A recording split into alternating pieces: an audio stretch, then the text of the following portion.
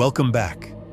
Before we begin our spooky adventure tonight, remember to like the video, subscribe to the channel, and share this video with other horror enthusiasts to give us more motivation.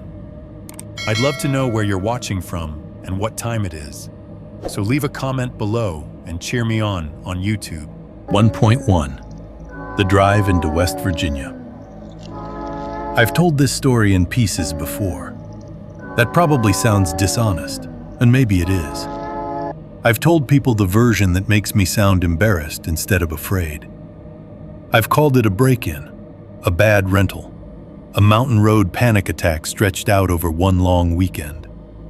I've blamed stress, too much beer, the kind of exaggerated fear that builds when you're far enough from town to hear your own blood moving in your ears. I've used every normal explanation I could find because normal explanations end conversations. They let people nod, say, "That's creepy," and move on. The full version doesn't move on. That's the problem. Even now, years later, there are parts of that weekend I still don't like saying out loud. I'm not religious. I'm not superstitious in the way my grandmother was, crossing herself at roadkill and muttering under her breath when dogs barked at empty corners. But I've learned there are some experiences that feel less like memories and more like doors. You think you're just describing something that happened, putting it in order, making it manageable. Then you hear yourself say one particular detail in your own voice, and suddenly it doesn't feel like you're remembering it. It feels like you're opening it again. Still, if I'm going to tell it right, I have to start before the cabin, before the knocking, before I heard my own voice where it had no business being. I have to start on the road.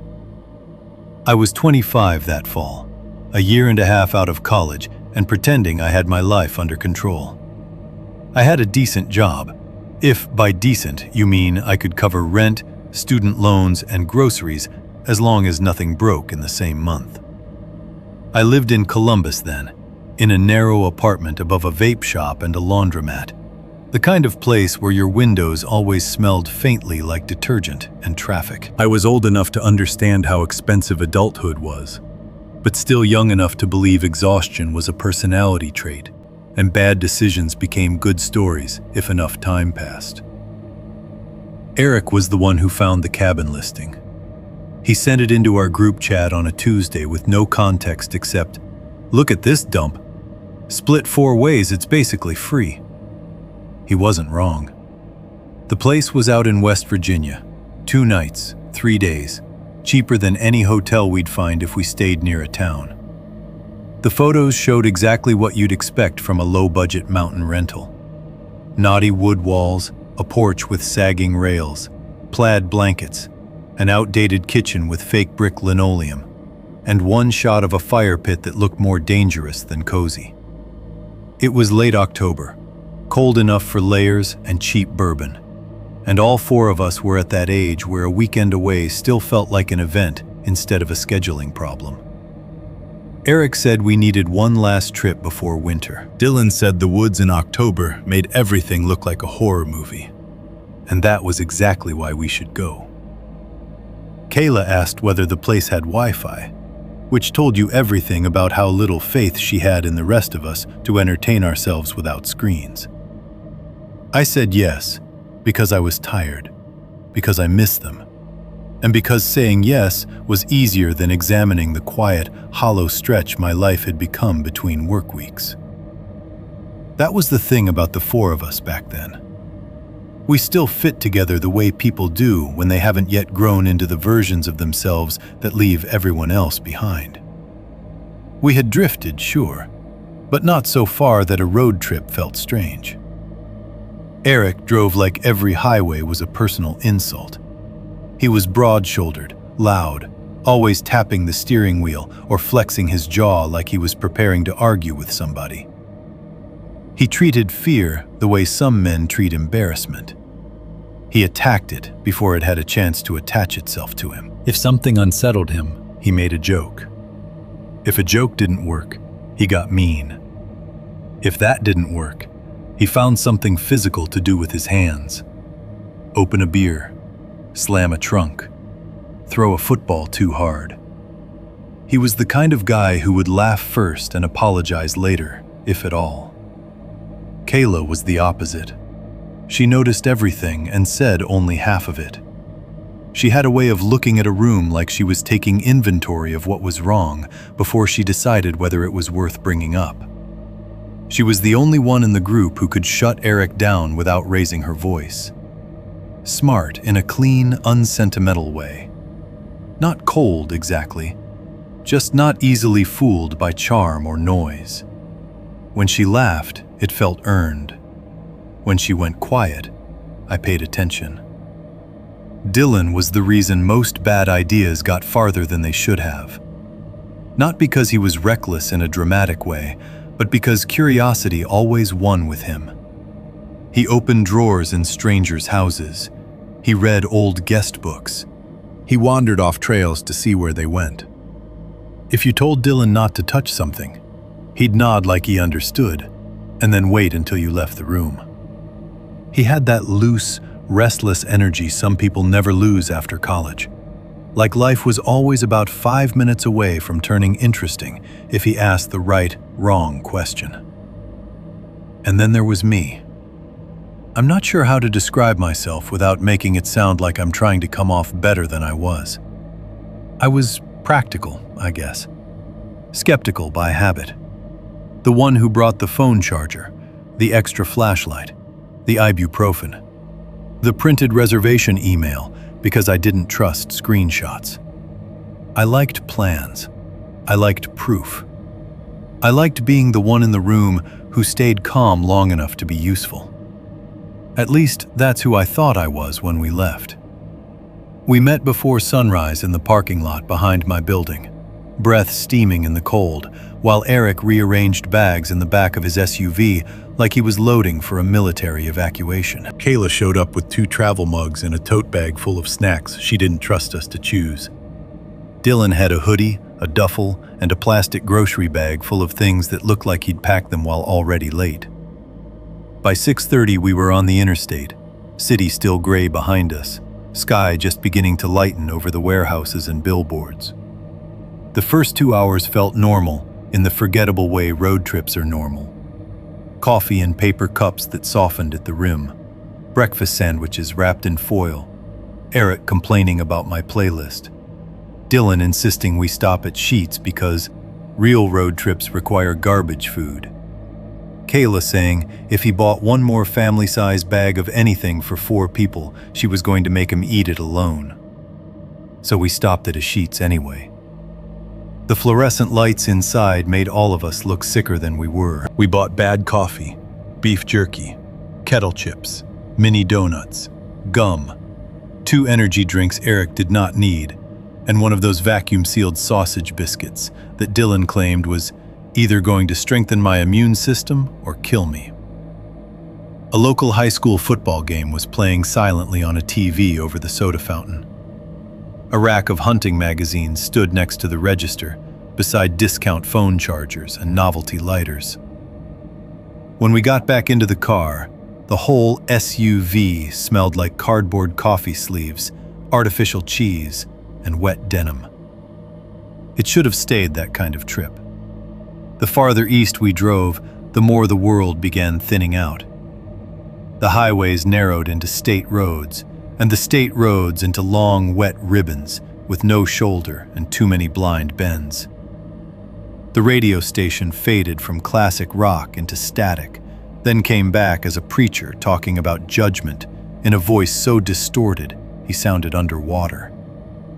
Eric swore and switched stations. Country music, static. Sports talk, static. Every now and then, some distant AM channel would fight its way through long enough for us to hear part of a sentence and lose it again. There were deer crossing signs every few miles, old campaign signs half peeled from fence posts, feed stores, used tire lots, churches with hand-lettered boards out front saying things like, "Jesus is still coming," and "Revival this Sunday."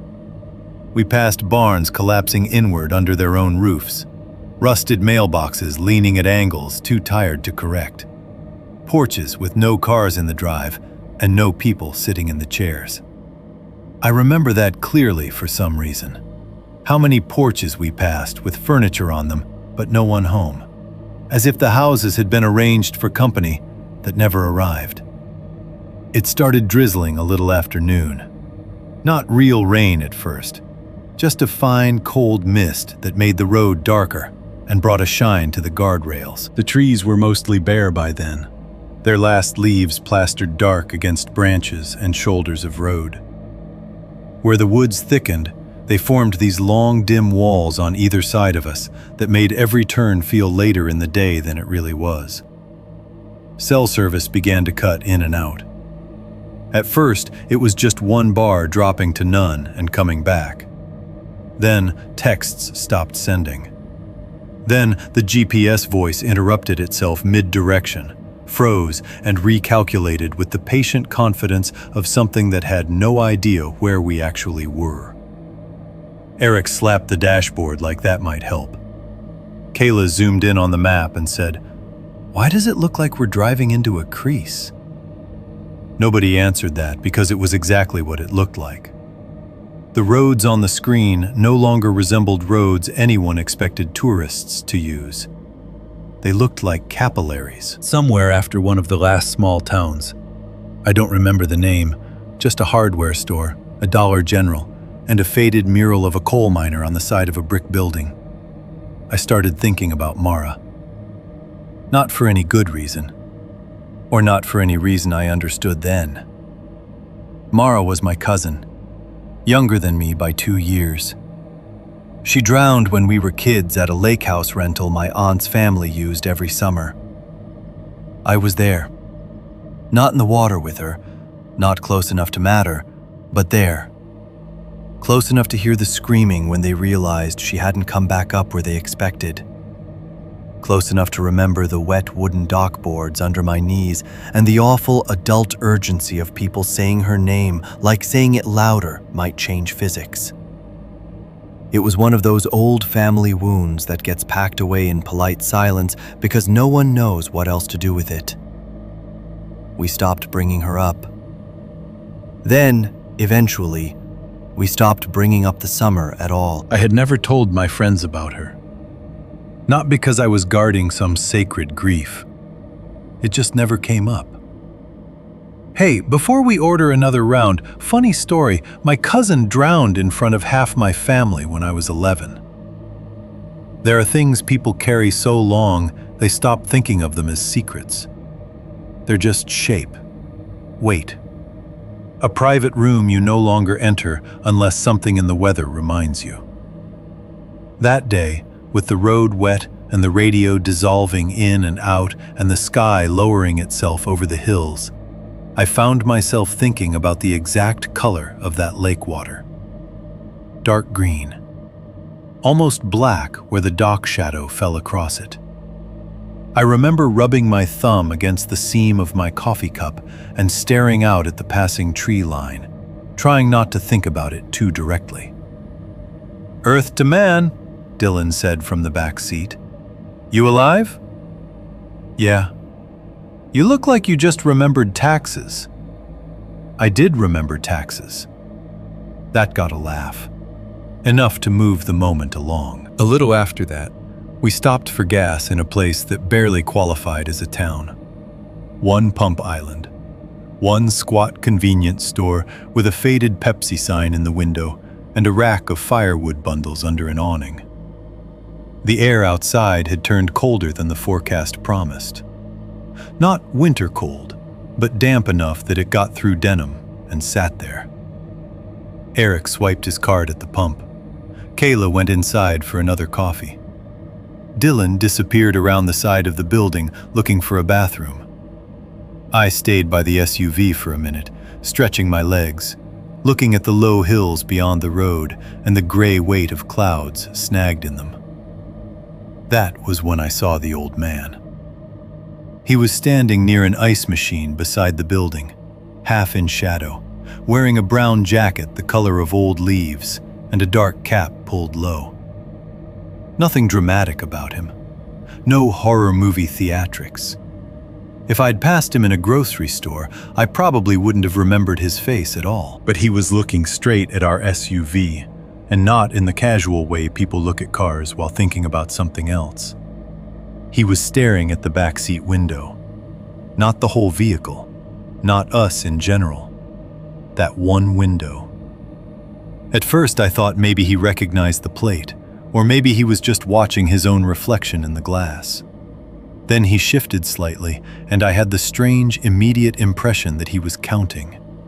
Not with his lips moving, not doing anything obvious.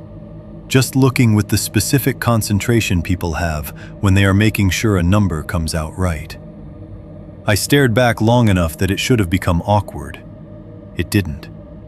He never smiled, never nodded, never pretended not to be looking.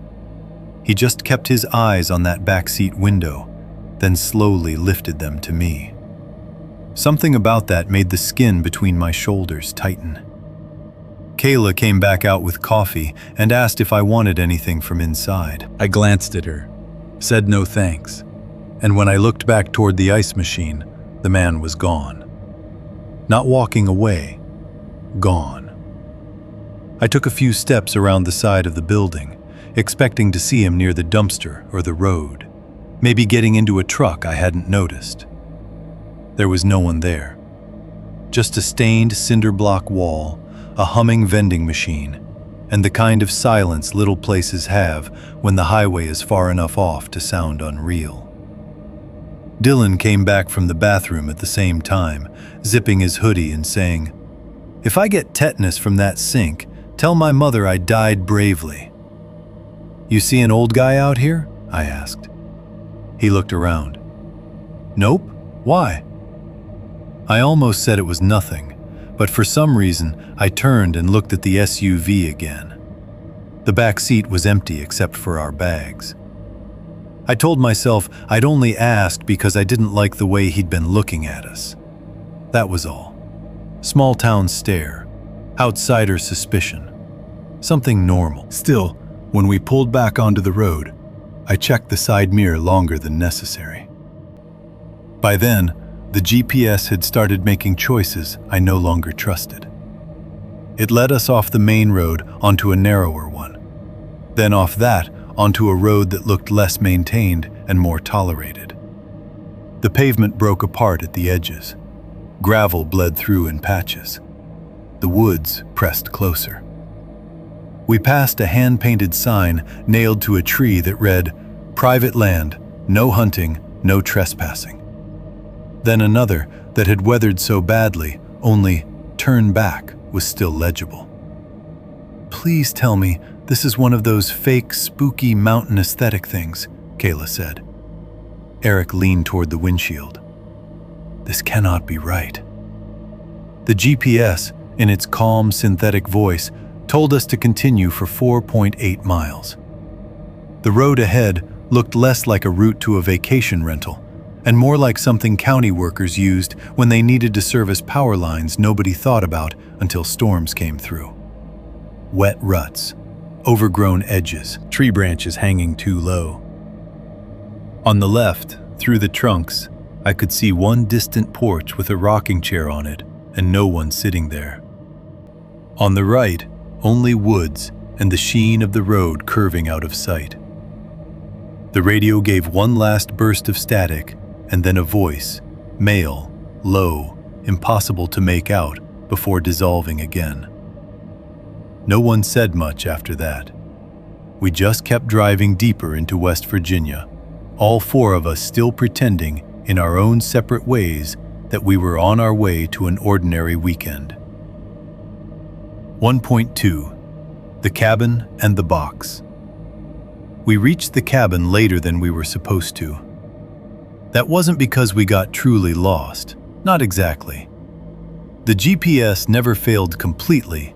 It just kept making us feel like we were one wrong turn away from ending up on somebody's land with a rifle pointed at the windshield. By the time the road finally leveled out and the trees opened enough for us to see the place, the light had already gone thin and gray. that dead stretch between late afternoon and full dusk, where everything wooden starts to look damp. At first glance, the cabin was exactly what the listing had promised. At second glance, it looked older than the photos had let on. It sat back from the road on a patch of churned dirt and gravel, with woods pressing close on three sides and a drop of dark brush behind it where the land sloped away. There was a porch running across the front, the railing bowed slightly in the middle, and a pair of cracked wooden chairs positioned to face nothing but the trees. The exterior had probably been stained at some point in the last decade, but the weather had gotten to it. The whole place had that swollen, soft look old wood gets after too many seasons of rain and not enough repair. Eric killed the engine and sat there for a second, with both hands still on the wheel. "Well," he said, "if this place doesn't end with us getting murdered, I'll be disappointed." "Can you wait 5 whole minutes before tempting the universe?" Kayla asked. Dylan leaned between the front seats, smiling. "No, let him talk. I want the trip to feel immersive." I remember opening the passenger door and feeling the cold hit me hard enough to make my teeth ache. The air out there wasn't just chilly.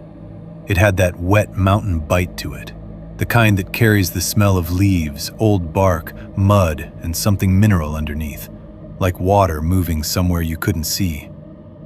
The drizzle had stopped, but everything still looked freshly rained on. The road behind us shone dark through the trees. The porch boards ahead looked almost black in spots where the moisture had sunk in. There was no owner waiting for us, no caretaker truck, no porch light on. That should have felt convenient. Instead, it made the place seem abandoned for a second, like we had arrived after everyone else had already decided to leave. We got out, stretched, grabbed bags from the back, and looked around for some sign that the rental was active beyond the fact that our reservation existed. There was a planter beside the front door with dead mums collapsing out of the soil in brown curls. Underneath it, just where the booking email had said it would be, was a brass key on a plastic float shaped like a trout. Tucked under the key was a folded sheet of lined notebook paper. Dylan snatched it first, of course. "Please let this be weird," he said. "It's always weird when someone leaves a note instead of using a lockbox," Kayla muttered. He unfolded it and read out loud in an exaggerated camp counselor voice. "Welcome, folks. Sorry I couldn't meet you in person. Make yourselves at home. Heat takes a little while to catch up if it's cold. Service is spotty up here, so don't panic if your phones act dead. Trash goes in the latched bin out back. Please keep the porch door pulled tight at night because animals nose around.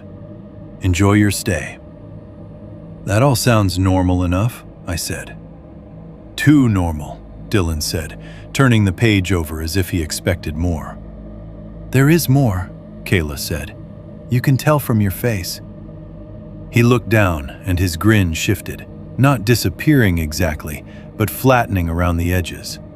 At the bottom, written smaller and in darker ink, almost like an afterthought added later, was one final line. "If you hear knocking after midnight, don't answer it from the front." Nobody said anything for maybe 2 full seconds. Then Eric barked out a laugh. "Oh, that's garbage," he said. "That is absolute mountain Airbnb garbage. Don't answer it from the front. What does that even mean?" "It means I already hate whoever wrote this," Kayla said. Dylan read the line, so I said the thing I would have said anywhere else. "It's probably meant to stop drunk renters from opening the front door in the middle of the night because of bears or raccoons." Eric nodded immediately. "Exactly. Thank you. One sane person." "Raccoons don't knock," Kayla said. "No, but idiots do," Eric said. "And if you warn idiots not to do something, then legally you've done your part." Dylan looked from the note to the dark front windows of the cabin and smiled a little to himself. "Still, great opener." Kayla took one of the bags from the back seat and brushed past all of us toward the door. Can we please go inside before your collective personalities turn this place into a problem? The key stuck once before it turned. The door opened inward with a swollen wooden drag that made it sound heavier than it should have. A stale warmth rolled out to meet us, not enough to be comfortable, but enough to feel trapped. It smelled like dust, old carpet, dry wood, and something faintly sweet gone sour under it all. The residue of too many seasons with the windows closed. The entry opened directly into the living room and kitchen. One long rectangular space with low light already pooling in the corners. The walls were dark, knotty pine from floor to ceiling, glossy in places where hands had touched them over the years, and dull where heat and smoke had dried them out. Over the stone fireplace hung a pair of old antlers mounted on warped wood, one tip broken short. There were plaid throw blankets folded over the couch and recliner in a way that was supposed to look rustic and inviting. The couch itself sagged in the middle. The carpet gave underfoot with that unpleasant muffled softness that told me it had absorbed decades of damp air and spilled drinks, and was never really clean, no matter how often someone vacuumed it. "Jesus," Eric said, stepping farther in. "This place smells like a grandfather." "Heated grandfather," Dylan said. Baseboard heaters clicked and ticked along the walls, pushing out that stale, dry heat old electric units always make, the kind that warms the air without making anything feel less damp. Near the kitchen, a wide brown water stain spread over part of the ceiling like a map of something flooded and forgotten. The linoleum by the sink had curled slightly at one seam. The cabinets were painted white once and then handled back into gray. Still, in daylight, what was left of it, the place was livable. That was the part that mattered. Even now, I want to be honest about that. The cabin was not immediately terrifying. It wasn't some collapsing murder shack with blood in the grout and chains in the basement. It was ordinary enough to make later details harder to argue with. A little shabby, a little too isolated, but completely believable as a cheap mountain rental for people in their 20s who were more concerned with splitting the total 4 ways than reading every review closely. We dropped bags in the bedrooms, tested light switches, checked the thermostat, and did the normal settling-in choreography groups always do in temporary spaces. I got the bedroom on the right with Dylan, because Kayla had no intention of sharing a room with Eric's snoring. The bedspreads were quilted and heavy, smelling faintly of detergent over old cedar. One lamp worked, one didn't. The dresser drawer stuck halfway open, like someone had overpacked it once and cracked the track. At the far wall, the bedroom window looked out toward the trees. I tried to slide it up to let some of the stale heat out, but it only lifted an inch and then jammed crooked in the frame. When I shoved it back down, it didn't fully seal. A ribbon of cold air still threaded in through one top corner. "Window's busted," I called. "Put that on the glowing review," Eric shouted back from the living room. Dylan came in behind me, carrying his duffel, and leaned over the sill to look out into the dimming woods. "I'd rather the window not shut all the way," he said. "Better atmosphere." "Say atmosphere one more time and I'm locking you outside." He laughed and tossed his bag onto the bed. The bathroom was cramped but functional. The hot water took forever to come on. The mirror had black creeping rot around the edges. The little metal vent over the toilet made a rattling sound when the heater kicked. In the kitchen, Kayla started lining up groceries on the counter with the expression she always wore when she realized she was surrounded by people who would absolutely leave burger grease in a sink if she let them. I volunteered to help because it was easier than standing still. That was when I first smelled it. I crouched to put a bag of buns under the counter and got a sudden strong whiff from beneath the sink cabinet. Wet fur and iron. Not exactly rot, not exactly mildew either. More like something had once bled there, and the wood had held on to the memory of it through moisture and time. "You smell that?" I asked. Kayla, beside me with a pack of paper plates in one hand, paused immediately. "Yeah. What is it?" She looked down toward the cabinet, face tightening. "I don't know. Animal?" I opened the sink cabinet just enough to peek. Trash bags, a warped plastic bin with cleaning supplies, a bottle of bleach, half-empty dish soap, steel wool, and an old sponge that should have been thrown out months before. Nothing visibly wrong. No dead mouse, no burst pipe, no dark stain I could make sense of in the low light. "Probably something got under here at some point," I said, shutting it again. "Comforting," Kayla said. We moved on. That's what all of us kept doing in those first hours. Noticing, explaining, moving on. Eric got the grill pan going on the stove because the fire pit outside was too wet to bother with. Dylan cracked open the first beers and tossed me one. The TV took 3 tries to turn on and only got maybe 6 channels, half of them fuzzy. Eric found football eventually, though the signal kept ghosting every few seconds like the players were moving through smoke. We stood around the kitchen island eating overcooked frozen burgers on paper plates while the light outside thinned from gray to bluish black. The cabin changed with darkness, but not all at once. At first, it just got smaller. Windows that had seemed scenic while we carried bags inside turned into dark panes reflecting the room back at us. The stale heater air grew more noticeable. Every sound of the place settling came forward. Baseboards ticking, the fridge humming too long, one loose porch board knocking softly if the wind shifted. Dylan kept walking around with his beer, opening cabinets, peering at framed prints on the walls, checking shelves as if he had rented not just a cabin, but a mystery. "Hey," he called after a while. "What the hell happened here?" I looked up from the couch. "What do you mean?" He was crouched near the pantry door off the kitchen, pointing low. There were scraping marks in the wood. 3 of them, maybe 4, low enough that you had to squat to really see them. They ran mostly vertical, rough and shallow at the top, deeper near the middle where the paint, or what little sealant there had once been, had been scored away. They looked too irregular for keys, too low for furniture damage. Eric came over and glanced down.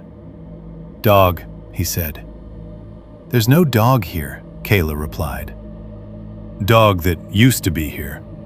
Dylan touched one with his fingertip. "These aren't old." He was right. The grooves were dark around the edges with packed grime, but the exposed wood in the center looked fresher than it should have. "Probably from some idiot renter's pet," I said.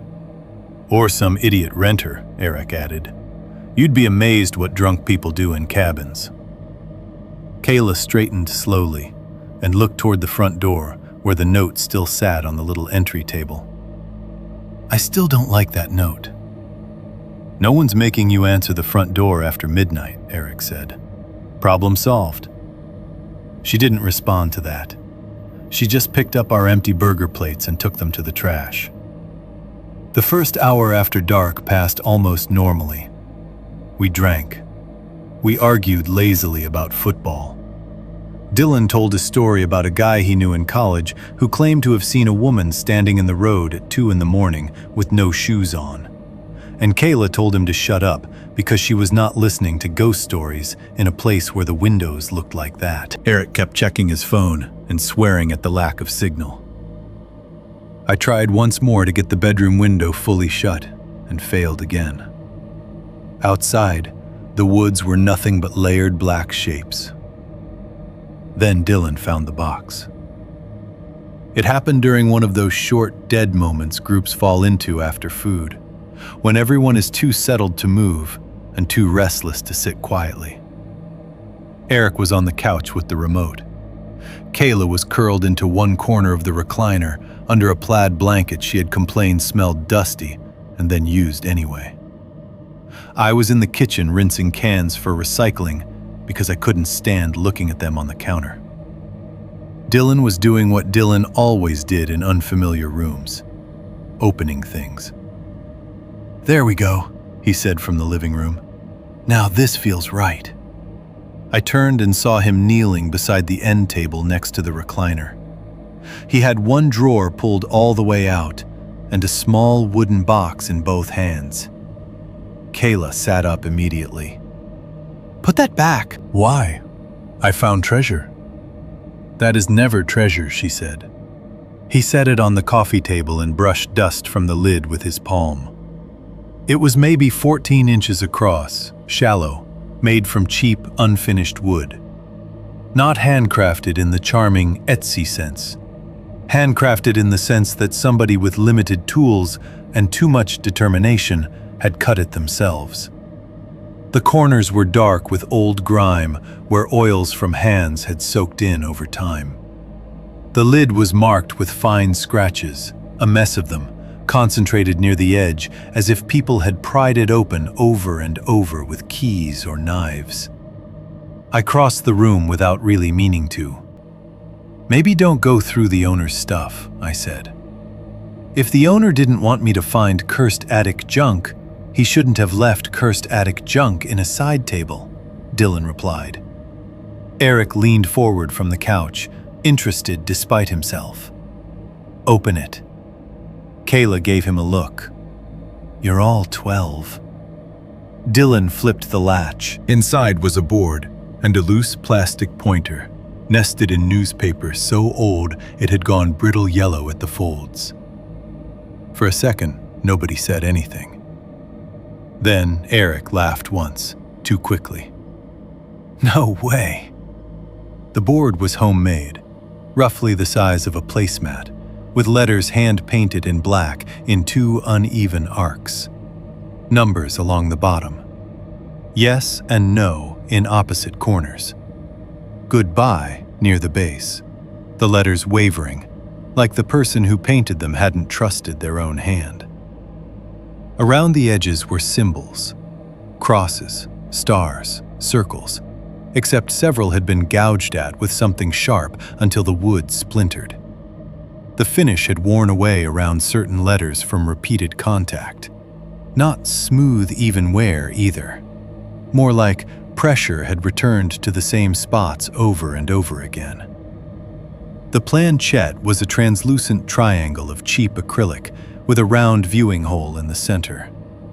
One edge had a brown stain dried into the plastic. Not fresh enough to look wet. Too dark to be rust, too ugly to examine closely. "Absolutely not," Kayla said. Dylan picked up the planchette and held it to the lamp. "Homemade Ouija board? That is incredible." "That is disgusting," Kayla corrected. I reached for the board, more unsettled than I wanted to admit, and turned it over. Nothing on the back. Then Dylan, still holding the box, tipped the lid all the way up.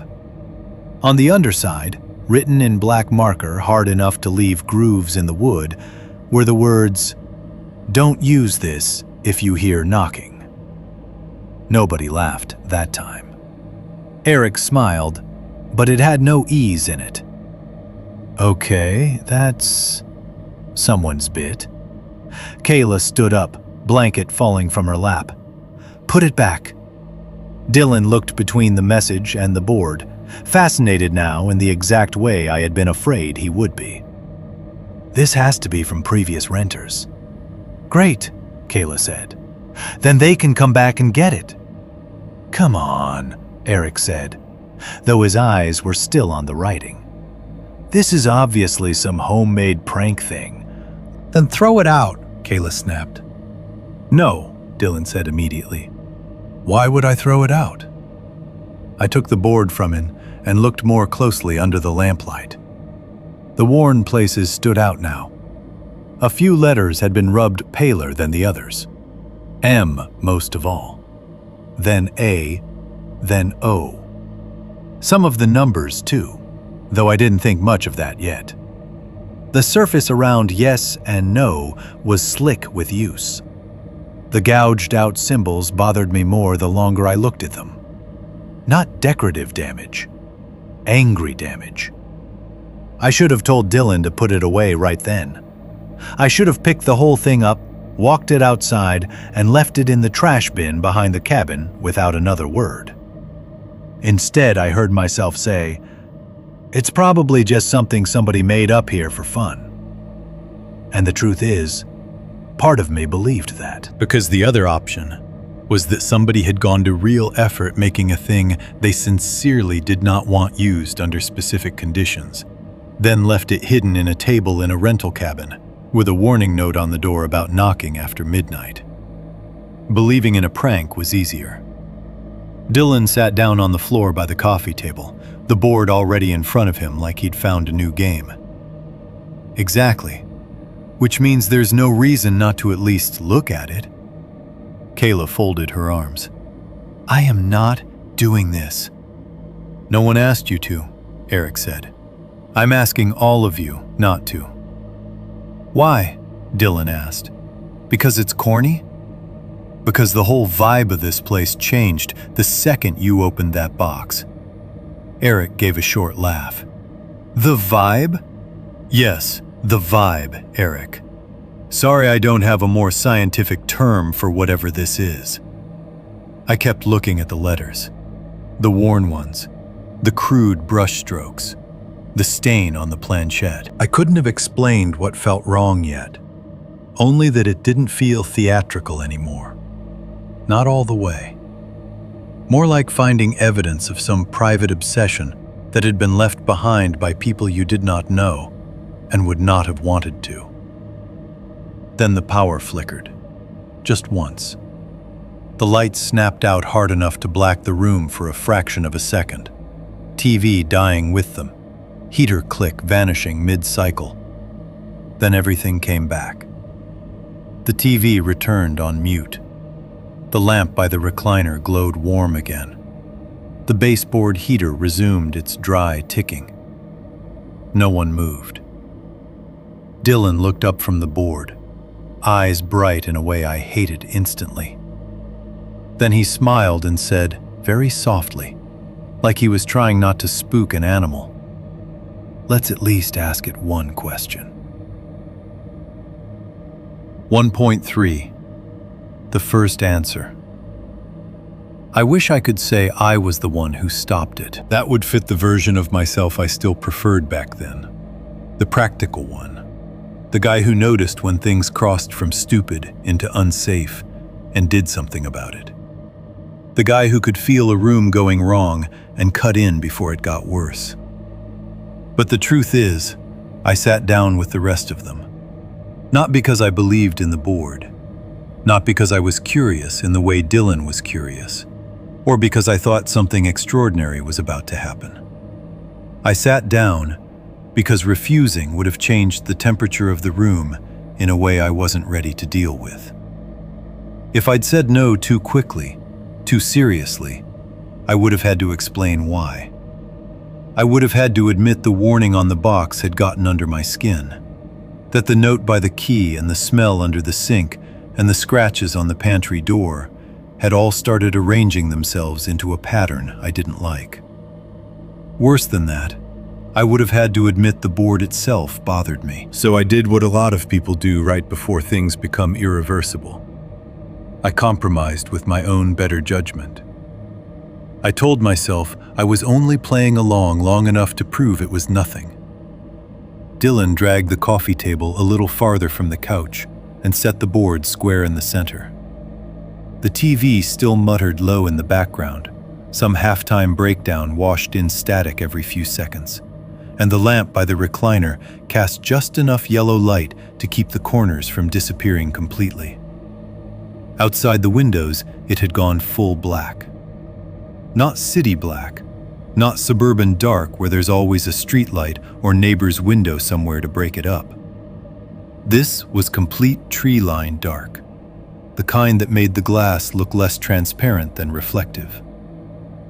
Kayla stayed standing for another few seconds, with her arms folded tight. "I'm serious," she said. "This is dumb." "No one's sacrificing you," Eric replied, though his tone was lighter than his face. "Sit down or don't." That's not the point. Dylan had already placed the planchette at the center of the board. "The point," he said, "is that if this thing was hidden in a drawer by a lunatic, I'd like to know what kind of lunatic." "You say that like it's going to answer truthfully," Kayla said. He grinned without looking up. "Only one way to find out." She looked at me then, probably expecting backup. Some version of common sense. I shrugged in that half-embarrassed, half-dismissive way people do when they're pretending the unease in their stomach is social discomfort and not instinct. "1 minute," I said. "If it gets weirder than it already is, we put it away." "Define weirder," Eric said. "You'll know." Kayla let out a breath through her nose and sat down on the couch cushion nearest the table, not because she wanted to participate, but because she clearly didn't trust the rest of us not to make it worse if she walked away. Eric dropped onto the floor opposite Dylan. I sat to Dylan's left. For a second, nobody touched the planchette. Then Dylan said, in a low, mock spooky voice, "Are there any spirits here with us tonight?" "Jesus Christ," Kayla muttered.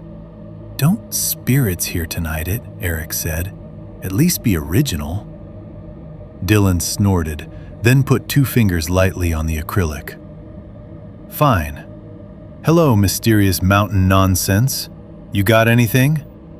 He looked at the rest of us. Against my better judgment, I set 2 fingers on the planchette. Eric did the same. After a pause, and only because she clearly didn't want to be the only one not touching it, Kayla leaned forward and barely rested her fingertips on the opposite edge. The plastic was colder than it should have been. I know how that sounds. I know cold objects exist in cool rooms. But the cabin was warmed by the baseboards and crowded with bodies, and the heat of the stove still hanging in the air from dinner. The board itself felt room temperature. The planchette felt like it had been left outside. For several seconds, nothing happened. Dylan smiled at that, relieved almost. "See?" And then the planchette moved. Not fast, not dramatically. Just a slow, heavy slide to the left that forced all 4 of us to follow if we wanted to keep contact. It didn't feel like the light-guided drift you get when someone is nudging a thing for fun. It felt weighted, as though something under the board had taken hold of it and was dragging it over rough fabric. We all looked at Dylan immediately. He looked genuinely offended. "Not me." "Bullshit," Eric said. "I'm not doing anything. You started it moving." "I touched it first. That's not the same as moving it." The planchette continued crawling, shuddered once at the edge of a letter, then came to rest on N. "Wow," Eric said flatly. "A stunning conversation." "It's probably just all of us pushing without meaning to," I said, more quickly than I needed to. "Exactly," Kayla said. "Great, we proved science. Put it away." But Dylan, instead of letting go, asked, "Are you a no?" The planchette trembled under our fingers, then scraped toward O. Eric laughed once. "Incredible! We found a comedian!" That got us over the first hump. The first little pulse of real discomfort was softened by the absurdity of it. We started asking dumb questions on purpose. "Are you dead?" Slide to Y, then E, then S. "Are you ugly?" It stalled. "Are you from West Virginia?" Dylan asked. It drifted uncertainly, then stopped between letters. "See," I said, That's what happens when 4 people are all trying not to move and still making micro adjustments.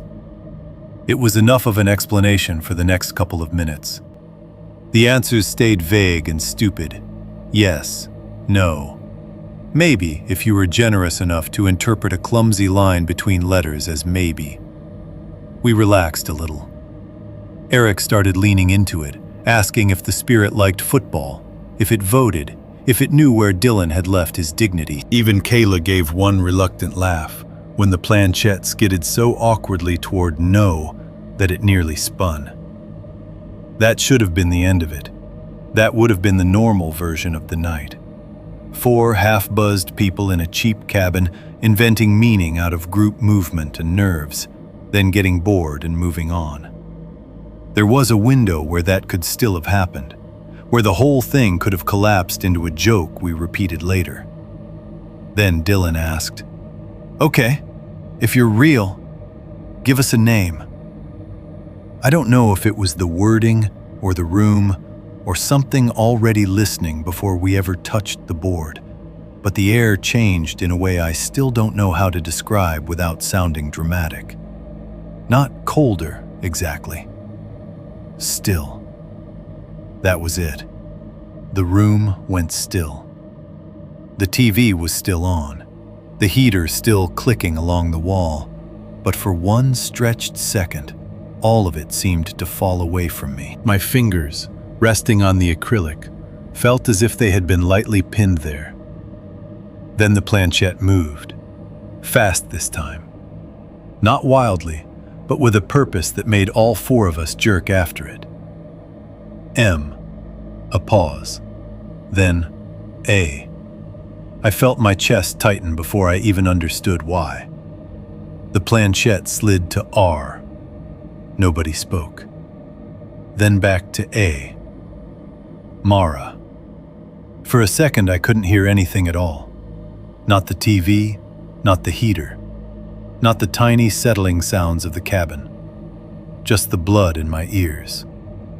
The name sat there under the little circular window in the planchette, as cleanly as if someone had typed it. Mara. I took my fingers off first. Not dramatically. I didn't fling my hand back or knock the board over. I just lifted them because I no longer trusted the feeling of contact. Every nerve in my hand had gone thin and bright. Eric looked at me. Dylan looked at me too, but blankly at first, still waiting for the moment to become funny. Kayla was the one who understood something had happened. Not what, just that it had. I watched her track my face, the color draining from it, the way my mouth had gone rigid without me noticing. Her eyes sharpened immediately. "What?" she said. "Nothing," I answered too fast. Eric frowned. "You know that name?" "No." Kayla kept looking at me. That wasn't a no. Dylan, still with his fingers on the planchette, glanced between us. "Okay, hold on. Who's Mara?" I could have told the truth then. I think about that sometimes. Not because it would have saved us. I'm past believing that. But because the lie came so automatically, and afterward I couldn't stop wondering whether lying made something worse. Whether whatever had found that name in me recognized the lie as permission of some kind. I shrugged and forced out a breath I did not feel. "We had a dog when I was a kid. Maybe Mara. I don't know. My aunt had a lot of dogs." Even as I said it, I could hear how weak it sounded. Kayla knew I was lying. I saw it in her face. She didn't call me on it. Not there. Not yet. Eric's expression changed from suspicion to relief, because a stupid explanation, even an unconvincing one, was still better than no explanation. "There you go," he said. "Congratulations. The ghost knows golden retrievers." "It wasn't a golden retriever," I said automatically. No one laughed. Dylan's smile had faded almost entirely now. "I swear to God, I didn't know that name." I know, Kayla said quietly. That surprised him. You do? Yes, she said. Because if you were faking it, you'd be milking this harder. He looked back down at the board, unsettled enough now that his voice lost the edge of performance. Okay, he said more softly. What do you want? The planchette moved before he finished the question. It slid to O, then P, then E, then N. Open. Nobody touched it less. That's what I remember. Nobody recoiled. Nobody pressed down harder. We all went still and followed. Dylan swallowed. Open what? The plastic jerked sideways so sharply it clicked against the wood. Let a pause. Then with a scraping glide that made my teeth hurt. In. Let me in. Eric laughed then, but it came out wrong. Thin, breathless around the edges. Oh, come on!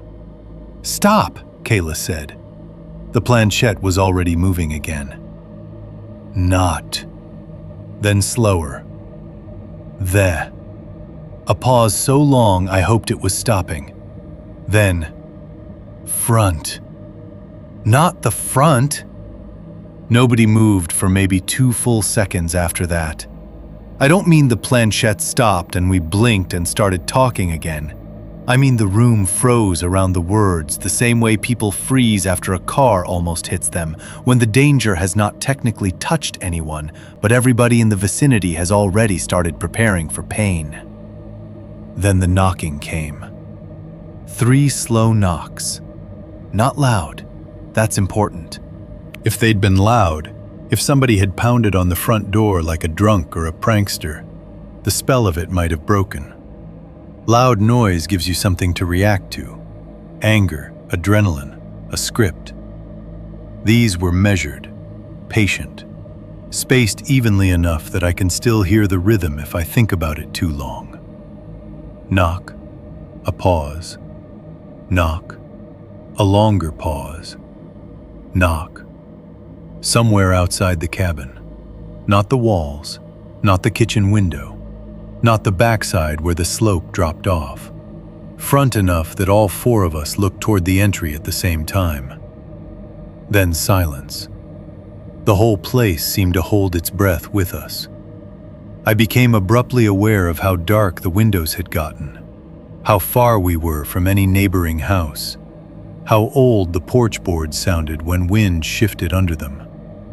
My fingers were still hovering above the planchette, curled slightly from where I had lifted them, as if some part of me was afraid putting my hand down anywhere else might count as an answer. Eric moved first. Okay, he said, and even now I remember how hard he worked to make that sound casual. There, great. One of you idiots timed that. No, Dylan said immediately. I didn't move, Kayla said. Eric stood up too fast, nearly clipping the coffee table with his knee. Then it's an animal or a branch or whatever the hell mountain people meant in the note. He crossed to the front door and peered through the peephole, then bent slightly to look through the narrow slit where the curtain didn't fully meet the frame beside the door. His shoulders tightened in a way I noticed right away. Well? I asked. He stayed there another second before straightening. Nothing. Nothing as in no person? Kayla asked. Nothing as in I don't see anything. That's not the same thing, she said. The power flickered again, harder this time. The overhead lights snapped off and on twice in quick succession. The TV screen blinked black, came back with a burst of static so loud it made Kayla flinch, then dropped to silence before the broadcast returned. Somewhere in the kitchen, the refrigerator gave a rough, shuddering hum, like it was trying to restart after almost dying.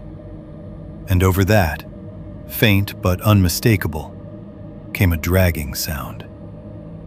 Not from the door, from outside the wall to our right. A slow, dry scrape moving along the exterior siding, as if something narrow and rough was being drawn across the wood from one end of the cabin toward the other. Nobody spoke until it stopped. When it did, it stopped all at once. Not faded, not diminished by distance. Stopped. Kayla stood up immediately, came around the coffee table, and shoved the board away from all of us hard enough that the planchette spun off center. "We're done," she said. No one argued. That was the unnerving part. Even Dylan, who 5 minutes earlier would have ridden the bit into the ground just to get one more reaction from the room, only stared at the board like it had changed species in front of him. I bent and picked up the wooden box, meaning to put the board away right then and maybe, if I'm being honest, hide it somewhere outside. But before I could close the lid, Dylan said, in a voice that had gone hoarse around the edges, "One more." Kayla turned on him so fast, I thought she might actually hit him. "Are you out of your mind?" He didn't look at her. He was still staring at the board. "Just one." "No," she said. But Eric, maybe because he was rattled and needed to prove he wasn't, maybe because fear in men like him usually curdles into defiance before it becomes caution, said, "Ask it what it is." "Eric," Kayla started. Dylan had already put his fingers back on the planchette. He looked at me, then at Eric, then at Kayla. Against every better impulse I had left, I touched it again. So did the others. Dylan swallowed once and said, very quietly, "What are you?" The answer came so fast, it didn't feel like movement at first. It felt like impact. The planchette slammed across the board with enough force to scrape loudly over the wood, tearing under our fingers toward the first word. Y. Then O. Then U. A pause, brief and terrible. K. N. O. W. Then M. Y. It stopped there just long enough for me to feel the first cold drop of sweat slide down between my shoulder blades. Then the final word. V-O-I-C-E.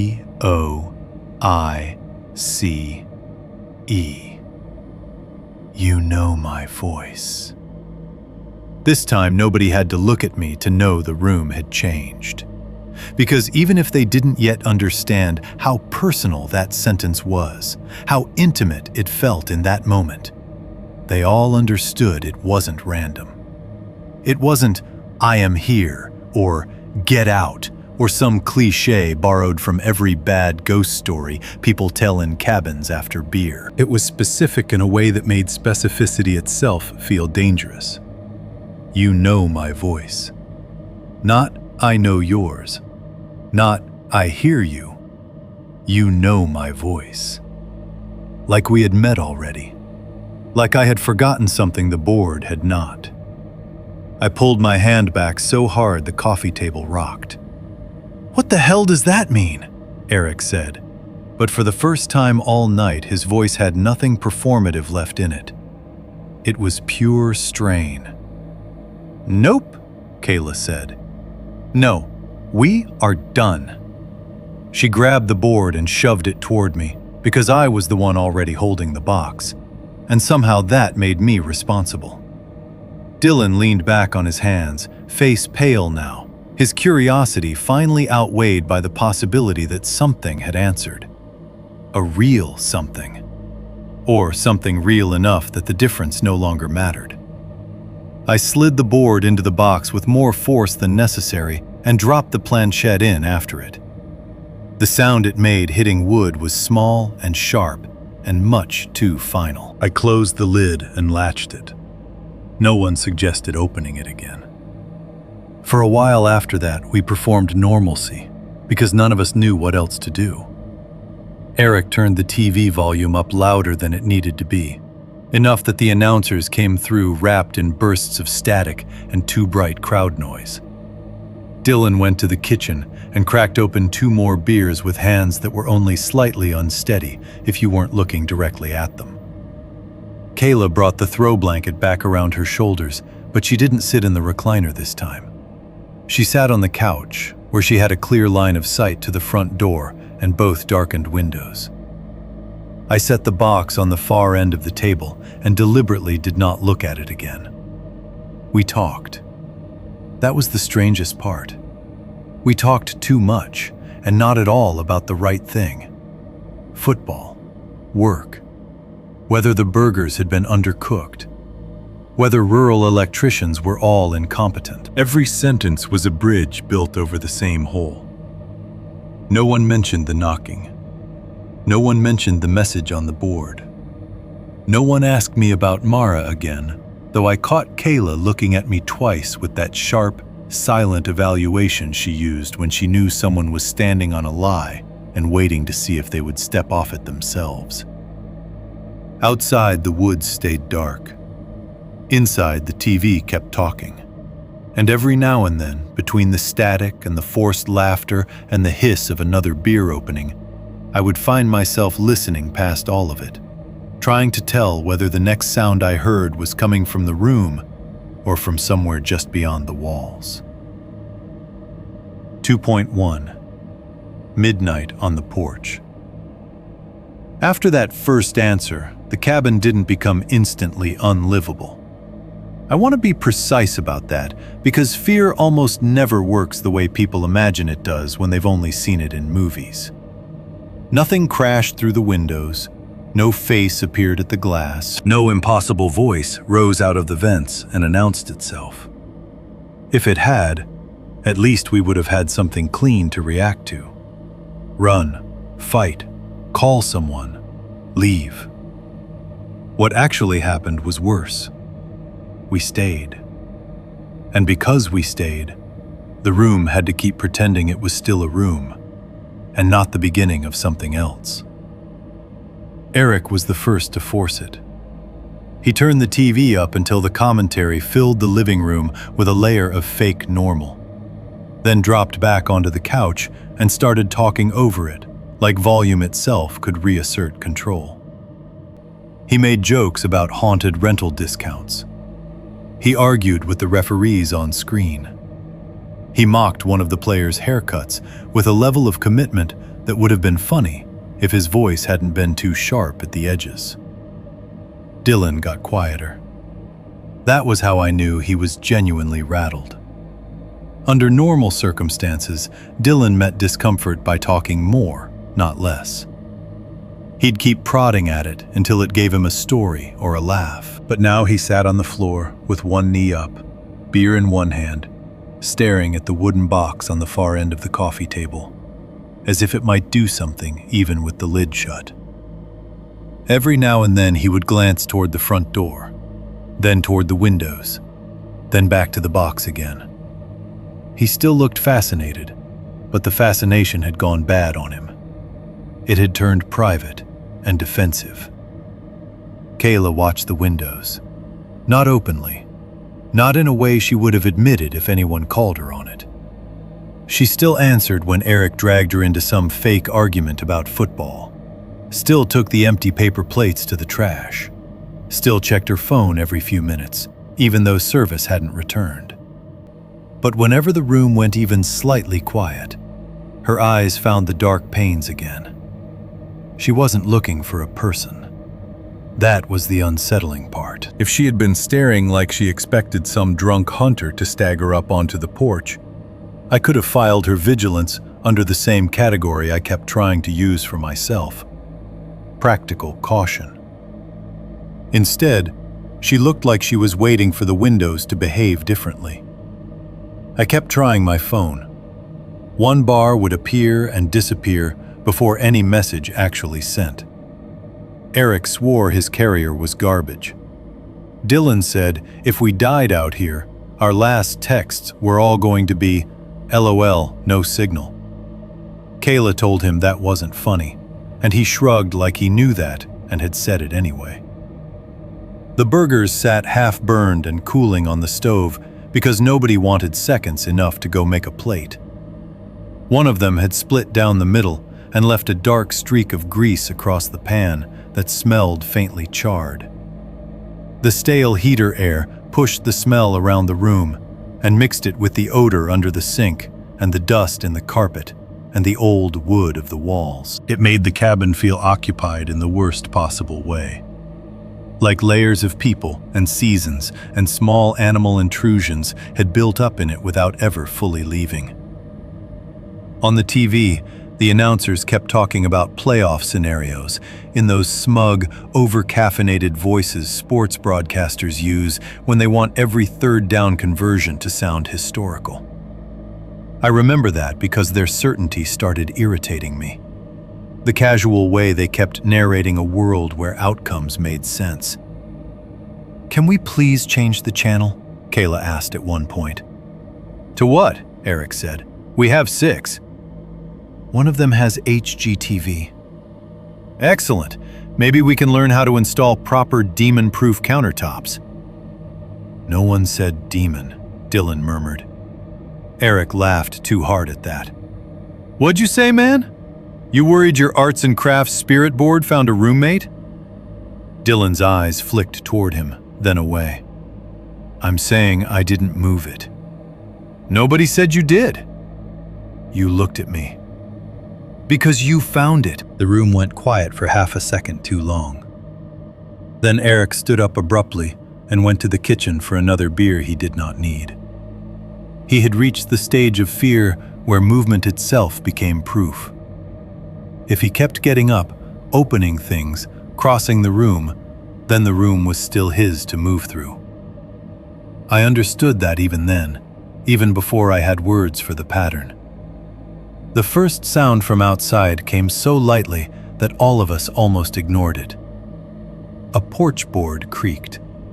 Just once. Not a dramatic horror movie groan. Just the short, compact complaint old wood makes when weight shifts onto it after damp weather. Any of us could have explained it away if it had happened during conversation. But the problem was that it landed in one of those little dead spaces between sentences. So everyone heard it clearly.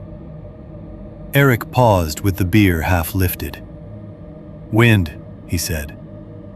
No one answered. The porch board didn't creak again.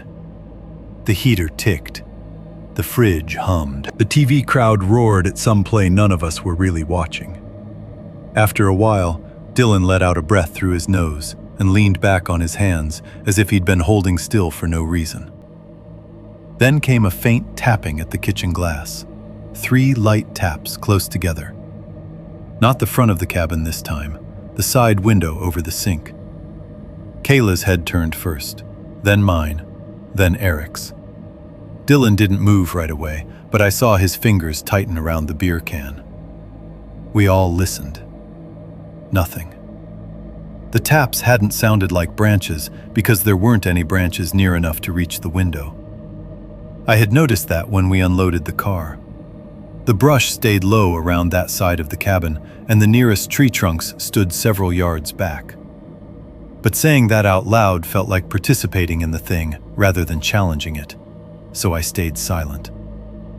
Eric walked to the sink and looked out through the glass. "Well?" I asked. "Dark," he said. "That is not an answer. It's the answer I've got." He stayed there another second, one palm braced against the counter, peering into the reflection and beyond it. Then he shut the over-sink curtain, which had been half open since we arrived. "There," he said. "Problem solved." Kayla gave him a look.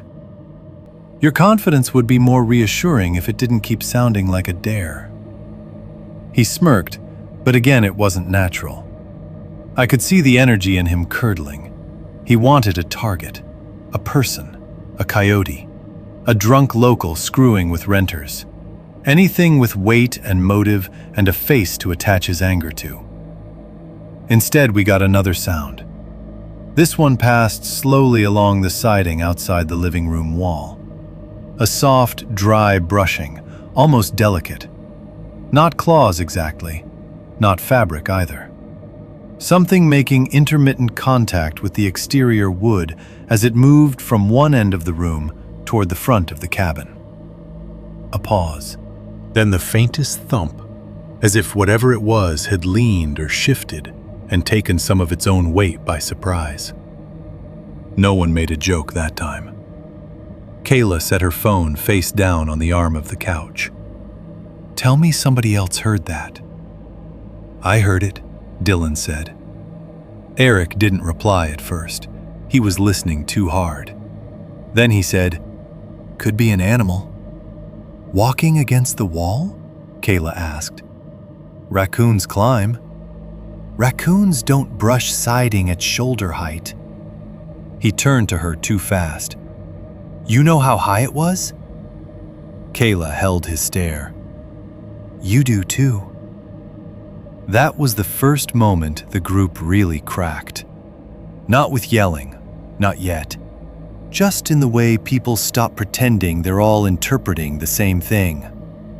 I stood up because sitting there had begun to feel useless. "I'm going to the bathroom." No one told me not to go alone, which would have seemed ridiculous 10 minutes earlier. But I noticed Kayla track me with her eyes as I crossed the hallway. And when I glanced back from the bathroom doorway, Dylan was watching too. The bathroom light came on with a weak yellow buzz. It was the same cramped little room as before. Small sink, shower curtain with faded pine cone print, mirror rotting black at the edges. The vent fan growled to life overhead when I flipped the switch, loud enough to drown out the cabin for a second. I braced both hands on the sink and looked at myself in the mirror. I looked normal. That bothered me. There should have been some outward sign equal to the way my body felt from the inside. Too alert, too cold under the skin, my hearing stretched thin. Instead, I looked like a tired guy in his 20s, with bad overhead lighting and mountain road stubble. I splashed water on my face, dried my hands on the thin towel by the sink, and for a moment told myself that was all I needed.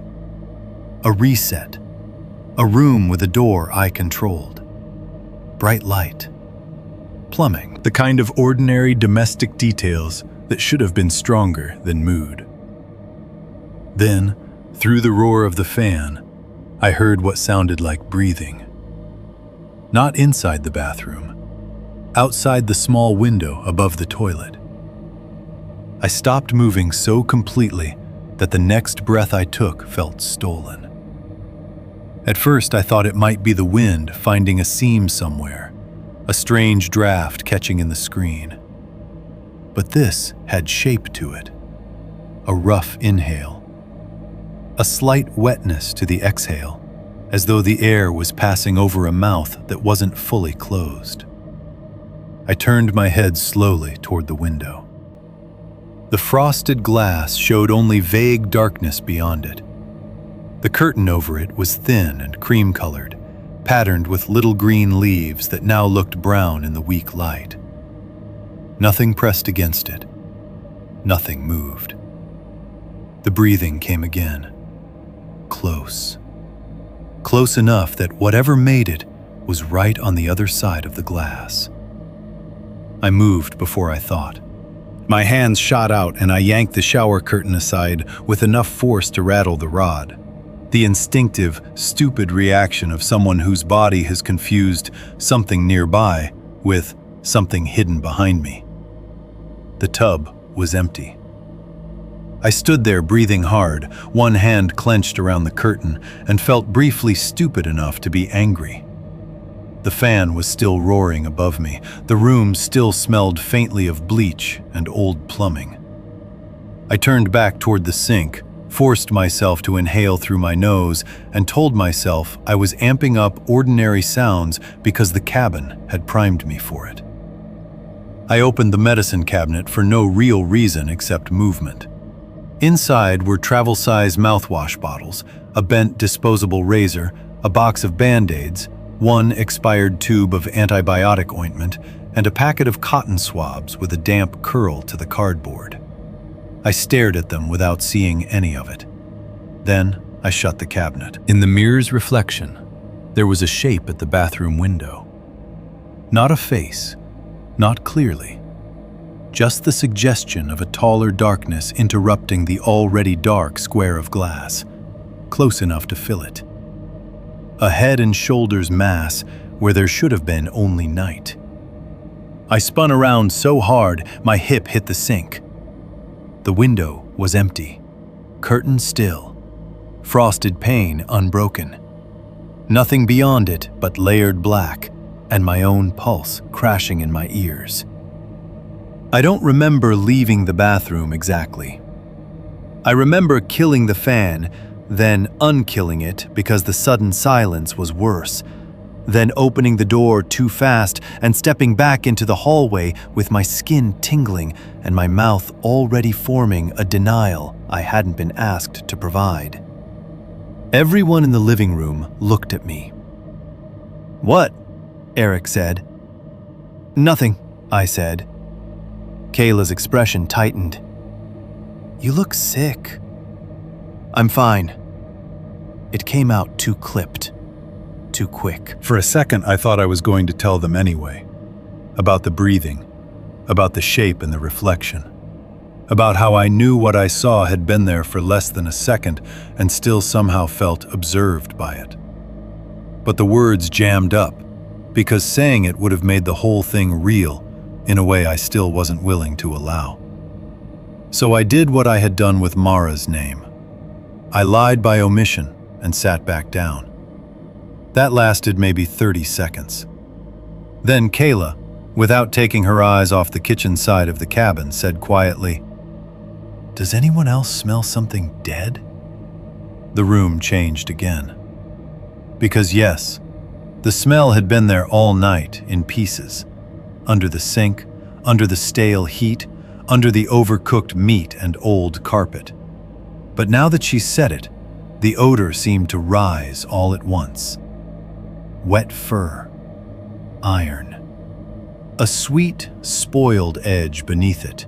Not full rot, but the beginning of it. As if something had been opened somewhere it should not have been, and the cold air was keeping it from finishing.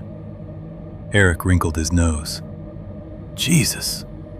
Dylan set his beer down on the floor. "That wasn't there before." "It was," I said. "Under the sink." Kayla shook her head once. "Not like this." She was right. It had spread, or deepened. Either the heater had kicked it through the cabin, or something outside had shifted close enough to bring it with it.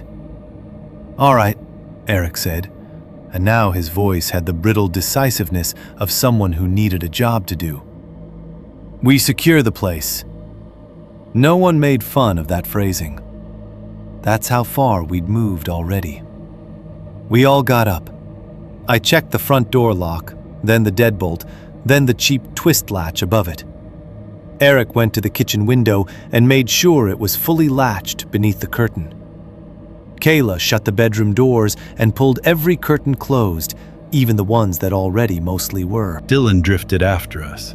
Not aimless exactly, but distracted, listening more than helping. The chair under the front knob was Kayla's idea. "It's stupid," Eric said while he did it. "Do it anyway," she replied. So he dragged one of the dining chairs across the floor and wedged it under the knob at an angle that probably would not have stopped anything determined, but made all of us feel marginally less exposed. I went to our bedroom and shoved the stuck window down again as hard as I could. It still left that narrow, crooked gap in the upper corner, enough for cold air to thread through and touch the side of my face when I leaned too close.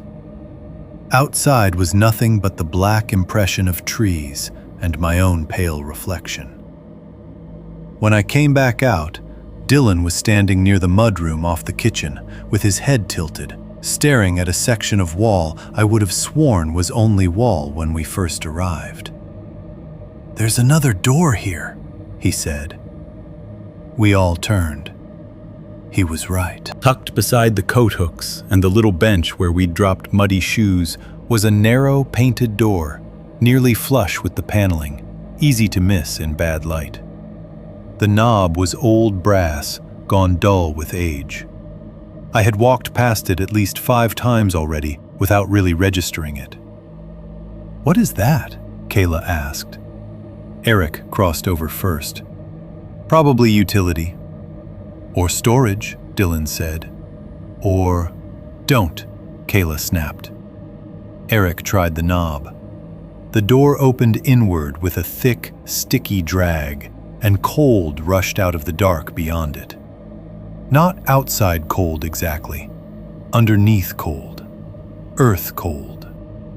A short set of wooden steps dropped out of sight, steep and narrow, descending into a blackness that looked packed rather than empty. The air coming up from it carried damp wood, mud, and that same faint iron smell now sharpened by something mineral and old. Not basement exactly, more like crawl space, a place under the cabin rather than part of it. Nobody stepped closer. I found myself remembering the note by the key with a clarity that made my stomach turn. "If you hear knocking after midnight, don't answer it from the front." From the front. Not don't answer it. Not don't open the door. Just not from the front. Eric stood there with one hand still on the knob, looking down the stairs without moving. "Well," he said finally, and his voice was very carefully flat. "That's unpleasant." "Close it," Kayla said at once. Dylan leaned slightly, trying to see deeper into the dark. "Maybe it goes under the porch." "Close it," she repeated. I took one step nearer and stopped. I couldn't see the bottom of the stairs. The darkness down there had a depth to it that made my eyes strain in a useless way, trying to separate structure from shadow. There might have been a dirt floor. There might have been another door. There might have been nothing but the open belly of the cabin and pipes running through it. The point was, if something had knocked at the front, and something else had moved along the siding, and the note had bothered to specify one door over another, then no one in that room wanted to look any farther down those steps. Eric shut the door. The latch clicked softly into place. For a moment, all 4 of us just stood there, listening to the wood settle around it, as if closing it had done anything except make the darkness neatly vertical. Then the porch board out front creaked again. Once. And this time, from somewhere low near the front wall, something slowly scraped across the wood at about shin height. 2.2. What was under the porch? Eric lasted maybe 10 more seconds after the scrape at the front wall. That was all the time he needed to turn fear into anger. "I'm not doing this all night," he said, already moving toward the entry table where he'd dropped his keys and wallet. "If somebody's screwing with us, I want to know now." "Or," Kayla said sharply, "you could not walk out into the dark because something touched the house." He ignored her. That was another thing about Eric. Once his pride got involved, caution stopped sounding like wisdom to him and started sounding like humiliation. He couldn't stand the idea that anything outside that cabin, person, animal, prank, whatever version of reality he was still fighting to preserve, might have us pinned in there listening. The longer we stayed inside, the more it felt like surrender. I could see that calculation happening in him in real time. He went to the little bench in the mudroom, snatched up one of the flashlights I'd packed from my bag earlier, and smacked it against his palm until the beam steadied.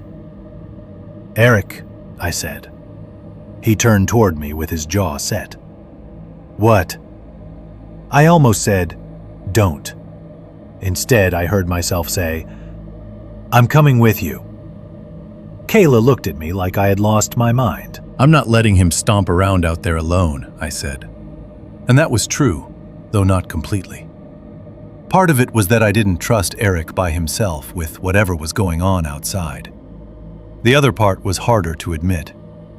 I didn't trust staying inside while he went. I didn't trust not seeing.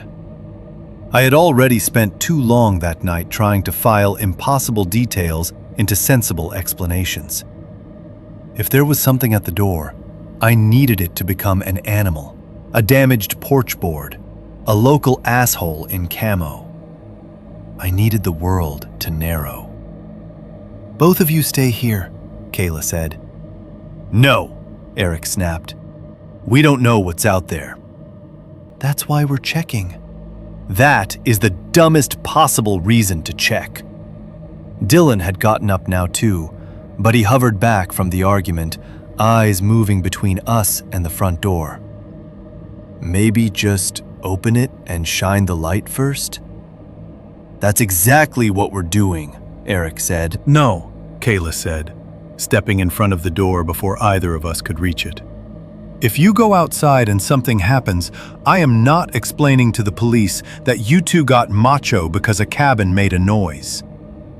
"I'm not getting macho," Eric said. "I'm checking if there's an animal under the porch or some guy messing around." "And what if there is?" His face tightened. "Then I'd rather know." There it was, the truth of it. Not bravery, not logic, just the simple human need to convert dread into information before dread grew larger than the room. Kayla looked at me, appealing to the part of me she still thought might win out. I should have sided with her. Instead, I said, 2 minutes, front porch only. We look, we come back in. She stared at me for a second, and I saw the exact moment she understood she wasn't going to stop us. It made her angrier, but beneath the anger was something else I recognized much later. Fear becoming bookkeeping. If we were going to do the reckless thing, she was already mentally preparing for what came after. 2 minutes, she said coldly. And if either of you tries to be clever, I'm locking the door behind you. Eric gave a short, humorless grin. Good. Then at least something in this place will work. I pulled the dining chair away from under the knob. The movement sounded too loud in the cabin. Eric unlocked the deadbolt, then paused with his hand on it, all of us suddenly listening so hard that the silence outside became a texture. No insects. That was the first thing I noticed when the door cracked open. No churring from the brush. No distant night sound from the woods. No wind moving through leaves. No far-off ATV. No dog barking from some hidden house down the road. No hum of the world beyond the cabin. Just a wet, cold stillness pressing up against the threshold. We stepped out onto the porch. The boards gave softly under our weight, moisture dark and spongier than they had felt at dusk. My flashlight beam cut through a pale wash of mist hanging low over the yard and caught the railing, the warped porch chairs, the slick gravel of the drive. Beyond that, the tree line stood in layers, trunks and brush merging into a black wall that the light could touch but not penetrate. Eric swept his beam hard to the left, then right. "See?" he said too quickly. "Nothing." But his voice came out smaller outside, less in control. I moved to the porch steps and angled my light down toward the area beneath them. At first, I thought the pale shapes in the leaves were rocks. Then the beam steadied, and I saw bone. Not one bone, a ring of them. They had been arranged in a rough circle under the bottom step where the porch cast the deepest shadow, laid deliberately over damp leaves and black mud as if someone had made a pattern and then left it there for us to find. Small vertebrae, white and jointed like bits of finger but too regular. rabbit ribs, delicate and curved. Several bird skulls no bigger than walnuts, their hollow sockets black with dirt. One longer strip of jawbone with tiny teeth still fixed in place. And near the edge of the circle, half sunk in wet leaves, a larger fragment the size of a child's palm, too broad for bird or rabbit, too light and thin to immediately place. Juvenile raccoon, maybe? Or maybe something else I did not want to keep looking at long enough to name. For a moment, my mind tried to make it decorative, a prank, some grotesque local art project. But bones arranged by hand do not feel accidental, even before you understand what species they belonged to. There was also a smear of red across the leaves near the center of the ring. Not bright blood from a fresh kill, but not old either. Dark, wet-looking, tacky in the flashlight beam. It had bled into the veins of one curled leaf and dried there at the edges. Eric made a sound beside me, a short, involuntary grunt, and bent forward with both hands on his knees. "What the fuck?" he whispered. I crouched lower despite every part of me telling me not to. The bones weren't just scattered. They had been placed with spacing, like markers on a clock face. And around them in the mud were dragged lines, looping and overlapping. Thin grooves etched in circles around the arrangement, as though something narrow but heavy had been pulled over and over through wet dirt. Not boot prints, not tire tracks. More like the mark a length of chain would make if someone dragged it in repeated rings. Except there was no chain. Only the circular scoring and the bones and the red smear. Eric gagged. I turned just in time to see him stagger off the porch onto the side patch of dirt and throw up into the brush. Beer and burger and acid splashed dark over wet leaves. He kept one hand braced on the porch post, flashlight dangling from the other, beam wobbling over the gravel. "Jesus Christ," he rasped. The smell hit me then too. Not fully fresh rot, but opened tissue, damp fur, wet soil, stomach acid. The cabin's interior odor suddenly had a source. Or one source. I stood back up too quickly and swept my light outward, away from the bones, needing distance more than understanding. The beam skimmed the brush line. For 1 second, I caught a pair of reflective eyes low to the ground. Not weird by themselves. Animals have eyes. Deer, raccoons, foxes. If that had been all, I might still have managed to drag the night back toward reason. Then the eyes were gone. No, not gone. Higher. My beam had only moved a little, but when I found the reflection again, it was no longer low in the brush. It was up between two trunks, at a height that made no sense if it belonged to the same animal. Not impossibly high, not in the branches, but wrong enough that the body attached to those eyes would have had to rise or unfold or change posture in a way I did not see happen. I froze. The beam shook once in my hand. "What?" Eric said behind me, voice raw. I didn't answer right away because I was listening. Something moved in the woods. Not crashing away, not startled flight. It was the sound of weight being placed carefully in a new position. A step, maybe two, softened by leaves.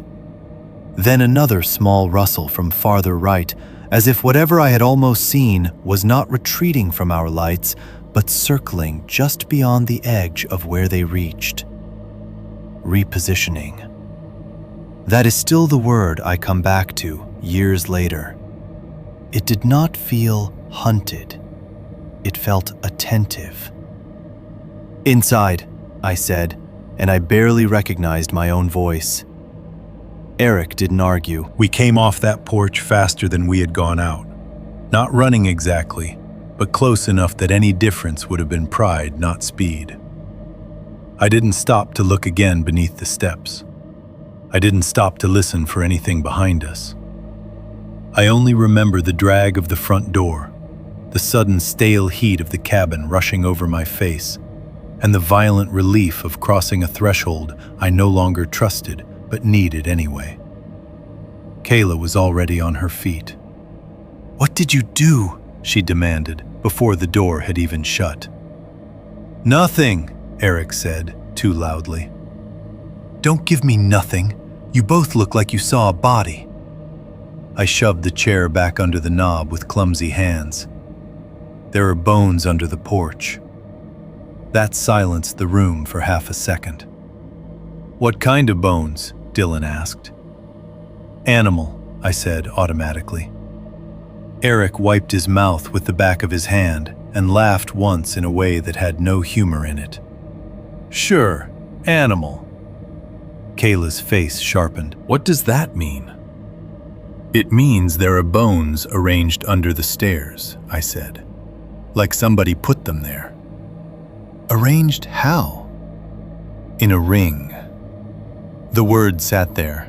Kayla looked from me to Eric, and whatever she saw in our faces must have been enough, because she stopped asking for a moment and just stared at the front door as if she could see through it to the dark shape of the porch steps beyond. Dylan had gone pale in a completely different way than Eric had. Not sickened, drawn inward. "I heard something," he said. No one answered at first. "While you were outside," he went on, "at the side door." That got all of us moving again at once. "The mudroom?" I asked. He nodded. "Scratching. I thought maybe it was you circling around." "You should have said something," Kayla snapped. "I didn't know what I heard." "Yes, you did." We all turned toward the mudroom door, the narrow one that opened to the little downward stairwell we hadn't wanted to think about. At first, it looked unchanged. Then I stepped closer. There were 3 wet streaks on the inside wood. Not huge marks, not theatrical slashes, just 3 vertical trails close together, beginning about chest height and running downward almost to the latch. Thick at the top, thinning as they descended, as though something dirty had dragged along the door, slowly enough to leave residue in gravity-softened lines. They hadn't been there before. I was sure of it. The paint on that door was light enough and the hallway bright enough that I would have noticed. Kayla stopped beside me and swore under her breath. Eric raised his flashlight, even though the mudroom light was already on. The beam caught the sheen of the moisture. "Don't touch that," I said, because Dylan was already leaning closer. I wasn't. He was lying, but even he didn't reach out. I bent slightly, feeling every muscle in my back resist the movement, and looked more closely at the end of the center streak. Something was caught in it. A tiny clot of reddish-brown material, darker than the rest of the dirt, tacky enough to hold where it had thickened near the bottom. Embedded in it was one short, dark hair. Not human head hair, I thought at first, too coarse. But the thought came with no confidence in it. In that moment, it didn't matter what it had come from. What mattered was that whatever made those marks had been wet, filthy, and close enough to the inner side of a locked door to leave itself behind. Kayla saw it too. Oh my God. Eric took one step back. That was not there. "No," I said. Dylan was staring at the streaks with his whole body slightly angled away, as if curiosity and revulsion were pulling him in different directions, and neither had fully won. "Maybe it came through from underneath," he said weakly. "From underneath what?" Kayla shot back. "The paint?" No one had an answer for that. The cabin felt different now, in a way the first knocking hadn't quite accomplished. Before, it had been our shelter with something outside it. Now it felt touched from both directions, as if the inside and outside had briefly overlapped at a point we had not seen happen. Eric went to the sink and rinsed his mouth out with water, spitting into the basin too hard. Kayla grabbed paper towels but didn't use them, only held them because her hands needed something. Dylan hovered in the doorway to the mudroom like a man standing near a hospital bed, fascinated by what he wanted very much not to understand. I stayed looking at the streaks too long, trying to force them into the category of evidence. Real dirt, real moisture, real hair, material things. Material things should have helped. They didn't. "Maybe we should leave," Kayla said at last. But she said it too softly. That was the strangest emotional fact of that whole stretch of night. Still, even then, none of us really committed to the sentence. "Leave right now. Put your shoes on. Get in the car. Drive blind if you have to." It should have been obvious. The bones under the porch, the marks on the inside door, the smell, the stillness in the woods, all of it should have collapsed into one simple decision. Instead, we hesitated. Because leaving would have meant admitting what was happening was real enough to outrun. It would have meant gathering bags with shaking hands while the black windows watched us do it. It would have meant opening the front door again after finding that ring of bones beneath the steps. It would have meant choosing the road we barely trusted over the cabin we no longer trusted, in a place where our phones barely worked and the GPS already felt unreliable. Most of all, it would have meant saying, aloud and in front of one another, that what was happening was beyond prank or accident or overreaction. And none of us, not even Kayla, who was closest to it, was ready to say that yet. So instead, we did what frightened people do when truth gets too expensive too quickly. We remained busy. Eric wiped his face and asked for another beer, then didn't open it. Kayla double-checked the kitchen latch again and closed the bedroom doors harder than she needed to. Dylan asked whether there was bleach under the sink, like maybe cleaning the streaks would undo the fact of them. I said no too fast, not because I knew there wasn't, but because the idea of wiping those marks away without understanding who had made them felt obscene somehow. The front of the cabin stayed quiet. The side door stayed shut. The TV kept talking to itself in the living room where we had left it on too loud. And beneath all of it, so thin at first I almost thought it was memory rather than sound, something brushed once along the outside wall again. Slowly enough that this time none of us pretended not to hear it. 2.3. My voice at the door. By the time Eric said he was done, it was sometime after 1 in the morning. I know that because I checked my phone obsessively, even though it wasn't doing me any good. The signal bars came and went like they were embarrassed to be associated with our location, but the clock still worked. 1:07, then 1:14, then 1:22. Time didn't exactly crawl, it lurched. Whole minutes vanished into listening. We had settled into that exhausted, brittle state fear creates when it's been going on long enough to become logistical. Nobody was screaming. Nobody was crying yet. We had gone beyond the first burst of adrenaline and into the colder stage where everyone starts managing themselves in separate ways. Eric paced. Kayla kept checking the locks even after there was nothing left to check. Dylan sat on the floor near the couch with both elbows on his knees, staring at the TV without taking in a single frame of it. And I kept trying to tell myself that the next thing we did was still a choice. The brushing along the siding had stopped, but that didn't make the cabin feel safer. It made it feel watchful. The worst sounds are often the ones that end on purpose. The quiet after them develops edges. Every board creak becomes a clue. Every heater click turns suspicious. You start listening not for noise, but for intention. Eric came to a stop in the middle of the living room and said flatly, "I'm leaving." Kayla looked up from the front door. "No, I'm serious." "So am I. I am not sitting in this place until morning, waiting to hear what the walls want next." "You want to drive those roads in the dark right now?" "Yes." With what signal? "I'd rather be lost in the car than trapped in here." Dylan finally looked away from the TV. "We should wait." Eric rounded on him. "For what?" "For daylight." "That is 6 hours away." "Maybe 4.5, Dylan said weakly, glancing at the dark windows as if dawn might already be negotiating. Kayla folded her arms tighter. "No one is saying this is good.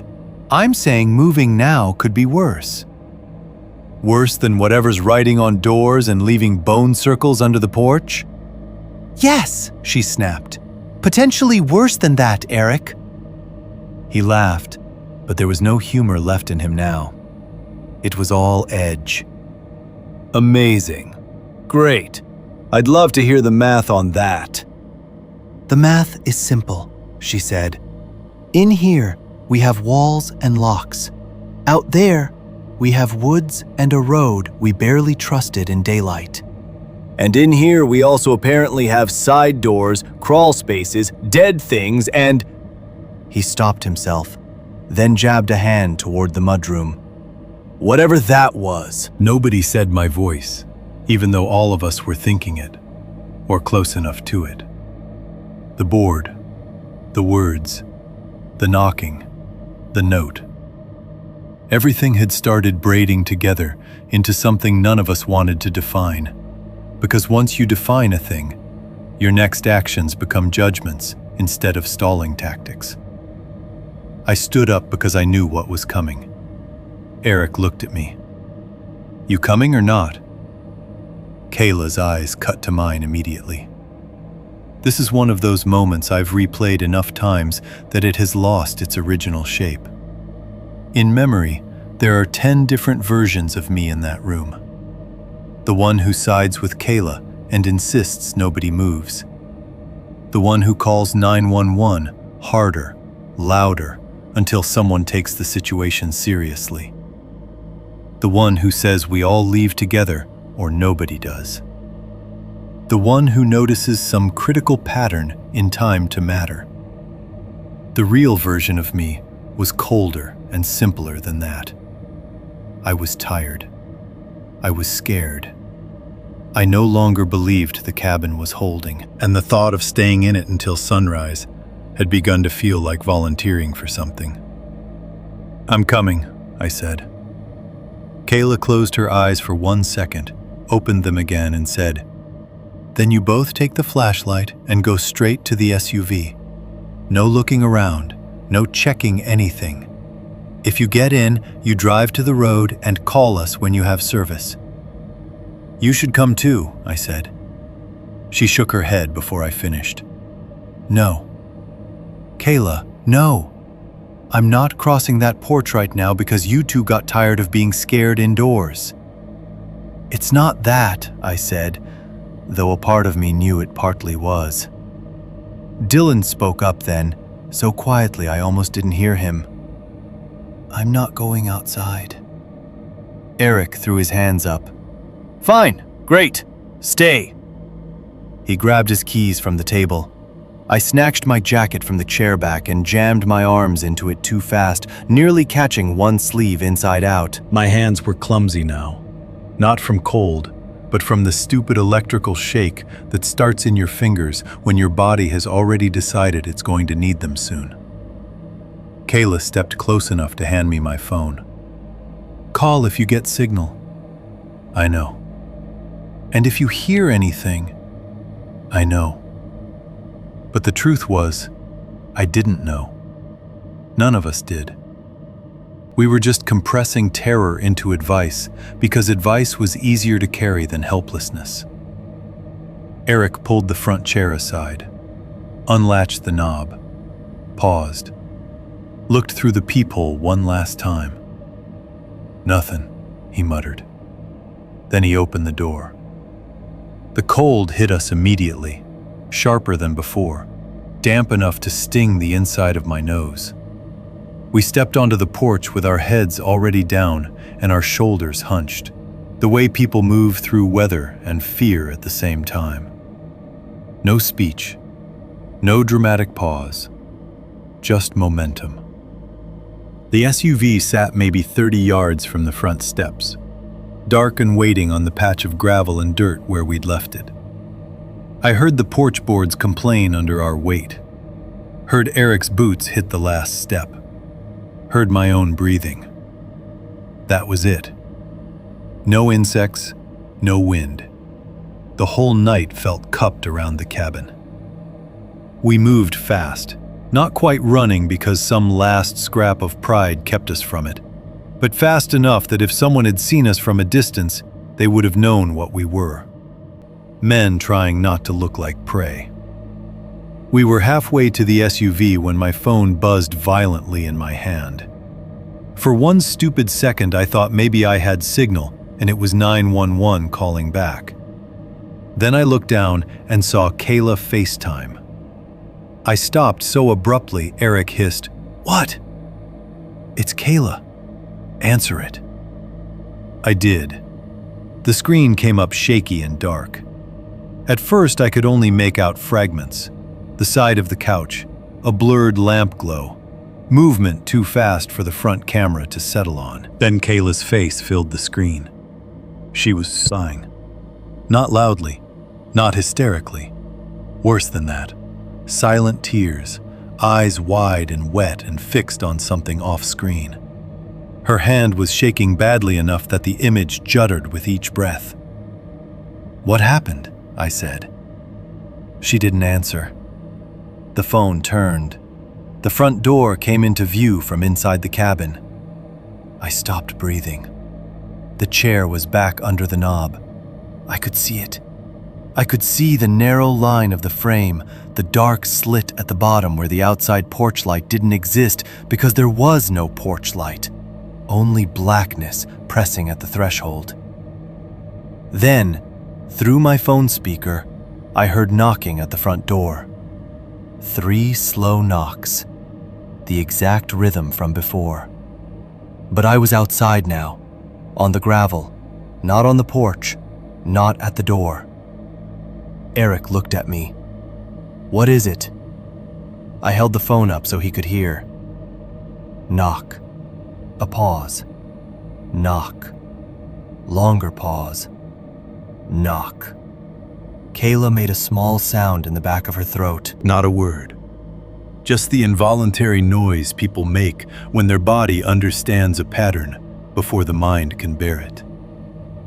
Then the voice came. My voice. "Kayla," it said from the other side of the door, calm and slightly breathless, exactly the way I sounded after moving too fast in cold air. "Open up." Everything in my body seemed to misfire at once. I was standing beside Eric. I could see his face in the reflected light from the phone screen. I could hear my own pulse in my ears. And through that tiny speaker, from the front door of the cabin we had just walked away from, I heard myself speak again. "Eric cut himself," the voice said. "I need the keys." The words were practical. That was part of what made them so awful. Not theatrical. Not some drawn-out ghost nonsense.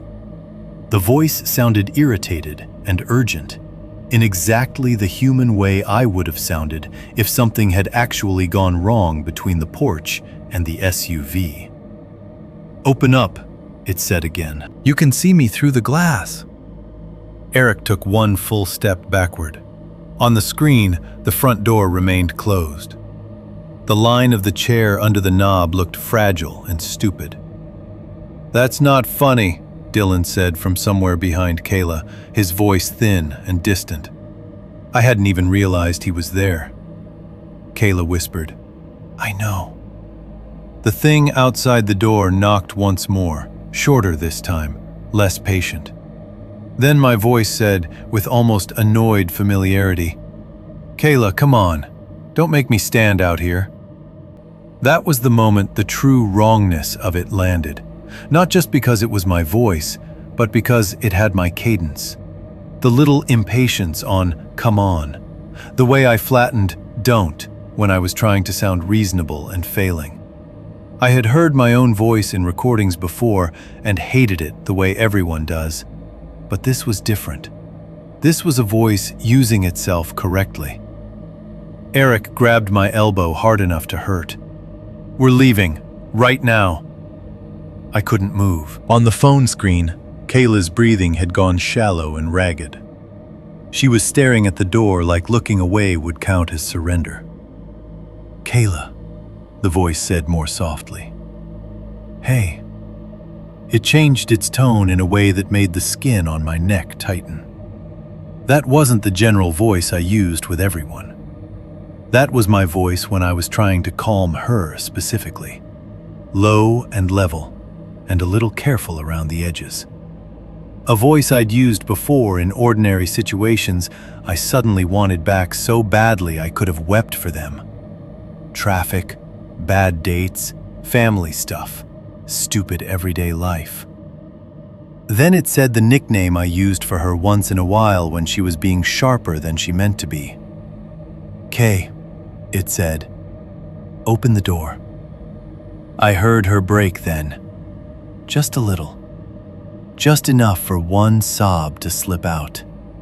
"Don't," I said into the phone, but my own voice sounded far away to me, smaller, as if the other one had somehow occupied all the familiar parts of it and left me with the remainder. The thing at the door went quiet for one breath.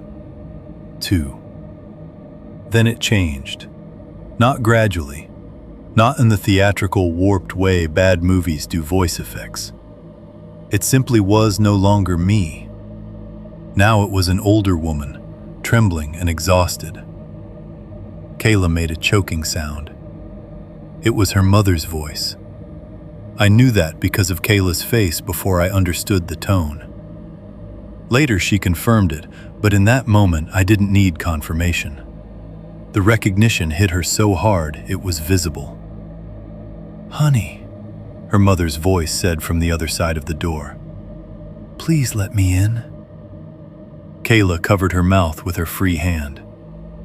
"No," I said again, louder this time. "Kayla, listen to me. That is not..."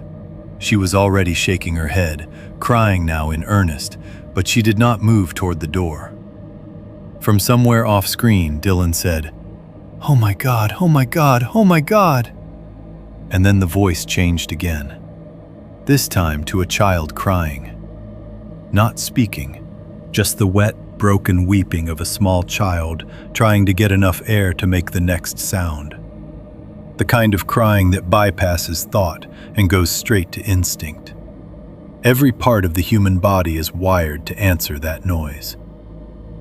Eric swore viciously and yanked open the SUV door.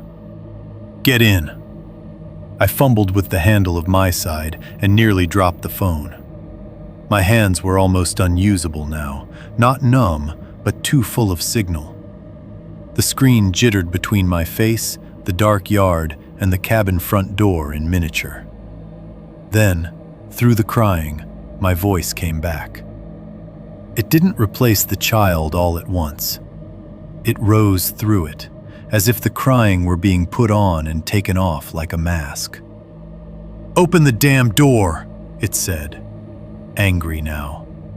More than angry, offended. "You can see me through the glass." A violent slam hit the front door. There was a blur of floor, couch leg, Dylan's arm, then the door again. The chair shuddered but held under the knob. Eric was in the driver's seat now, leaning across the console. "Give me the keys. Give me the keys." "I have them," I said, though for one impossible second I thought maybe I didn't. I patted my jacket pockets with my free hand and found nothing. Front jeans pocket, nothing. Back pocket, wallet. The phone nearly slipped from my grip. Another slam hit the door in the cabin, hard enough to make the speaker crackle. "Jesus Christ!" Eric shouted. Then I realized the keys were still in my other hand, clenched so hard the metal teeth had cut half moons into my palm. I dropped into the passenger seat and shoved them at him. He jammed them into the ignition wrong on the first try. On the phone, the voice outside the cabin said, in my voice again, but lower now, colder, "If you don't open it, I'm coming around." That sentence went through me like ice water, because it meant understanding. It meant strategy. It meant the thing at the door was not just imitating speech. It was applying pressure where pressure worked. Door, window, side entrance. Whatever route forced a choice. Eric got the engine to turn over. The headlights flared on and swept across the yard in a bright arc as he threw the SUV into reverse. For one fraction of a second, the beams hit the tree line directly. And I saw it. Standing between two trunks, maybe 30 yards out. Tall in the most punishing sense of the word. Not huge like a movie monster, just wrong in proportion. As if height had been added in places the human frame could not distribute it properly. One shoulder caught the headlights bare and pale. Not reflective like cloth, but exposed, like skin stretched too tightly over something angular beneath. The other side of the body dissolved into darkness and vertical bark. Its head was tilted so far to one side, it should have broken something that mattered. Not a curious tilt. Not animal. More like the posture of a neck forced beyond comfort and then left there. It did not move. That was the worst part. The SUV lights hit it full enough that any normal creature would have flinched, turned, done something to acknowledge exposure. Instead, it stood absolutely still and let us look. I made a sound I'm still ashamed of, something small and involuntary. Eric saw it too. I know he did, because he swore and stomped the accelerator instead of turning the wheel first. The SUV fishtailed in mud, back tires spitting wet gravel and dirt, rear end slewing too close to the porch before catching. On the phone, Kayla was screaming my name now, my actual voice in her ear, and the other one still somewhere beyond the door.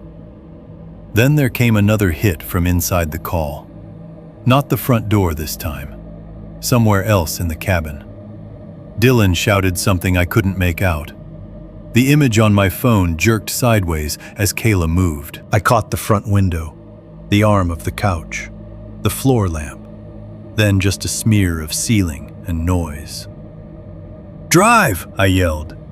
"I am driving!" The SUV lurched backward harder, then caught enough traction to turn. Mud sprayed across the windshield.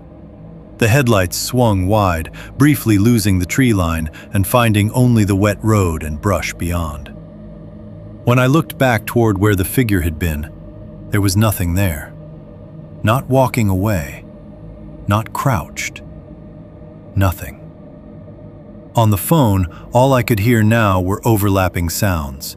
Kayla crying, Dylan shouting, the heavy thud of something hitting wood somewhere out of frame, and under all of it, one brief distorted burst of my own voice that the connection chewed into static. Eric got the vehicle straight enough to gun it toward the road. I kept the call open. I don't know why exactly. Maybe because hanging up felt like abandonment. Maybe because as long as the line stayed open, they were still reachable. Still anchored to us in some practical way. Or maybe I wanted proof later that the thing I had heard had not been private insanity. The call became its own kind of doorway then. Us in the dark car, them in the dark cabin, both connected by a piece of glowing glass far too small for what it was carrying. The tires hit a rut, and the whole SUV bounced. On screen, the image finally steadied just enough for me to see part of the living room. The chair was no longer under the front knob. I still don't know whether it had been knocked aside or pulled. Then the screen whipped down, caught a flash of floorboards, and the call filled with a scream so raw and close, I nearly dropped the phone again. Eric kept reversing badly, one hand on the wheel, one on the gear shift, as the night outside the windshield reeled around us and the cabin shrank behind. And all the while, through the speaker, our friends inside kept screaming as something used my voice to try to come in. 3.1. The gas station and the deputies. We did not make a clean escape. People always imagine that when terror finally tips into action, the body becomes efficient, purposeful. You get in the car, you hit the road, you do what survival requires. But that isn't how it felt in those first minutes away from the cabin. It felt sloppy, half-formed, like we were fleeing something our brains still refused to classify, which made every motion clumsy and every decision late. Eric drove too fast for the road and not fast enough for panic. The SUV fishtailed twice before he got it under control. Mud slapped the undercarriage. Branches scraped along one side where the road narrowed and the headlights cut through low fog that hadn't been there earlier. Or maybe had, and we just hadn't noticed until we were trying to outrun something through it. My phone was still in my hand, FaceTime screen glowing against my palm. And for the first minute or so, the call remained connected in bursts of motion and sound. No faces, just fragments. The edge of the couch, ceiling, dark blur. One wild glimpse of the front room lamp thrown sideways. Kayla crying, then not crying. Then making that awful strangled sound people make when they are trying not to let fear turn into screaming, because screaming feels like surrender. Dylan saying my name. Then my voice, my actual voice from the passenger seat, trying to say something practical, something useful, and getting lost under another impact from somewhere inside the cabin. Then the connection broke. The screen froze on a tilted shot of the living room floor and went black. I called back immediately. No answer. Again, nothing. My fingers were shaking too badly to hit the buttons cleanly. Eric kept one hand locked white on the wheel and snapped, "Do they answer?" "No." "Try again." I am trying. Fog gathered more thickly in the dips of the road. The trees leaned in and withdrew in the headlights, like a crowd deciding whether to intervene. My heart had still not settled into a rhythm that felt human. Every few seconds, I looked up into the windshield and expected, irrationally and completely, to see that pale shoulder again at the edge of the beam. Or something standing in the road that would turn out to have my face. Terror has no pride. Once it gets into you properly, it will humiliate your intelligence in every possible direction. We hit the main road at a speed that should have rolled us. It didn't. Eric overcorrected, cursed, and kept driving. I don't remember much of the first 10 minutes after that, except sensations. The seatbelt cutting into my chest, the stale smell of old fries in the SUV, the bruising rattle of the tires over patched asphalt, my own thumb pressing redial over and over until the call icon blurred. At some point I switched to regular calls because I thought maybe FaceTime needed more signal. Then texts. Then back to calls. Each attempt seemed to reach a different kind of failure. ringing once and dropping, refusing to connect, showing delivered without reply. Eric said, "Call 911. I had already started. The first call didn't go through. The second stuttered, caught, and opened into the flat, surreal calm of an operator answering from a world where overhead lights worked and procedures existed. 911, what's your emergency?" For 1 second, I couldn't speak. Not because I didn't know what to say, but because everything I might have said sounded insane the moment it approached language. There are events that become more unreal when you try to make them official. An operator asking for an address can do that to you. It forces the experience to choose between absurdity and evidence. I started, then had to swallow and begin again. There's someone at the cabin we rented. Somebody. They're trying to get in. The operator asked for the address. I gave it from the booking email with my voice shaking harder than I wanted it to. Eric leaned close enough to hear and snapped, "Tell them the guy's still there. Tell them he's trying to lure them outside." "There are 2 friends still inside," I said. "We just left to get signal. There was someone outside the cabin imitating..." I stopped myself, changed course. He was saying things to get them to open the door. The operator's tone did not change, but the pause after that was longer than I wanted. "Are you saying there is an intruder at the residence?" "Yes." "Did you see the intruder?" "I saw..." My throat closed briefly around the memory of the headlights on the trees. "I saw someone standing near the tree line." "Is anyone injured?" "I don't know." Eric shouted across me, "Tell them he said I was hurt. Tell them that." I repeated it, hating how impossible it sounded. He was pretending my friend was injured. He was trying to get the people inside to open the door. That seemed to translate better. Human predation, manipulation. A man outside a cabin using voices, tricks, whatever it took. Ugly, but legible. The operator asked us to stay on the line and proceed to the nearest well-lit public place. She said units were being sent, but we were in a rural area and response time would depend on exact location, road conditions, and availability. Road conditions. Availability. Somewhere behind us, maybe 20 minutes back into the dark, our friends were barricaded in a cabin with something hitting wood and speaking in voices it should not have had. And the world was still made of road conditions and availability. The nearest service station turned up all at once after a long stretch of nothing. Just a wash of fluorescent light at the edge of the highway, humming under a tall sign that advertised gas, beer, bait, and hot food, in an order that felt regionally precise. Eric swung in too hard and braked crooked at the pump line. The place was open but looked half asleep, like it expected truckers and insomniacs rather than 2 men pale with cold and adrenaline. Inside, everything was too bright. That's another thing I remember clearly. How offensive the lighting felt after the dark around the cabin. The gas station had those flat fluorescent panels that bleach color out of skin and make every surface look wipeable and tired.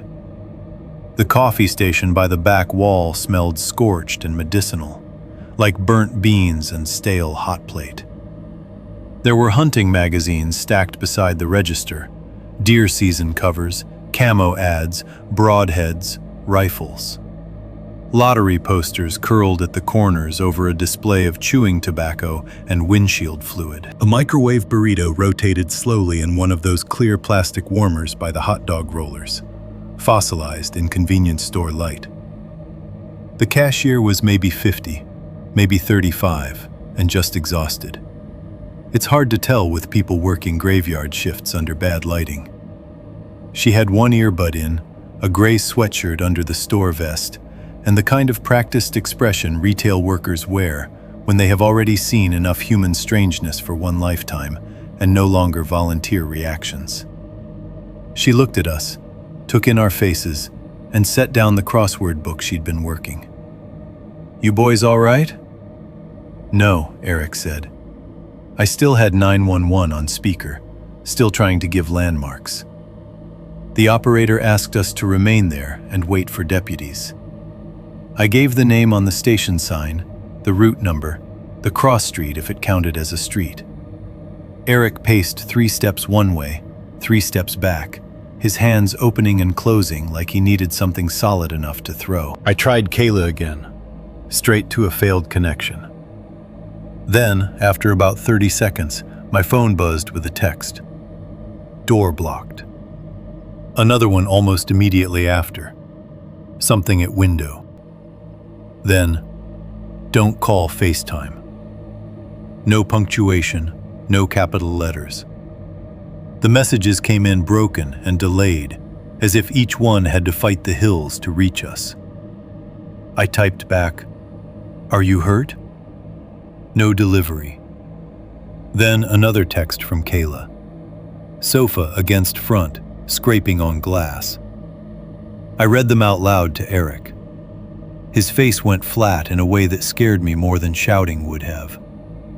"We should go back." "The cops are coming," I said. "They're too far away." "I know." "We know where it is." "Do we?" He looked at me hard after that, as if I had said something disloyal instead of obvious. The cashier, who had pretended not to listen up to that point, quietly slid a box of tissues across the counter toward us. Neither of us took them. I bought a bottle of water with hands that still didn't feel attached to me. She handed back the change and said in a low voice, "Sheriff's usually slow up the mountain in weather." "Great," Eric muttered. "It ain't their fault," she said, not defensively, just tired. "Fog gets bad in the cuts." We waited. That was the part I hated most after the call ended. Waiting in a lit room where normal people bought cigarettes and scratch-offs, and the coffee machine kept refilling itself on a timer while something was still happening elsewhere with our names in it. I tried calling again. Nothing. Then another text came through. This one took longer to open for some reason, the phone hanging on the message thread before it rendered. "Dylan, heard you in hall." I read it twice before the meaning reached me. Then I said it out loud. Eric stopped pacing. "What?" "Dylan heard me," I said. My mouth felt numb around the words. "In the hallway." He stared at me. I looked down again, willing the letters to change into something more rational. They didn't. There was another line after it, sent maybe 10 seconds later. "We never opened any door." That was the message that changed the shape of the whole thing.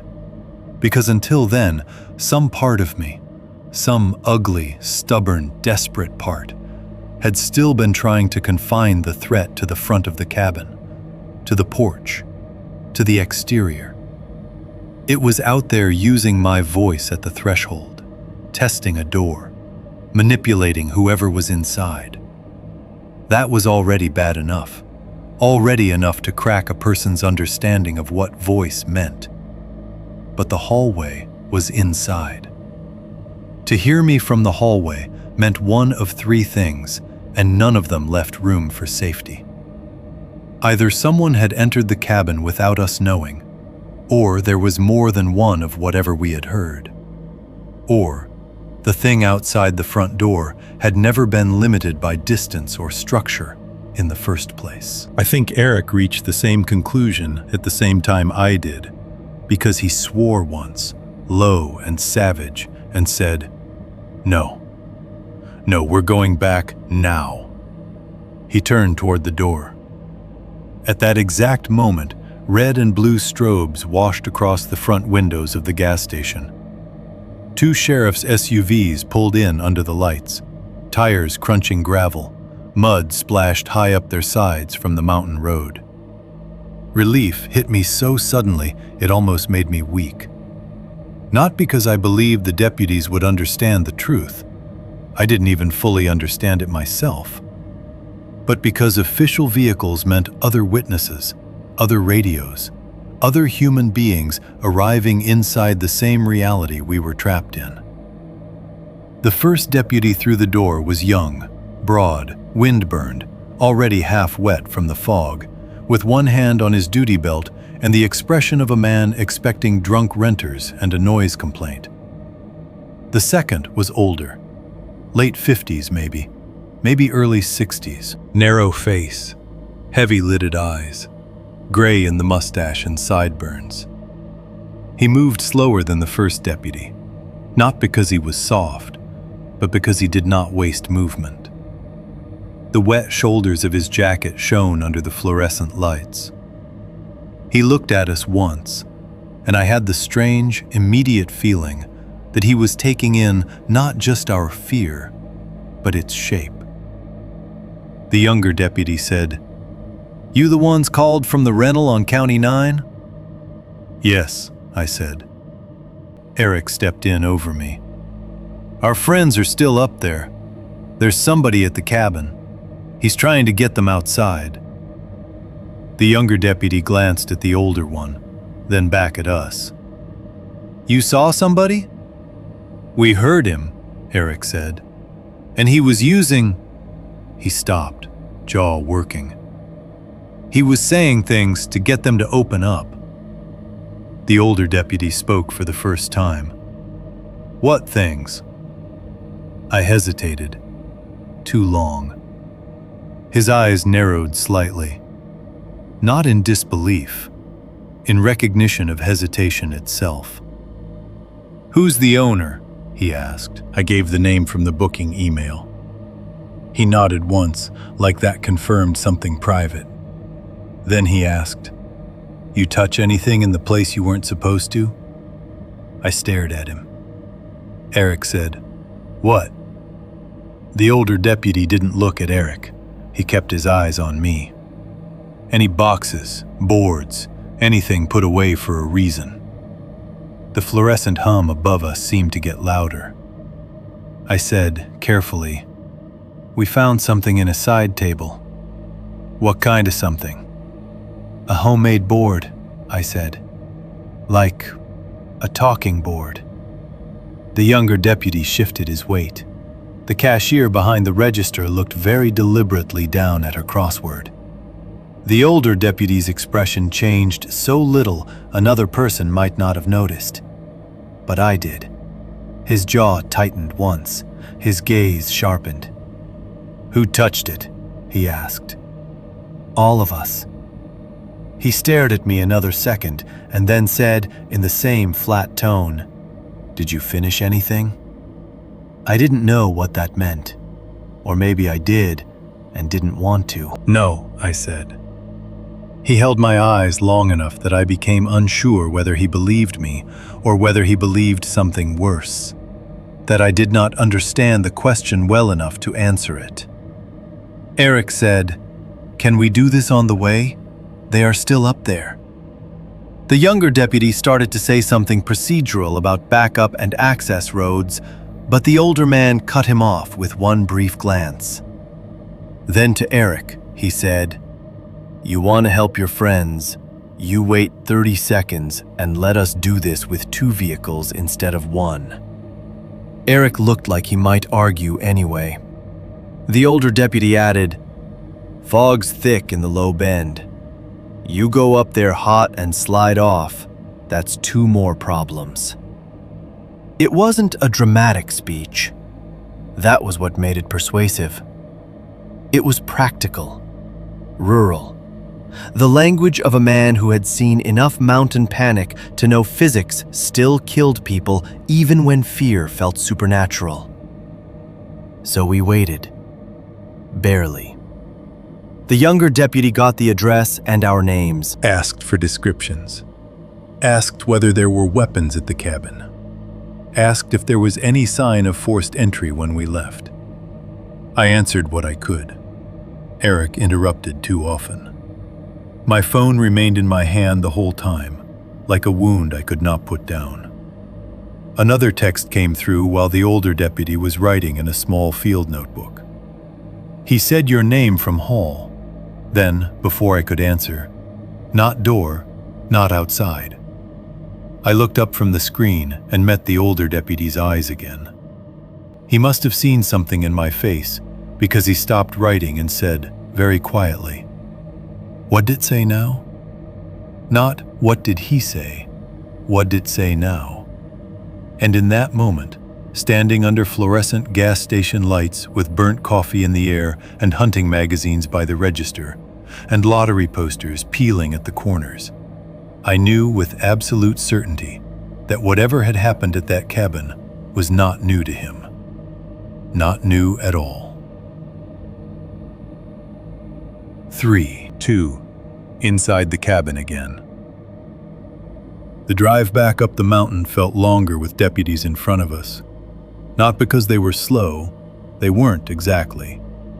The lead SUV moved with the blunt efficiency of someone who knew every rut and narrow shoulder on that road.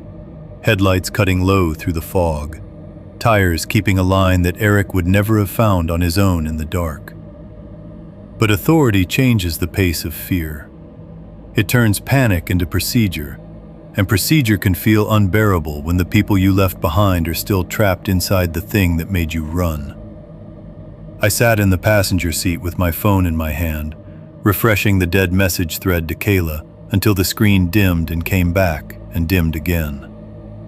Eric drove behind the sheriff's vehicles now because the older deputy had insisted on it. "You stay behind us," he'd said, and there had been something in his tone that made the order feel less like reassurance than containment. Keep the civilians behind the men with radios. Keep the story moving in one direction at a time. Neither of us argued.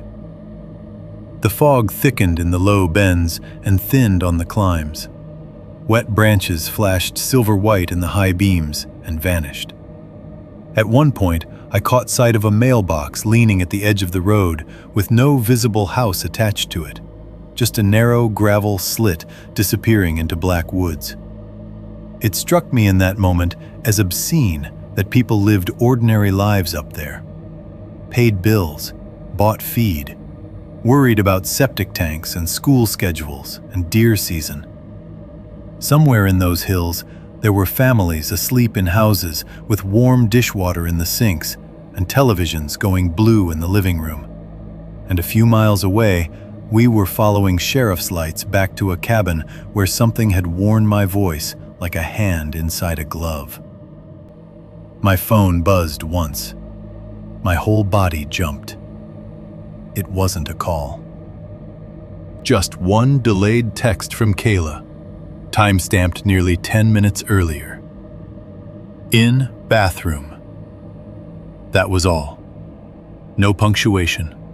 No update after. No response to any of mine. I showed it to Eric. He gripped the wheel harder, but said nothing. When the cabin finally came into view through the trees, it looked smaller than it had when we left. Smaller and more separate, as if the darkness around it had learned its exact edges and decided to honor them.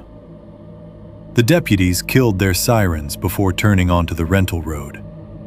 The red and blue wash vanished, leaving only headlights and the weak ambient glow of the dashboards. No porch light, no visible movement, no sign of anyone outside. The younger deputy, his name tag read Martin, though I didn't register that fully until later, got out first, with one hand near his holster and the other on his flashlight. The older deputy followed, slower and straighter, sweeping his beam across the porch, the front windows, the yard, then the tree line in one controlled arc. "Stay by the vehicle," Martin said. Eric was already reaching for the door handle. "Stay by the vehicle," he repeated, sharper this time. We obeyed for maybe 5 seconds. The older deputy mounted the porch first. His light passed over the front door and held. Even from the SUV, I could see the damage. Long gouges low across the wood, clustered near the latch side, not neat enough to be knife marks, and not broad enough to be from boots or tools. Splintered molding hung at one corner of the frame where repeated impact had started to separate it. The chair we had jammed under the knob was on its side, one leg cracked at the rung. Martin tested the knob. Locked. He knocked once. "Sheriff's office." For 1 second there was nothing. Then something moved inside the cabin. Fast. The thud of feet. A muffled sob or shout. I couldn't tell which. Martin knocked again, louder. "Sheriff's office. Open the door if you can." The deadbolt turned, slowly. Then the knob. The front door opened inward just enough for a pale hand to appear around the edge. It was Dylan. He looked like someone who had been sick and badly awakened at the same time. Face washed of color, pupils blown wide in the flashlight glare. His lower lip had been chewed bloody in one corner, and there was a streak of something dark across one sleeve that I would later realize was not blood, but grime. He opened the door wider and stood there blinking at the deputies as if they were somehow less real than what had been there before them. "They're in the bathroom," he said, voice wrecked.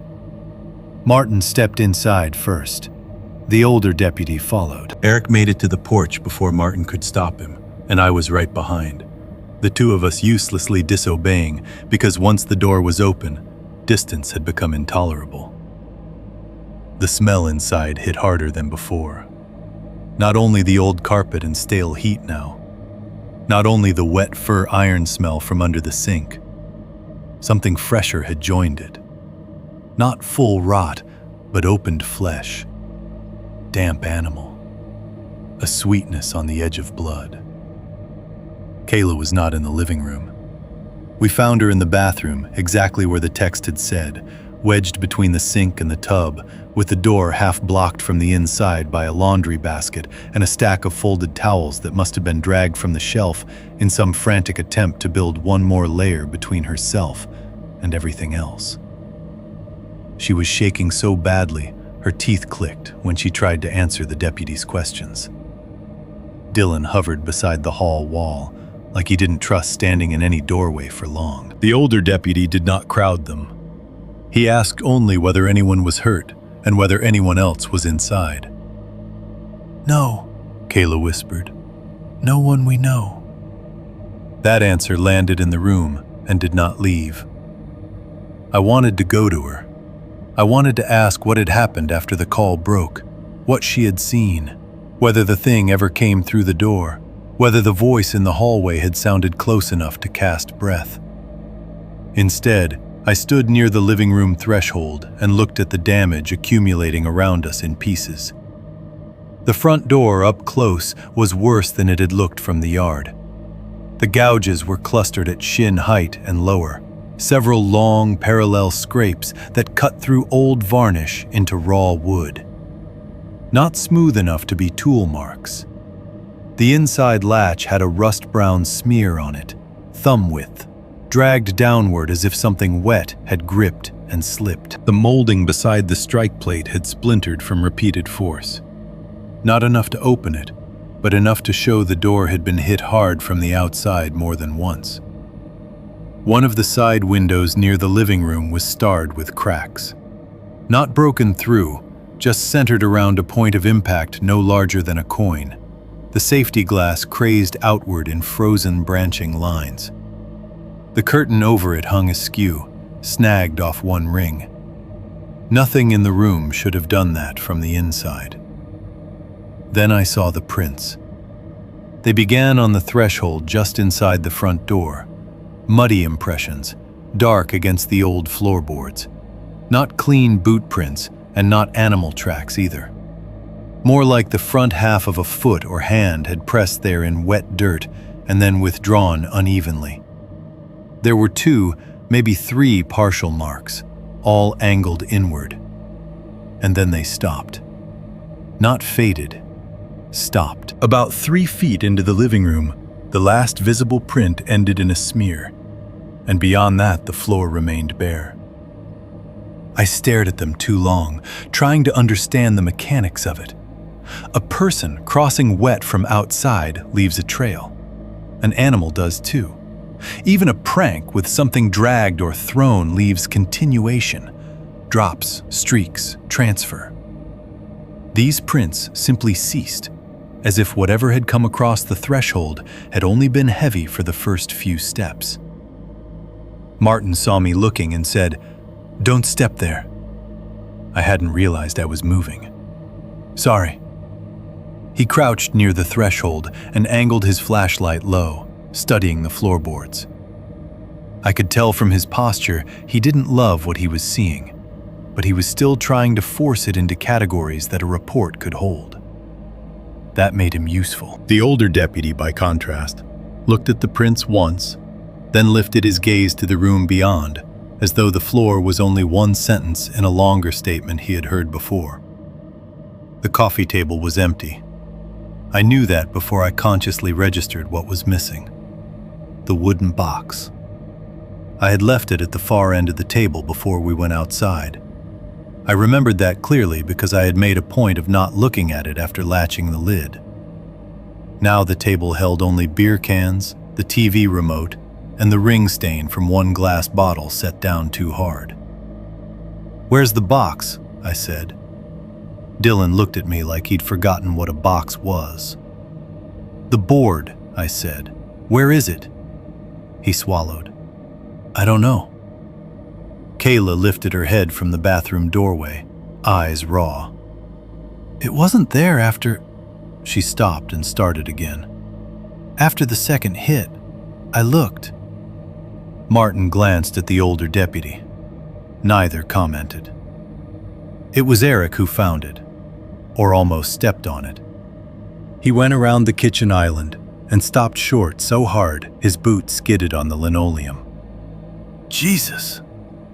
The box was under the kitchen table, upside down, lid hanging open on one hinge, as if it had been shoved there or kicked and left. I didn't see how it could have gotten there without one of us moving it, but none of us had. I was sure of that with the same certainty I still had about the key being in my hand when I thought it was lost. Martin told us again not to touch anything. He crouched, angled his light into the box, and for the first time all night, the younger deputy lost the thin professional neutrality he had been holding on to. "Hell," he said softly. Inside the box, tangled against the board, was a clump of wet black hair. Not a whole lock neatly cut, a wad of it, matted together as if torn free. Beneath it, resting near the planchette, lay a single tooth. Small, yellow-white, root intact and dark at the tip with fresh material. Not one of ours. I knew that instantly, stupidly, the way you know the shape of your own mouth even under panic. Kayla made a sound behind me and turned away. Dylan whispered, "That wasn't there." No one answered him because the statement was too useless to deserve confirmation. Then Martin straightened and looked toward the sink. He moved first, fast enough that I followed his line of sight before I knew why. Something lay in the basin. At first my brain rejected it because the sink was where sinks belonged. Mundane, fixed, a place for cans and grease and dish soap, not where new horror should have appeared while we were away. Then the shape resolved. A raccoon, or what had been one. It was half-skinned, not with neat precision, not butchered cleanly, but peeled back in ragged sections so that one side of the torso remained furred and the other exposed slick pink tissue and pale fascia glistening under the kitchen light. The head was intact, muzzle tipped sideways against the drain, one clouded eye still present and reflecting dully. The jaw had locked partly open in rigor, giving the impression of a fixed scream. One foreleg dangled over the lip of the sink, claws curled. Blood had diluted with rinse water or condensation and pinked the steel basin in thin streaks. I bent and almost retched. Eric didn't. He just stood there with his face gone hard and blank, in the particular way men sometimes choose when revulsion threatens to become fear in front of other people.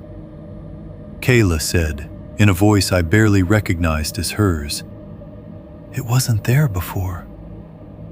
The older deputy looked at the sink, then at the box, then at the stopped muddy prints by the front threshold. He did not comment. He only drew one slow breath through his nose and looked older suddenly, more tired around the eyes.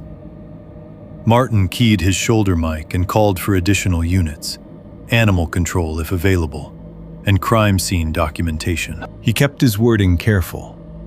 Possible unlawful entry, disturbing animal remains, evidence of deliberate placement, occupants unharmed but distressed. Unharmed. It was technically true. The deputies searched the interior room by room after that. Not because they believed a person was still hiding there, I think, but because not searching would have been its own confession. Bedrooms, closets, the bathroom, the kitchen corners, under the beds, around the vent spaces. Every ordinary domestic void had to be checked and named before the unordinary ones could take back over.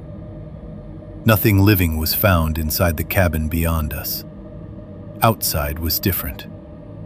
We all ended up on the porch again, though this time under law enforcement flashlights and the false confidence those can lend. The fog had thinned a little, enough for the beams to push farther through the yard. Martin went under the front steps first, following the ring of bones we had already seen. The older deputy circled toward the side of the cabin, where the mudroom door led down into that narrow stairwell, and knelt there long enough to study the ground. "Here," he said finally. Martin came around with his light. Beneath the cabin access area, just below those short descending steps, the dirt had been disturbed in a wider pattern than we'd noticed earlier. There were more bones there. Smaller ones mostly. Bird bones. Little vertebrae. Something that looked disturbingly like finger joints until the older deputy said rabbit foot, and I chose to believe him. They had been set around a shallow depression in the earth, as if marking it out. The mud around the depression bore the same circular dragged scoring I'd seen under the porch, only denser here, looped over itself again and again. In the center of the depression lay wet leaves pressed flat around a darkened patch of soil. Not a hole exactly, more like a place something had been left to sink. Eric stood behind me and said nothing at all. That scared me almost as much as the bones. Martin muttered, "Somebody's sick." The older deputy did not answer him. Instead, he rose slowly, brushed damp dirt from one knee, and came to stand beside me, just far enough from the others that the conversation could still be private without looking private. His voice was low when he said, "This is a criminal scene, whether the rest of them understand that or not." I looked at him. A criminal scene? He kept his eyes on the cabin. A place where someone wanted fear. A place where something crossed over from rumor into evidence. Pick whichever wording lets you sleep. He nodded once toward the front door, the box under the kitchen table visible from where we stood if the angle was right. Either way, no one goes wandering in and out now. He let that sit for a second. Then he asked, just as quietly, "Did it say anything about who it knew?" My stomach turned over. Not what it wanted. Not what it sounded like. Not whether it threatened us. Who it knew. The sensible answer would have been to tell him everything. The board spelling Mara. The phrase, "You know my voice." The way the thing at the door had shifted into private cadences and names, as if intimacy were a lock it already understood how to pick. Instead, I lied. again. "No," I said. "Nothing like that." He looked at me long enough to tell me he didn't believe me, but he nodded once anyway, like men do when they understand forcing the truth too early would only drive it deeper.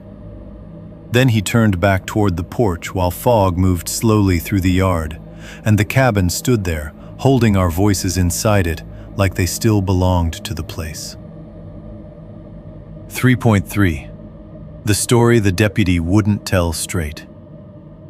They did not let us stay in the cabin. That decision at least came quickly. Once the additional unit arrived and the younger deputy finished photographing the front door, the box under the table, the muddy threshold, and the carcass in the sink, the whole place shifted from terrifying to procedural. Flash photos blew white across the walls. Evidence markers appeared where no object should ever deserve one. Somebody laid down a strip of tape near the front entrance, not because tape could keep anything out, but because human beings need boundaries even when they know boundaries have already failed. The older deputy told us to gather our things. Not everything, only what we absolutely needed for the night. Clothing, wallets, medication, phone chargers. Leave the rest. His tone made it clear that arguing would only make us look more fragile than we already did. So we moved through the cabin in a dazed, efficient way, stepping around the marks on the floor, refusing to look too closely at the sink. All of us careful not to pass too near the mudroom door. Nobody said the word home. Not even when the younger deputy explained that we'd need to come into the station to give statements before any of us went anywhere else. Station. Statements. That language was good for us. Clinical language. Bureaucratic language. It gave the night a skeleton to hang on. We needed that. We needed clipboards and fluorescent lights and bad coffee and questions asked in the wrong order. Because the alternative was admitting the truest version of the problem. Whatever had happened in the cabin had not respected the rules of inside and outside, of voice and body, of invitation and distance. We could endure a station, a report. We could not endure that. The sheriff's station was smaller than I expected. Not a dramatic brick courthouse with flags and broad front steps, just a county building with a lit entry, beige cinder block walls, a row of plastic chairs bolted together in the waiting area, and a reception window that looked closed even when someone was standing behind it. By the time we arrived, it was deep enough into the night, or early enough into morning, that the place had that hollow administrative stillness of offices after hours. Coffee burnt down to sludge in a warming pot. Copier smell. Too much air conditioning over old carpet. A framed photograph of deer season winners from some year none of us cared about. They separated us without making it feel aggressive. That was another thing I remember clearly. Nobody barked orders or slammed notebooks shut or treated us like suspects. The deputies weren't stupid, and they weren't playing small-town caricatures either. They knew we were frightened.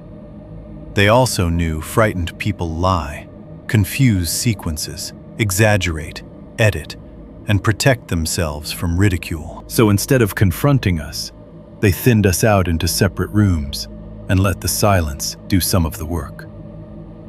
Eric went with Martin first, pacing even as he followed him down the hallway. Kayla sat in a plastic chair with both arms wrapped around herself, face scrubbed clean of tears, but not fear. Dylan kept rubbing his palms down the fronts of his jeans as if he couldn't get some invisible residue off them.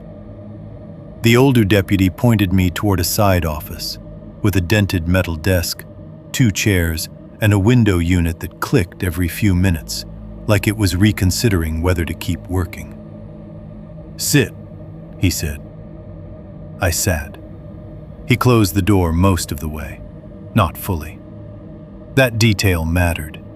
It made the room feel less like an interrogation and more like a conversation held in a place that had accidentally become official. He set a paper cup of coffee on the desk between us, without asking if I wanted any. Then he lowered himself into the chair opposite mine, took off his wet jacket, and draped it over the backrest. In the plain overhead light, he looked more worn than old. The sort of man who had spent too many years responding to events that never got easier, only more repetitive. He opened a notebook, looked at the page for a second, then looked at me instead. "You want the version for the report?" he said, "or the version for yourself?" I stared at him. "What's the difference?" "The report version stays useful." He folded his hands. "The other one stays with you." I didn't answer because I didn't know which one I had strength for. He nodded once, as if my silence itself qualified. "All right. Start where you think it became more than nerves." I told him about the board. Not everything. Not Mara. Not the full weight of hearing my own voice outside the door, but enough that the sequence held. The box, the warning, the first answers, the knocking, the front porch, the bones, the voice at the door, the call from Kayla, the thing in the headlights. Whenever I drifted too close to sounding irrational, he didn't interrupt. He just asked for placement, timing, which room, which door, who heard it first, whether the voice used names, whether it changed depending on who was listening. That last question made me pause. "You've heard this before," I said. He did not answer directly. Instead, he looked down at the notebook and said, "There have been other reports over the years." "What kind of reports?" "The kind people don't always finish making." He let that hang there. Then, after a moment, "Missing hikers, once in a while. Usually written up as exposure, injury, a bad turn in rough country. But every few years there's something uglier attached to it. Strange calls from cabins, folks hearing family outside the door when the family in question was dead, asleep somewhere else, or standing in the room with them. Hunters finding animal remains in circles where there shouldn't be circles to find." I stared at him. He said it all in the same steady tone. No campfire cadence, no rural ghost story relish. That made it worse. If he had sounded theatrical, I could have dismissed him. Instead, he sounded like a man reciting the parts of a recurring problem he had decided were safe to admit. "What is it?" I asked. He shook his head. "No." "No, you don't know? Or no, you won't say?" He leaned back slightly, chair creaking under him. "Names make people think they understand what they don't. That's not an answer. It's the only one you're getting from me tonight." I wanted to push harder. I should have. But I was tired in that scraped-out way fear leaves you when there's no room yet for sleep. The office smelled like old paper, coffee grounds, and damp wool from his jacket. Somewhere down the hall, a printer started and stopped. The station was so ordinary, it made every sentence in that room feel less survivable. He continued before I could decide what to ask next. That cabin should never have been rented again. The flat certainty of that landed harder than anything else he had said. "Again?" "The current owner inherited it," he said, "from an uncle. Man lived up there alone more years than anybody thought wise. Died there too. Heart, officially. Found in the front room. A few odd complaints before and after. Nothing with enough paper behind it to force condemnation or seizure." His mouth tightened slightly.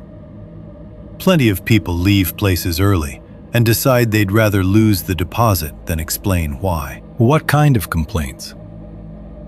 He looked at me for a long second, then said, One couple drove out before dawn and told the booking office the roof had animals in it and the windows were being tapped by branches. He raised one shoulder faintly. No branches near the windows. Another renter claimed she heard her dead son calling from the porch around 2 a.m. They marked her down as unstable and refunded part of the stay. I felt my skin go cold all over again. She actually said that? She said she knew his voice. That sentence sat between us. I thought of the board spelling, "You know my voice." Thought of the way the thing at the front door had shifted between practical urgency and private intimacy. Thought of how carefully it had used trust, not just sound. That was the first moment the shape of the threat began to sharpen for me. Not a random haunting, not something merely present in a place, but something targeted. Something that did not simply make noise. Something that selected. The deputy tapped his pen once against the notebook. Most folks that leave those places early don't file full complaints. They trim it down. Strange noises, unsafe conditions, maybe harassment if they're willing to go that far. People want to preserve their dignity. I laughed once and it came out ugly. He nodded like that proved his point. When he finished with me, he didn't dismiss me so much as let the conversation run out of ground. I stepped back into the hallway and found Kayla sitting alone now with her hands wrapped around a paper cup she clearly wasn't drinking from. Eric was at the far end of the waiting area talking too loudly into the air at no one. Dylan sat with his elbows on his knees, staring at a vending machine, as if he expected it to reveal something. Kayla looked up when she saw me and said, "Can we talk?"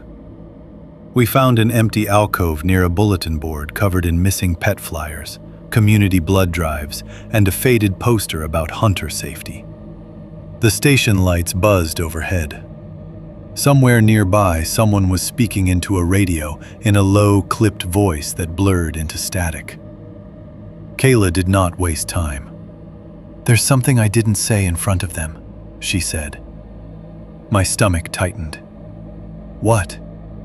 She lowered her voice instinctively, even though no one seemed close enough to hear. "When you and Eric ran to the SUV and I called you," she swallowed. "It wasn't just at the front door." I waited. She looked down at the cup in her hands, then back up at me. Her eyes were swollen but steady now, and that steadiness frightened me more than tears would have.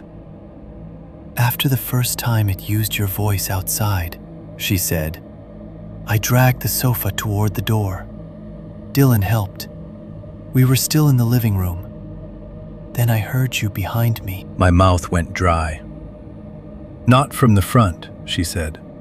"From the hallway vent, the one low on the wall near the bathroom. That vent doesn't go outside." "I know." "Are you sure it was the vent?" She gave me a look I deserved. "I heard you whisper my name directly behind my ear." Every hair on my arms lifted at once. She went on because stopping would have been worse. "Not loud, not trying to scare me, just close. Like you were crouched in the hall with your mouth right to the metal. And then you said, 'Don't look back.'" My chest felt physically tight around my heart. "I didn't tell them that," she said, "because I don't want to hear myself say it out loud to a man with a notepad and have him decide I'm the unstable one." I nodded, because there was nothing else I could do. She searched my face for a second, then said quietly, "Who is Mara?" For a moment, the hallway seemed to narrow. I had forgotten that part wasn't only mine anymore. The board had dragged it into the room with all of us, and now it stood there, waiting to be acknowledged, like another witness. "My cousin," I said at last. "She drowned when we were kids." Kayla didn't say she was sorry. That was one of the things I always liked about her. She understood some griefs are only made uglier by automatic comfort. Instead, she said, You think that thing knew that? I don't know. But even then, I knew that wasn't true. I knew it had known something. Whether it knew Mara as a fact, as a lever, or as an opening, I couldn't have said. But it had reached for her name with confidence. Dylan found me after that. Or maybe he had been waiting until Kayla stepped away. Either way, when I turned from the alcove, he was standing there with the expression of a man who had rehearsed a confession several times and hated all of its versions. "There's one more thing," he said. I almost laughed from sheer exhaustion. "Of course there is." He did not react. When I found the box, he said, I told you I just opened it. I already knew from his face that whatever came next would make the room tilt again. What actually happened? He rubbed both hands over his mouth, then dropped them. I opened the drawer first and saw the box. The lid was shut. I took it out and put it on the table. But before I opened it, he looked away down the hallway. I shook it a little. Not hard, just enough to hear if anything was inside. I closed my eyes for a second. Dylan, I know. What happened? He exhaled through his nose. The planchette moved inside. I heard it, so I opened the lid. And it was already on the board. So? He finally looked at me again. It was resting on the M. I stared at him. That doesn't mean I know what it means, he snapped, then lowered his voice quickly. I know what it looks like, but I'm telling you exactly what I saw. I opened the box, and the piece was already sitting on the M before any of us touched it. We stood there in the station hallway, under fluorescent lights, surrounded by county paperwork and bulletin board thumbtacks and the false security of government walls. And I understood something I had not let myself fully say, even in my own head. The cabin had not simply turned hostile after we played with the board. The hostility had been waiting, with a direction already chosen, toward me, or toward the part of me it wanted. That was the twist that settled over the whole night and made every earlier detail worse in retrospect.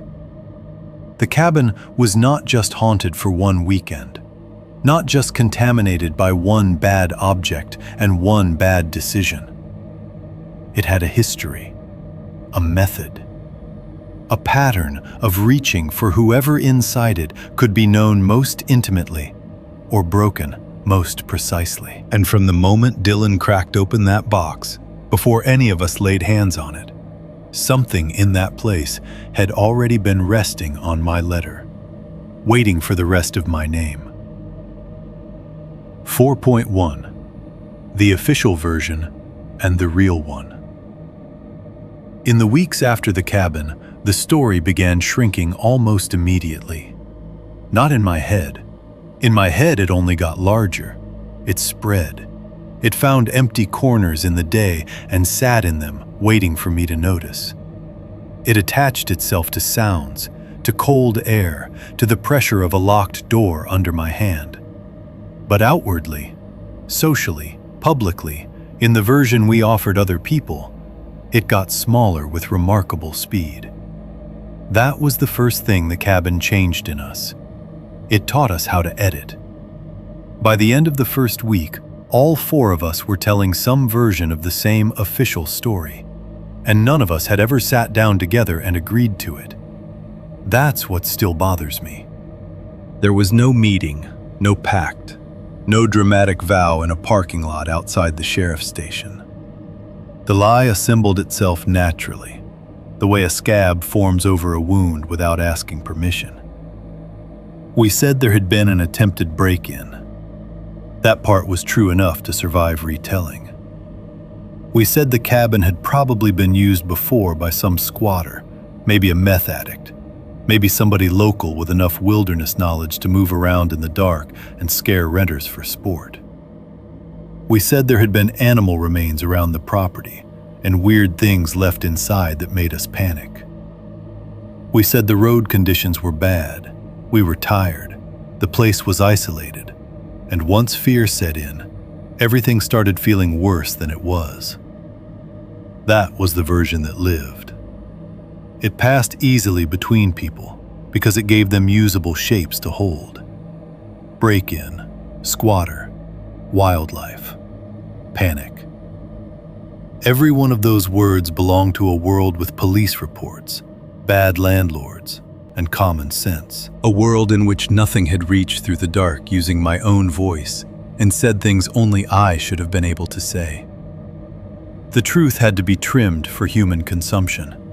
So we left out the voices. We left out the board. We left out the warning written under the box lid. We left out the phrase, "You know my voice." Because even hearing it repeated in memory made the back of my neck tighten. And I left out Mara. That part became easier to lie about than I want to admit. I told my parents the trip had gone bad. I told my sister there was some unstable guy near the property. I told coworkers the cabin had been full of dead animals and weird evidence of prior renters doing occult crap. And that usually got the exact reaction I wanted. Laughter first, then a grimace, then the subject changing to something else.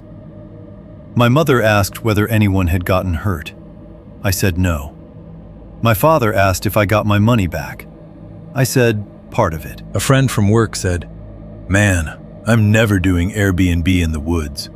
And that became the whole exchange. The more normal the retelling, the safer everyone around me felt.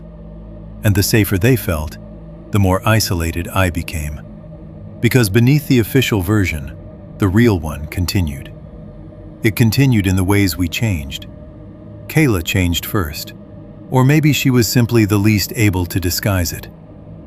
We met for coffee about 2 weeks after the sheriff's station, because neither of us liked how much time had already passed without hearing the other say the cabin out loud. She looked exhausted in a way makeup couldn't cover. Not dramatic, not sickly, just worn thin around the eyes, as if sleep had become a thing happening to other people. She sat with her back to the wall, angled so she could see both the front counter and the door. And every time someone came in behind me, I watched her shoulders tighten before her expression caught up. Halfway through the conversation, she stopped, frowned, and asked, "Did you lock your car?" We were in a coffee shop parking lot in the middle of the afternoon. "Yes," I said. She nodded, but she still looked out the window toward the lot twice more before I left. Later, after we were both already pretending to head toward normal life again, she admitted she had started checking the locks in her apartment in sets. Front door deadbolt, handle, chain. Then bedroom window latch. Then bathroom window. Then back to the front door because she could never remember, halfway through the sequence, whether she had actually felt the deadbolt catch or only imagined it. Some nights, she did that 4 or 5 times before bed. Other nights, she woke up at 3 and did the full circuit again. She stopped sleeping with white noise because too many machine sounds started reminding her of breath. She left the TV on low in the living room because a human voice, chosen by her, felt safer than silence, waiting to choose one for itself. Eric went in the opposite direction. For a while, he became even more dismissive than before, and that worried me more than if he'd just admitted fear. He started telling the break-in version of the story too aggressively, like he was trying to beat all other interpretations to death in front of witnesses. If anyone asked follow-up questions, he cut them off with ridicule. Mountain tweaker, animal hoarder, probably some psycho living under the porch. He said it like a man arguing in court with an invisible jury. But denial in Eric didn't flatten out into calm. It curdled. He became harder around the edges, shorter temper, less patience, more jumpy, though he would have knocked your teeth out if you used that word to his face. He started keeping a baseball bat by the front door of his apartment, which he initially presented as a joke. Then he bought motion lights for the back stairs. Then he changed the screws in his strike plate because most standard ones are garbage and anybody can kick through them. Which was technically true and not in itself insane. The problem was not the behavior, the problem was the velocity. The way every practical improvement came wrapped around a private urgency he refused to name. Once, when I stopped by after work, I found him standing at his kitchen window with the blinds parted 2 inches, staring at nothing outside with such total concentration that he didn't hear me say his name the first time. When he finally turned, he laughed, but his face took too long to catch up. Dylan, predictably, became obsessed. Not immediately. For the first week or two, he barely answered texts, and when he did, the replies were sparse, strangely formal, like he was trying to behave his way back into safety. Then something in him swung the other way. Guilt, maybe. Or the kind of curiosity that survives the event that should have killed it and comes back meaner. He started sending links at odd hours. Appalachian folklore forums, Reddit threads from people claiming to hear relatives outside cabins in places where no roads should have led. Digitized newspaper scans from county libraries about missing hikers and animal mutilation incidents, written in the dead, embarrassed language local papers use when they want to report something without endorsing it. Property records, tax maps, land transfer histories. He spent money on old record access sites nobody should spend money on. He learned the name of the owner's uncle, then the uncle's wife, then the rough year she left him, then the month he died. He would text things like, "Did you know there are 3 old structures on the parcel if you count the collapsed shed?" As if any piece of information, correctly arranged, might neutralize what happened. I told him to stop more than once. He told me knowing was better than not knowing. Neither of us believed that. As for me, I tried to resume ordinary life in Ohio, or maybe Pennsylvania. The details of geography matter less in memory than the architecture of denial. I was back in my apartment, back at work, back buying detergent, answering emails, standing in line for groceries, pretending my life had not acquired a second hidden track running beneath all visible things. During the day, I could almost manage it. Meetings, coffee, rent, traffic, sports radio in the car. A life can survive almost anything from 9 to 5 if enough fluorescent lighting is involved. It was my own voice that turned against me first. Not in some mystical sense, in the practical, embarrassing one. I had to listen to a recorded voicemail at work maybe a week after the cabin. Some client leaving a message about a scheduling issue. And the second my own outgoing greeting played before his voice, my stomach tightened so hard I thought I might be sick. Not anxiety exactly, not memory alone. More like my body had stopped recognizing my recorded voice as belonging safely to me. It sounded close enough to trigger panic, but artificial enough to feel unclaimed, hollowed out, detached. After that, any recording of myself became a problem. Voicemails, old videos, even the tiny audio delay you sometimes hear on certain calls. Once, my boss laughed and played back a clip from a training session where I'd said something sarcastic under my breath, and I smiled when everyone else smiled. But all I could focus on was the split second before my own words emerged from the speaker. That anticipation, that stolen familiarity. It made my hands go cold.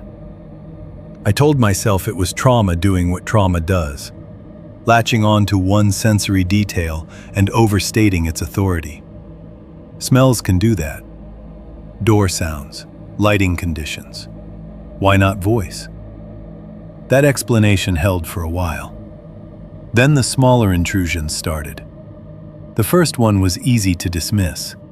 A missed call from an unknown number at 2:13 a.m., followed by no voicemail. Then another 2 nights later. Then one in the middle of a workday from a number 1 digit off my own area code, which felt almost deliberate, but probably wasn't. I ignored them, then blocked them, then started checking voicemail anyway because dread makes hypocrites of everyone. One message actually came through. It was 9 seconds long. No speech, no background TV, no traffic, just room tone. If you've ever recorded audio in a closed space, you know what I mean. That padded near silence with appliance hum buried under it. And somewhere in the last 3 seconds, faint enough that I played it back 4 times trying to prove to myself it was artifact, what sounded like breathing. I deleted it immediately, then spent the rest of the evening wishing I had kept it, because evidence, even bad evidence, feels better than doubt. A week after that, my smart speaker activated by itself while I was washing dishes. Nothing dramatic, just the little waking chime from the living room followed by silence. I stood there with my hands in gray sink water and listened. After a few seconds, the device said, in its neutral female voice, "I'm sorry, I didn't catch that." I laughed at myself, out loud, too harshly. Then it happened again 2 nights later, at 1:40 in the morning. This time from the bedroom. Same waking tone, same pause, same machine apology to nobody. I unplugged it after that. I told coworkers I was doing a digital reset. The worst moments, though, were the smallest. Hearing my name softly in the apartment when I lived alone. Not shouted, not whispered theatrically from under the bed. Just the slightest shape of it in the wrong room while I was halfway through something ordinary. Once while I was folding laundry. Once while brushing my teeth. Once while standing in the kitchen waiting for pasta water to boil, with the vent over the stove rattling above me and rain tapping faintly at the windows. Each time I turned too fast, embarrassed even before I had fully looked, because I knew what I would find. Nothing. Hallway empty. Bedroom empty. The apartment holding its objects and corners the way apartments do. The human mind can deform sound when it's been frightened badly enough. I knew that. Still know it. Fans, plumbing, distant televisions through walls, voices outside misprocessed by fatigue. None of that is supernatural. Houses produce false patterns. So do exhausted brains. That was what I told myself. Trauma is making ordinary sounds bend around the thing you fear most. Trauma is why I started pausing outside my own apartment door before unlocking it. Trauma is why I lowered the volume before any voicemail greeting played. Trauma is why I stopped speaking casually to empty rooms. Trauma is why, one night, after hearing my name softly from the far end of the apartment and finding no one there, I stood in the kitchen for almost 10 minutes with the refrigerator humming and my own pulse loud in my ears, telling myself over and over that a damaged mind can do remarkable things with silence. And maybe that was true. Maybe that was all it was. But if it was only trauma, then I still don't know why, from that point on, I began leaving the TV on at night. Not for comfort, not even for company, but because I found I trusted a human voice more when I had chosen it first. 4. 2. Kayla's apartment. Kayla called me on a Thursday afternoon in November and asked if I could come by after work. She did not ask casually. That was the first thing I noticed. Normally, even before the cabin, Kayla had a way of making requests sound like efficient scheduling rather than need. She did not like imposing. She did not like sounding fragile. If she wanted to see you, she'd say something like, "You busy tonight?" Or, "I have wine and a reason to complain about my landlord," and let you choose whether to read the invitation underneath. That day she said, "Can you come over?" No preamble, no joke to soften it. I was quiet for maybe half a second too long, and she added, "I wouldn't ask if it wasn't bad." That settled it. Her apartment was in a perfectly ordinary brick building outside Pittsburgh. 3 floors, shared hallways, chipped mailboxes in the lobby, a front entrance that stuck in wet weather, and a narrow lot out back where tenants fought polite seasonal wars over parking spaces. It was the kind of building you stop noticing once you've lived in or near enough of them. Neighbors you know by footsteps rather than names. Delivery boxes left in messy clusters by the entryway. Old radiators hissing in winter. Somebody's cooking drifting under your door at 6 in the evening. There was nothing remote about it, nothing picturesque. No woods, no porch, no mountain road waiting to isolate you if something went wrong. That was why it frightened me so badly when I got there. Ordinary fear has places where it belongs. Cabins, back roads, vacant lots, houses with history nobody wants to say out loud. A second-floor apartment over a city street should not have been one of those places. I climbed the stairwell and found the landing lit by one buzzing ceiling fixture and the blue spill of evening through the narrow hallway window at the far end. The air smelled faintly of damp carpet, reheated garlic, and old paint. Packages were stacked near several doors. A Chewy.com box, something from Target, padded mailers with corners crushed in transit. Upstairs, I could hear somebody walking around in a way that suggested heavy socks and no regard for the people below. From outside came the familiar urban soundtrack of a life still functioning. A siren in the distance, tires passing over wet pavement, 2 people laughing too loudly somewhere near the lot. I knocked once. Then, remembering myself, I texted her instead. "It's me." The deadbolt slid back almost immediately, followed by a second lock and then a chain.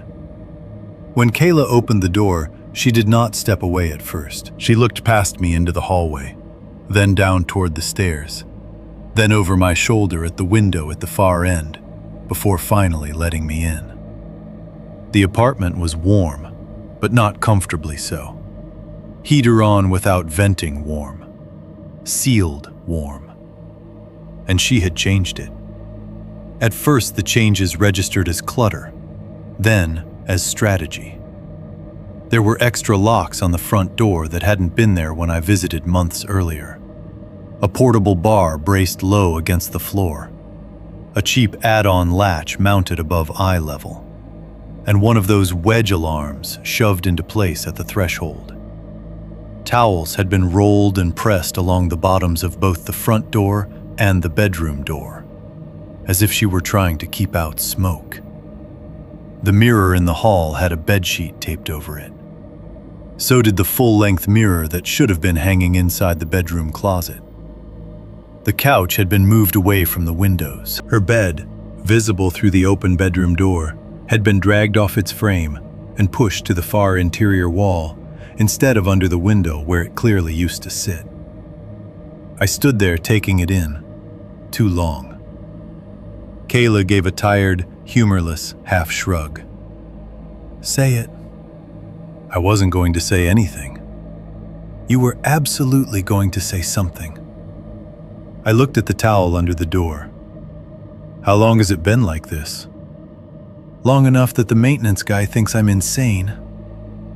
She locked the door behind me in 3 separate steps, then checked each one twice, In a sequence I could tell she had repeated so often it had become muscle memory. Only after that did she breathe all the way out. "You want tea?" she asked. The question was so normal it almost broke me. "Yeah," I said. The kitchen was tiny and badly laid out. The kind of apartment kitchen where opening the refrigerator too far blocked one drawer completely. There were dishes in the drying rack, a grocery list stuck to the fridge with a magnet shaped like a tomato, and a little ceramic bowl on the counter filled with keys and spare change. The domesticity of it all made the apartment's altered atmosphere worse, not better. Everything that should have grounded it, dish soap, paper towels, city noise through insulated glass, was still there. That was the point. Nothing visibly monstrous had replaced ordinary life. Ordinary life had just been rearranged around the possibility of intrusion. While the kettle heated, I asked the practical questions first because practical questions are easier to survive. "How often is it happening?" "Depends what you count." "What do you count?" She leaned back against the counter and crossed her arms, not defensive, but cold. "The locks thing is me. I know that. The towel thing is me too, probably. The mirrors..." She looked toward the covered hallway mirror. "I don't know. I don't like seeing movement behind me, even when it's just me. The other stuff's less easy to explain." "What other stuff?" She was quiet for a moment. Then she said, "The hallway voices started 2 weeks ago." I watched her face while she said it. No embellishment, no performance. Just fatigue and the very specific embarrassment people carry when they're reporting something they know makes them sound unstable. "What kind of voices?" "At first I thought it was neighbors. People coming home late, taking calls outside their own doors, whatever." She rubbed at her thumb knuckle with the nail of her other hand. "Then one night I heard my mother outside. Not talking to me, just humming. The way she hums when she's putting groceries away." The kettle clicked softly in the background. I said, "Was she here?" "No." "Did you check the peephole?" She laughed once, a sharp little sound. "Of course I checked the peephole. There was no one there." She made the tea in silence after that. Mugs, tea bags, water. The little domestic choreography of surviving an impossible conversation by giving the hands something measured to do. We sat at her tiny table by the kitchen wall because neither of us seemed willing to commit to the couch. The overhead light buzzed faintly. The towels under the doors looked absurd and then not absurd at all. After a while, she said, "There's something else I didn't tell you." I set my mug down. "What?" Her eyes stayed on her tea. "That night at the cabin, when we were in the bathroom," I felt the entire apartment tighten around that sentence. "You told me about the vent," I said. "I didn't tell you all of it." I waited. She lifted her eyes to mine. "It didn't only imitate voices." "What does that mean?" "It said something." She swallowed. "Something that wasn't just a voice. Something specific." I sat very still. "At first I thought it was just using your voice because you were outside," she said.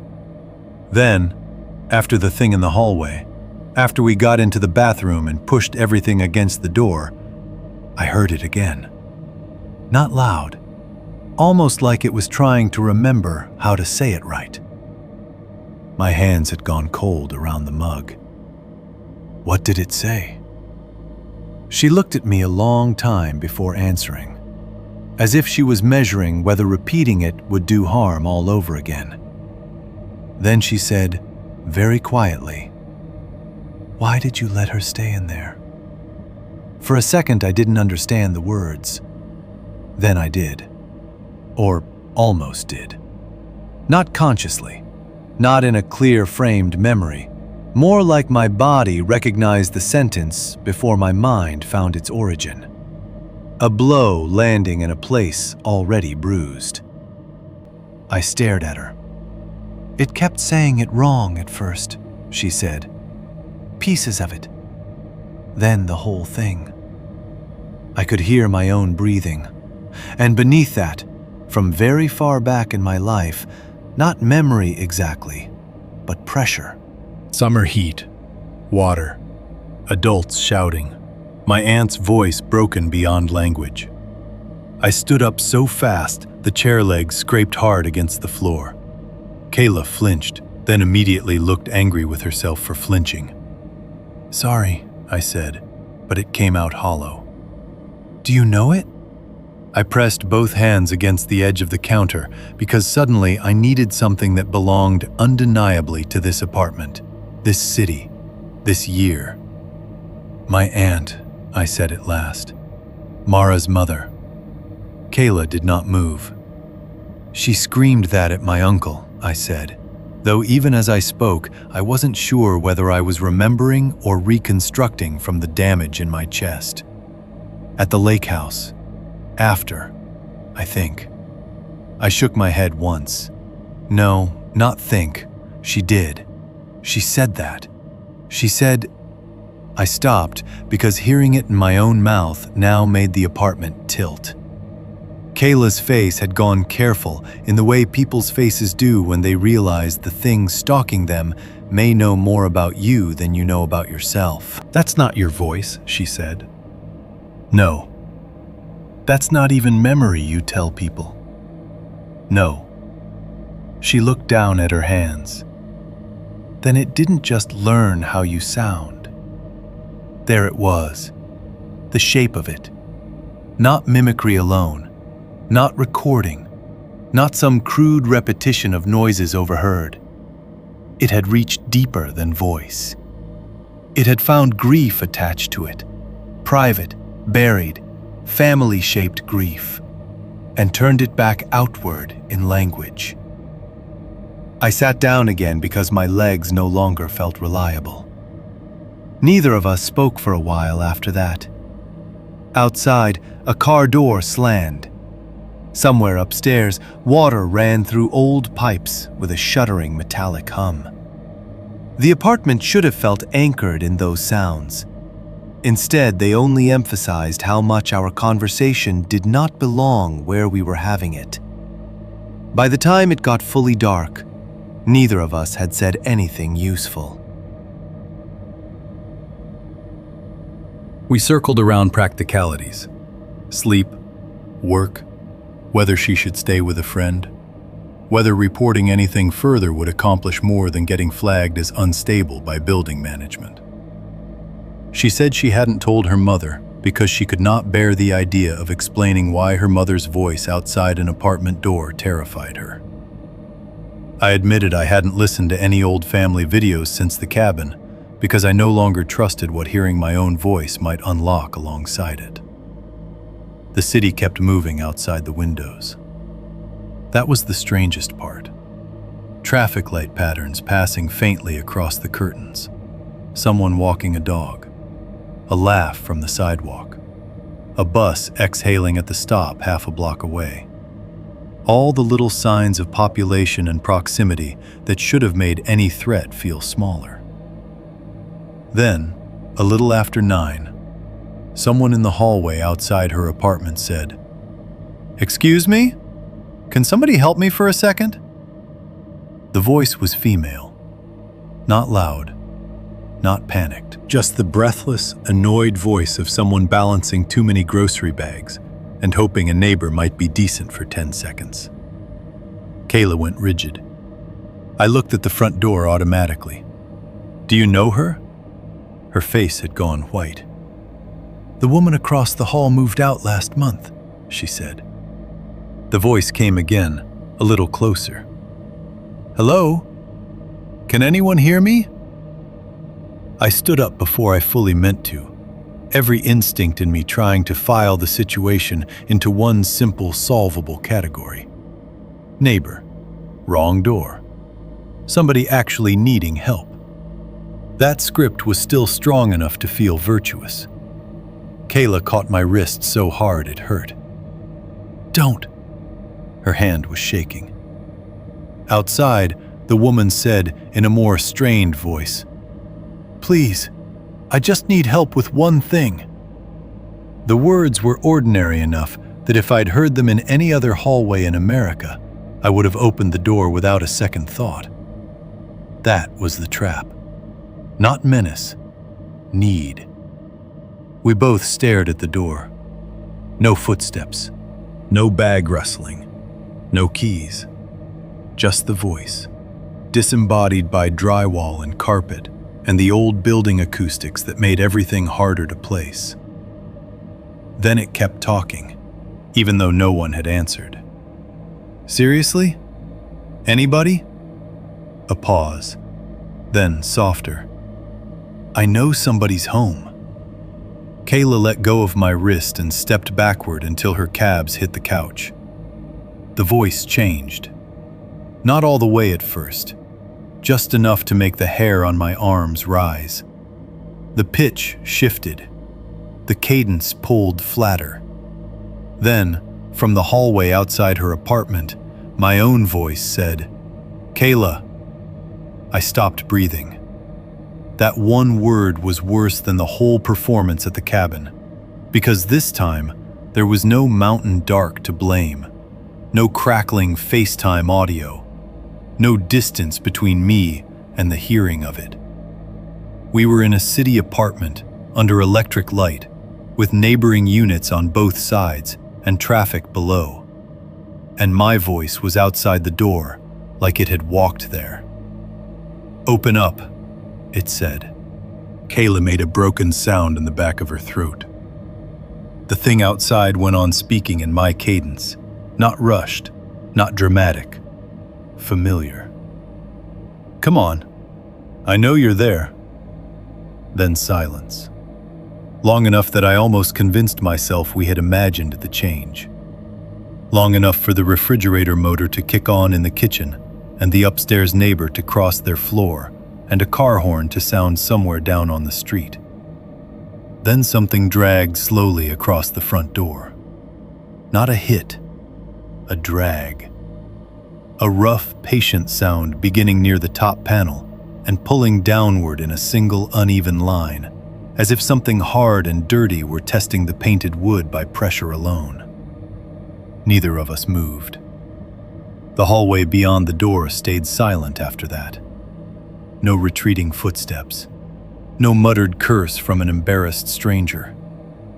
Nothing. Just the two of us standing in an apartment that had become a bunker around us, waiting to see whether the city would prove stronger than whatever had followed us home. Seconds passed. Maybe a minute.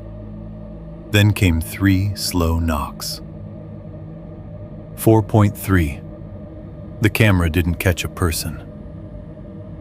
We did not open the door that night. That much, at least, stayed under our control.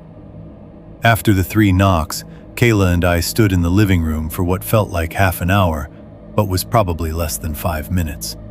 Neither of us willing to move first. The city kept going outside the windows. A bus hissed to a stop somewhere down the block. Someone laughed below in the street, then a car accelerated too hard through the wet intersection. Those ordinary sounds should have broken the spell. Instead, they made the silence in the hallway worse, because now it had context. Now we could hear what a normal building sounded like around it. And the hallway did not sound normal. No footsteps leaving. No rustle of grocery bags. No muttered annoyance from a stranger trying the wrong apartment. Nothing. Just the low mechanical hum of the building itself, and the pressure of a presence that had not announced whether it was still there. Kayla whispered, "Don't go near it." I hadn't realized I had shifted my weight toward the door until she said it. I wasn't. Yes, you were. She was right. Not because I wanted to open it. I didn't. but the need to verify had started pushing up under my fear again. Verification is one of the last religions skeptical people cling to when other explanations fail. Peephole, camera, lock check, some small ritual of proof. It doesn't matter that proof has already betrayed you. You still reach for it because the alternative is admitting that knowledge itself may no longer protect you. I took one slow step toward the entry anyway. Kayla grabbed the back of my jacket and hissed, "Are you kidding me?" "I'm not opening it." "That's not the point." I stopped. The apartment felt too warm now, the sealed heat pressing against my skin. The towel under the front door had shifted slightly out of place from the vibration of the knocks. I found myself staring at that thin, rolled line of fabric, as if I expected it to darken with shadow underneath. "It could just be the woman from the hall," I said. And even as I spoke, I hated how dishonest it sounded. "The woman from the hall moved out a month ago." "You said that." "I know what I said." The smart thing would have been to call the police immediately, or the building manager, or at least another tenant. But part of what the cabin had taught us was hesitation. Not total paralysis, not helplessness, but a very specific delay born from the humiliation of trying to describe the wrong thing in the right language. What were we supposed to report? A woman's voice in the hallway? Then mine? Then a scraping sound and 3 knocks? That's how people lose control of their own narratives. Not by lying outright, but by trying too early to fit something impossible into categories built for domestic disputes and prowlers and noise complaints. I could already hear the shape of the responses. Maybe you misheard. Maybe someone was messing around. Maybe stress is making both of you interpret things dramatically. So instead, we did what frightened people always do first. We checked what we could. Kayla would not let me look through the peephole. She said if there was an eye there, human, not human, hers, mine, no one's, it would finish her. I believed that. So we backed all the way into the kitchen and waited another minute, then 2. The silence in the hallway remained unbroken. Finally, she said, "There's a camera." "Where?" "Over the stairwell. It catches most of the hall." Building security camera. Grainy, cheap, almost certainly outdated, but still a mechanism, a witness, a device with no nerves to lie and no pride to protect. I said, "Can we access it?" "Not tonight." "Then tomorrow." She nodded once without conviction. I stayed until almost 1 in the morning. We did not talk much after that. Talking had become expensive. We sat in the living room with the television on low, neither of us following it, both of us listening to the door. Twice I thought I heard something in the hall, weight shifting maybe, or a faint cloth sound against painted drywall. But each time the noise refused to become clear enough to accuse. When I finally left, Kayla made me text from my car and then again from my apartment, and I did not resent the ritual because I understood it too well. I did not sleep. The next afternoon, we spoke to the landlord, a narrow, chronically irritated man named Dennis who acted like every problem in his building was personally designed to inconvenience him. He listened to Kayla's account with the careful expression property managers use when they are deciding whether something is a security issue, a tenant issue, or a future legal issue. When she mentioned the hallway voice asking for help, he looked skeptical. When she mentioned mine, his skepticism changed shape into discomfort. "You said there was no one there when you checked?" he asked. "We didn't open the door," Kayla said. "Well then, there's a camera," I said. "Can we see the footage?" He hesitated just long enough to make me hate him. Then he sighed and led us down to the little maintenance office near the laundry room where the DVR for the hallway cameras sat in a locked cabinet that clearly hadn't been cleaned since the Bush administration. The office smelled like mop water, old wiring, and the kind of stale dust that gathers around equipment no one expects to use for anything important. Dennis pulled up the feed for the second-floor hall. The image quality was exactly as bad as I expected. Grainy color washed toward green, timestamp in the corner, wide angle from above the stairwell looking down the hall toward Kayla's door. Packages still sat near the apartment across from hers. The hallway window at the far end glowed with street-reflected evening light. There was no audio in the live view, but the system had apparently recorded sound overnight in compressed clips. Dennis found the timestamp Kayla estimated, rolled it back 30 seconds, and pressed play. We watched the hallway. Nothing happened. That's how it always starts with recordings. Not by proving you right, by making you feel stupid first. The hall remained empty.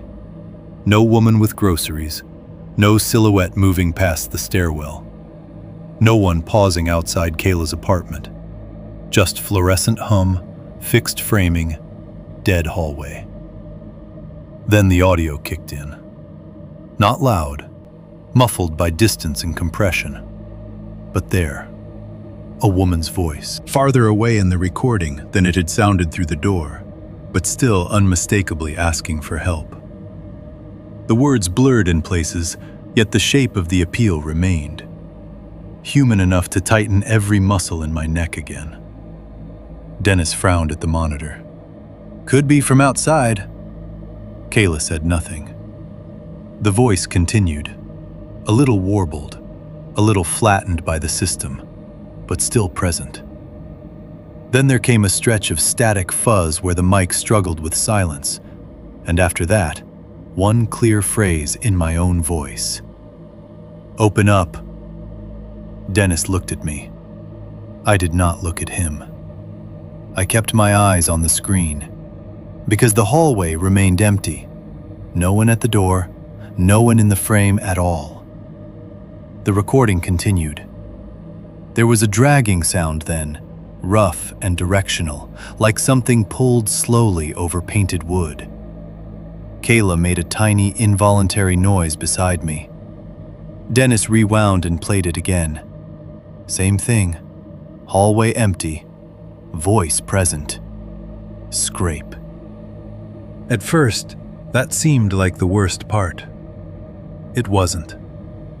The worst part came on the third replay, when I stopped listening to the door area and started watching the edge of the frame nearest the camera itself. Something happened there. Not enough to call it a figure, not enough to circle and say, there it is.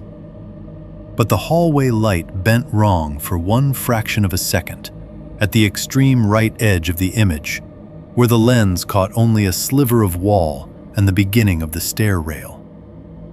The fluorescent wash dimmed around a contour too close to the camera to resolve properly, like something had passed inches from the lens without becoming legible.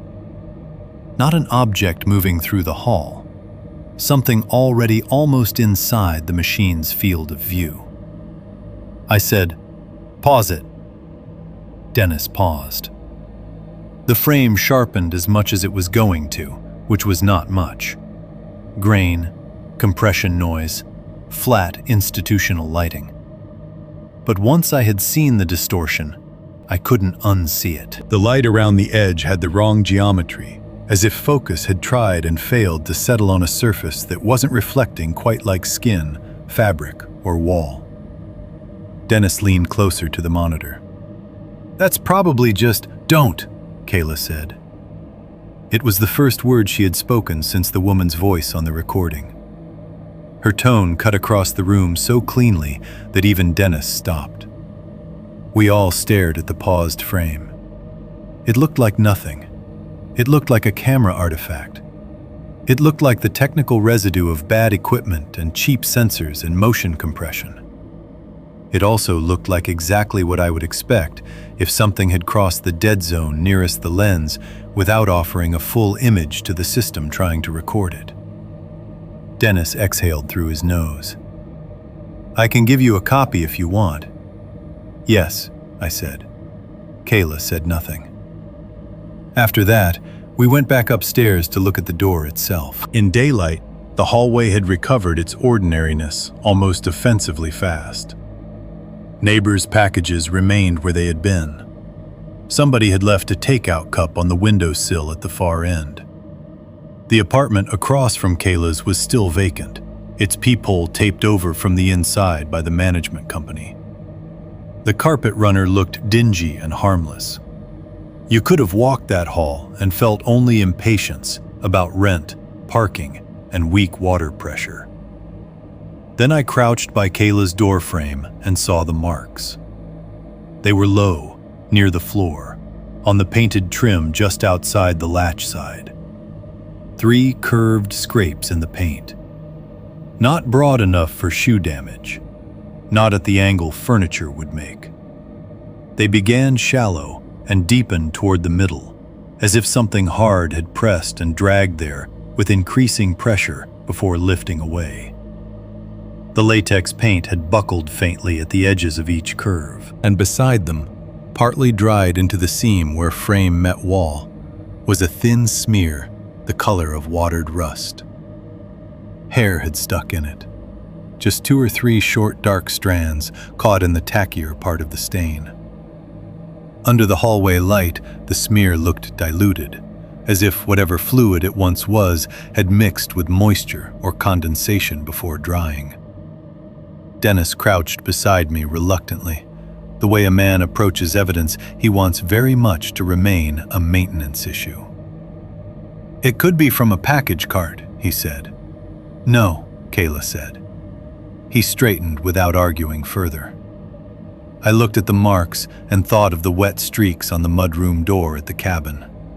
Thought of the hair in the box. Thought of how consistently the thing left matter behind only where it chose to.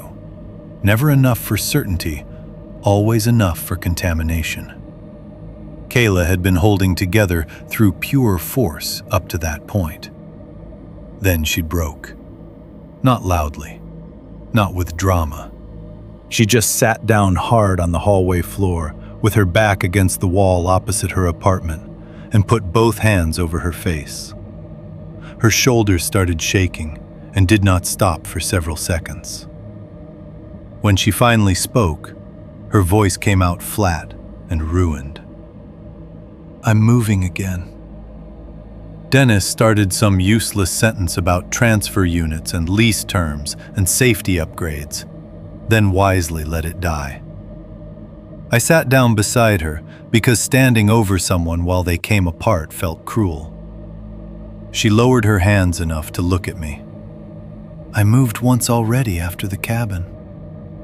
I knew that, but hearing it in the hallway with the fresh marks near her door made it different.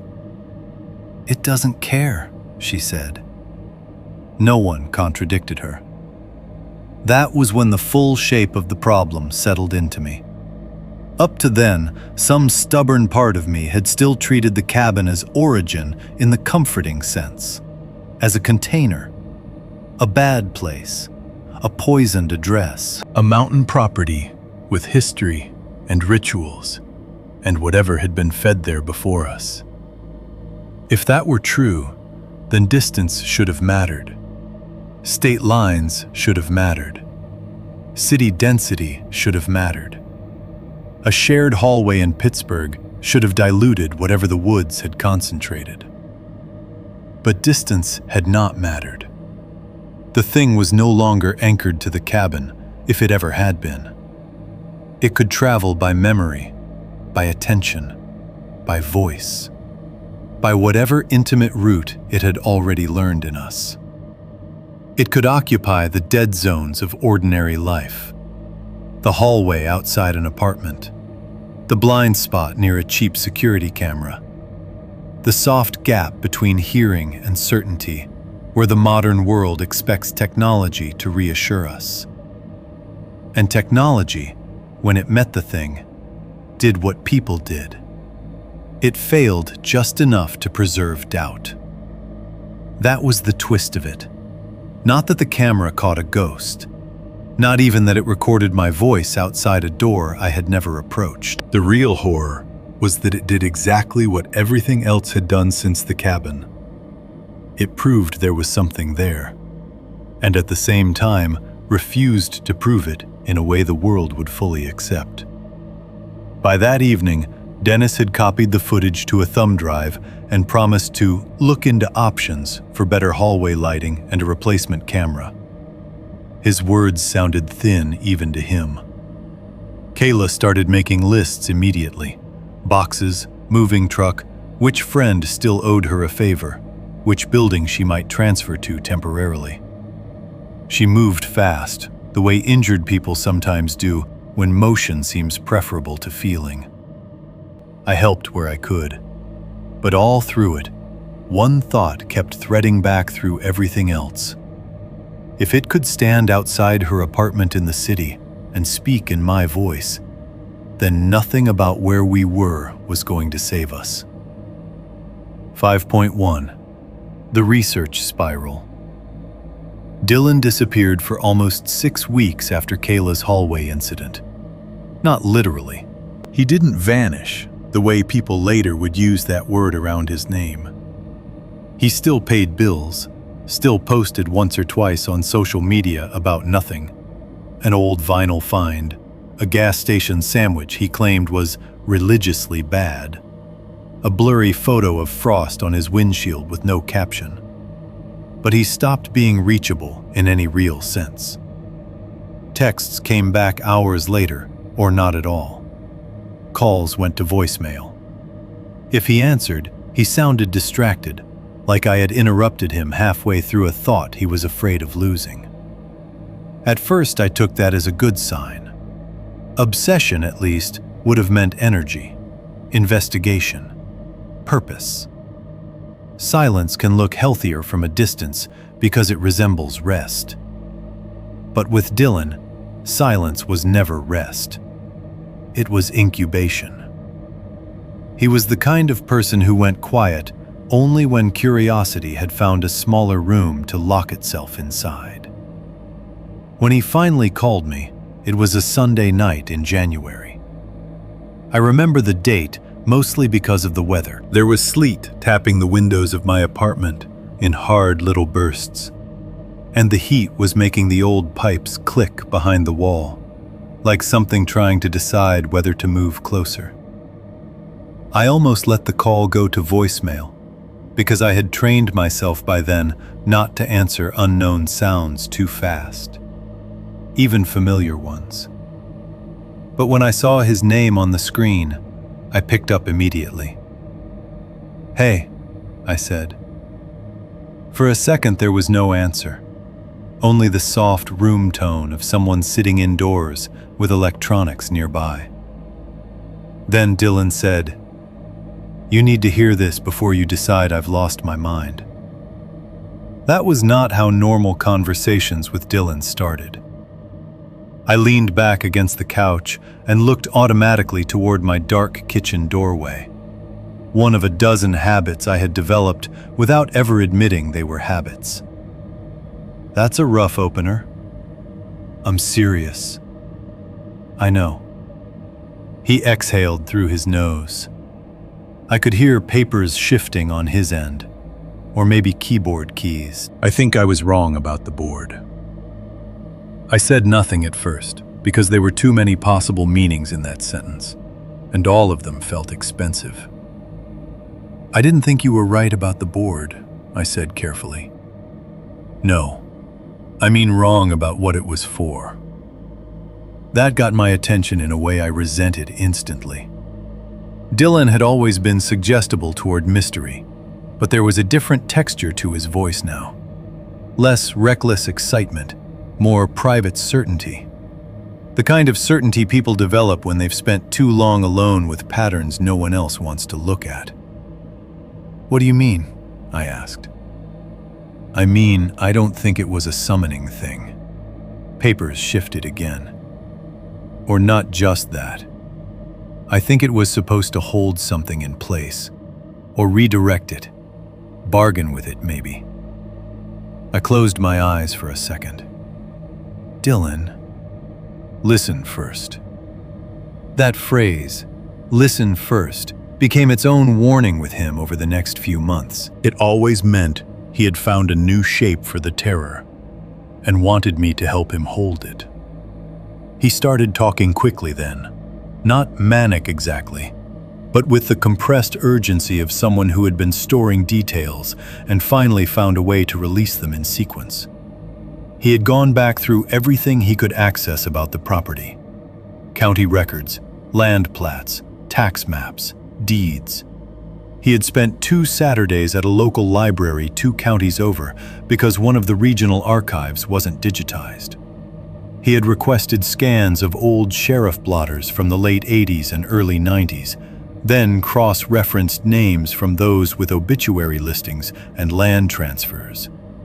He had searched obscure Appalachian message boards where half the posts were LARPing nonsense and the other half were written by people too embarrassed or too tired to dramatize what they were saying. He had even paid for newspaper microfilm access in a county where, as he put it, the internet stops exactly where the useful weirdness begins. I let him talk, partly because interrupting him only made him more determined, and partly because a part of me still wanted explanation badly enough to hear almost any theory if it arrived with enough paperwork attached. The current owner inherited the place from his uncle, right? Dylan said.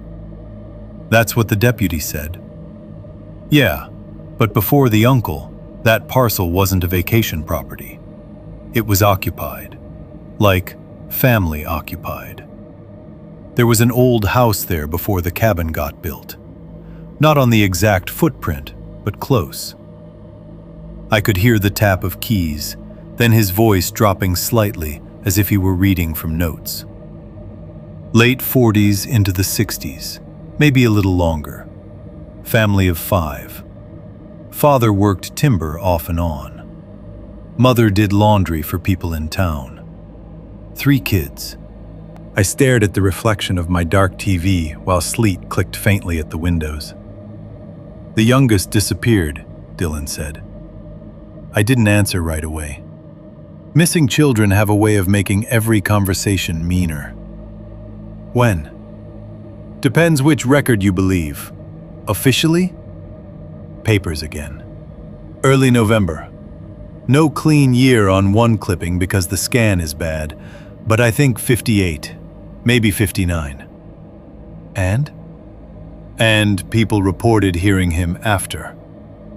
The apartment seemed to cool around me. Dylan went on before I could stop him. Not for one night, for days. Woods behind the property, tree line near the road, once under a porch according to one account, though I don't know if that was embellishment or not. Folks said they heard the boy calling for help, calling for his mother, saying he was cold. Search parties went out twice. Nothing found. My hand tightened on the phone. That's one of those stories every region develops after a bad disappearance, I said. It doesn't mean I know what folklore is. Do you? Silence. Then much more quietly, I know this isn't just folklore. I should have ended the call there. Not because he was wrong. That's the worst part. I don't know that he was wrong. But there is a point in any contamination, psychological, emotional, spiritual, whatever word you're willing to insult yourself with, where research stops being illumination and becomes participation. I think Dylan crossed that line long before he called me. I think by the time he said, "Listen first," he had already started building the thing a room in his head. Instead, I asked, "What else did you find?" He made a small sound, almost relieved. "One journal reference," he said. "Not a real journal, more like a family account quoted in a county history project from the 70s. Probably copied from an older notebook that didn't survive. Could be bullshit, but the line is there. More papers moving. Then he read, "It learned us one by one." I said nothing. He repeated it, softer this time. One by one. That phrase stayed with me, still does, because it matched something I had not wanted to articulate. The threat did not behave randomly. It selected. It personalized. It entered by intimacy.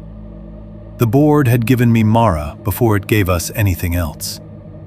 The thing at the cabin door had used practical lies first, then private names, then grief not even I had been carrying consciously on the surface. At Kayla's apartment, it had started with a woman asking for help before becoming me. It wasn't just mimicking sound. It was learning where trust lived. "What about the uncle?" I asked, because I needed the conversation to sound like investigation again and not confession. "I found more on him too," Dylan said. "He wasn't just some isolated mountain guy living badly. He did work on the property, added onto the cabin in stages." And there are mentions of him in 2 different places buying weird materials he shouldn't have needed. Unfinished cedar scraps, roofing nails in bulk, livestock salt, and chalk by the crate. Also, 1 note in a supply receipt about replacement glass pointer, which could be nothing except I don't think it is. The planchette. Yeah. I rubbed my hand over my face. "Dylan, stop. I'm close." "No, you're not. You're circling."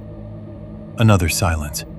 I could hear breathing on his end, steady but tired. Then he said, "I don't think he made the box to call anything." "What then?" "To keep it in one conversation." He spoke the sentence slowly, like he had tested it on himself before bringing it to me. "Or to redirect what door it was using. The symbols gouged out? I think those happened later. Like somebody changed the rules after learning they didn't work. Or after the box stopped doing what it was supposed to do." "That's a theory." "It fits." "Fits what?" "The note," he said immediately. "The way it kept specifying doors. The way the box was hidden, not displayed. The wording on the lid. Don't use this if you hear knocking. That doesn't sound like someone inviting a game. It sounds like someone warning you not to interrupt a process already in motion." I got up and walked into the kitchen because sitting still had become impossible. The apartment lights were too bright all at once. The refrigerator hummed. The sink held 1 plate, 1 fork, 1 coffee mug with a tea stain at the bottom I had forgotten to rinse. Everything looked offensively normal. "And your bigger theory?" I asked, because I could hear one waiting underneath all the rest. He answered without hesitation, which meant he had been waiting for the question. "It imitates to cross thresholds." I said nothing. "It doesn't need flesh the way people keep wanting to believe," he went on. "At least not first. The animal stuff matters, sure, but I think that's secondary. Signaling maybe, leftovers, proof of occupation. What it seems to want most is conditioned access, repetition, attention. If it learns the right voice, the right grief, the right pattern of concern, people invite it. Or they answer it. Or they open the wrong door because they're focused on one threshold and forget the other." I thought of the hallway vent behind Kayla, the side door in the mudroom, the way the front of the cabin had kept our eyes while something else may already have been at the interior margins. He continued, relentless now. "I think it prefers invitation, but partial openings count. Visual openings, emotional openings, ritual openings. Hearing and answering may count more than physically unlatching a knob, depending on what?" I snapped. He stopped. Then, with wounded seriousness that made him sound younger than he was, he said, You don't have to talk to me like I'm enjoying this. That landed where it should have. I leaned both hands against the kitchen counter and stared at the dark glass over the sink, where the night outside reflected only my own apartment back at me. I know you're not, I said, but I wasn't sure that was fully true. Not enjoying it exactly, that would be unfair. Dylan wasn't giddy. He wasn't chasing thrills. He was entangled. There's a difference, but not a protective one. What do you want from me? I asked after a long moment. Nothing, he said too quickly. That's a lie. He gave a tired little laugh. I want you to tell me if I'm crazy. I think you're making yourself worse.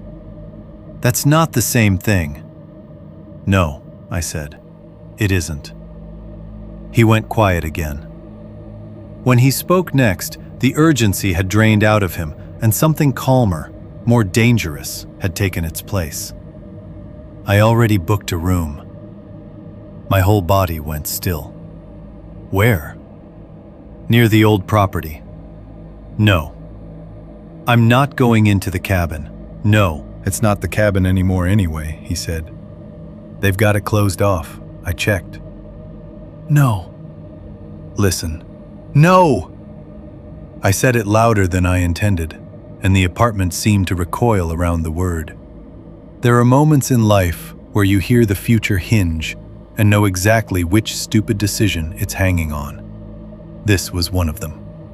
I knew before he answered that whatever came next would become fixed in memory, not as conversation, but as the point where refusal failed. I'm not asking permission, Dylan said. My throat felt too tight to trust. Then what are you asking? For you to understand why I have to go. You do not have to go. If I'm right. If you're right, that's exactly why you don't go. If I'm right, he said again, slower now. Then it was already there before the cabin, before the uncle, before the box, maybe before the road was even there. And all we've done since that night is let it set the terms. We say less. We sleep worse. We build our apartments around it. We stop listening to our own voices. You think that's safer? I had no answer ready because he was touching something true and using it badly. He pressed on. I'm not saying I can beat it, he said. I'm saying there may be a pattern. And if there's a pattern, then maybe there's a way to interrupt it, or at least understand what it's using. You are not a sheriff. You are not a historian. You are not, no, he said. I'm one of the people it learned. The line went quiet after that. Not dead, just quiet. I could hear him breathing. Could hear, faintly, what might have been a computer fan on his end. I stood in my kitchen with the phone against my ear and a sinking certainty in my gut that knowledge had already stopped being his shield and had become the road he was using to walk himself closer. Dylan, I said finally, and I heard how tired I sounded. I know. Don't go.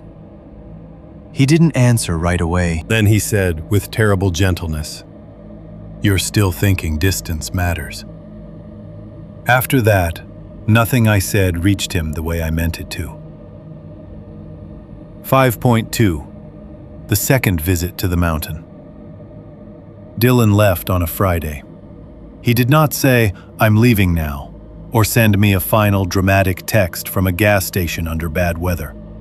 That would have at least given the whole thing the dignity of a decision announced out loud. Instead, he simply stopped answering for most of the afternoon. Then around 6:30, I got a photograph with no caption. It was taken through a windshield, fogged edges, wiper streaks, wet mountain road disappearing ahead between black trees and old snow pushed gray at the shoulders. In the lower corner of the frame, I could see part of his dashboard and the barrel of a flashlight lying across the passenger seat. That was all. I called him immediately. He picked up on the fourth ring. "You son of a bitch," I said. "Hey." His voice sounded normal enough to make me angrier. Not cheerful, not nervous, just focused in a way I had come to dread from him. "Turn around. I'm not at the property yet." "That is not what I said." He sighed, and I could hear road noise beneath him, the soft tire hiss of wet pavement. "I got a room 20 minutes down from the turnoff. I'm not sleeping on the parcel." "That does not make this less insane." "No, but it makes it slightly less stupid." I was pacing my apartment without having consciously decided to. One hand braced against the back of a chair, phone pinned to my ear, every muscle in me already preparing for something that had not happened yet. "What did you bring?" "Recorder, 2 trail cams, flashlights, batteries, a shovel." "A shovel?" "In case—" "No. Stop. Start over. Why do you have a shovel?" There was a pause. Then, with maddening patience, "Because if there are buried remains or buried objects related to the old family, I want documentation." I closed my eyes. "And the shotgun?" I asked, because I had already seen the case in the back seat in a second photo he had sent earlier in the day. Another pause. "Borrowed from my uncle," he said. "You are bringing a gun into this now." "I'm bringing a gun into the mountains at night where I know for a fact there are animals and possibly worse." I almost said there is no possibly left in any of this. Instead, I said, "Dylan, listen to me very carefully. The more you treat this like a thing you can field research, the more you are assuming it behaves like a problem. It doesn't." "No," he said quietly. "It behaves like a pattern." That was worse. Patterns are seductive. Patterns tell you observation matters, that enough careful looking might someday become control. I think by then Dylan needed that more than he needed safety. He promised he would update me before going near the property. He promised he would stay on public road or neighboring access where he could. He promised he wasn't trying to provoke anything, only document. The promises meant nothing. I knew that, and I hated myself for staying on the phone anyway, instead of calling county dispatch, or his family, or someone capable of physically stopping him. But that's the thing fear and shame do over time. They strip authority out of your own instincts. By then, I had already spent months trimming the truth to fit other people's tolerance. I no longer knew how to tell a stranger, with conviction, "My friend is driving back toward a place where something learned my voice and followed us home, and he needs to be intercepted before it notices him again." So I stayed in the narrower, more cowardly reality. I waited for updates. The first real one came just after 8. A voice note. Dylan had started doing that instead of texting whenever he wanted to say too much too fast. The note opened with his breathing, light but elevated, and the faint pebbled crunch of footsteps under it. He was whispering, which made me stand up before I even consciously processed what he was saying. "Okay," he said into the phone. "I'm off the road. I can see the place from the slope if I cut through these pines." There was a pause and a small rustle, as if he were crouching. "The cabin's boarded," he said. "Front windows, side windows, door too. County did a sloppy job of it. Plywood over everything, but not sealed right." I held the phone closer. Then his voice lowered further. "There are marks on the boards."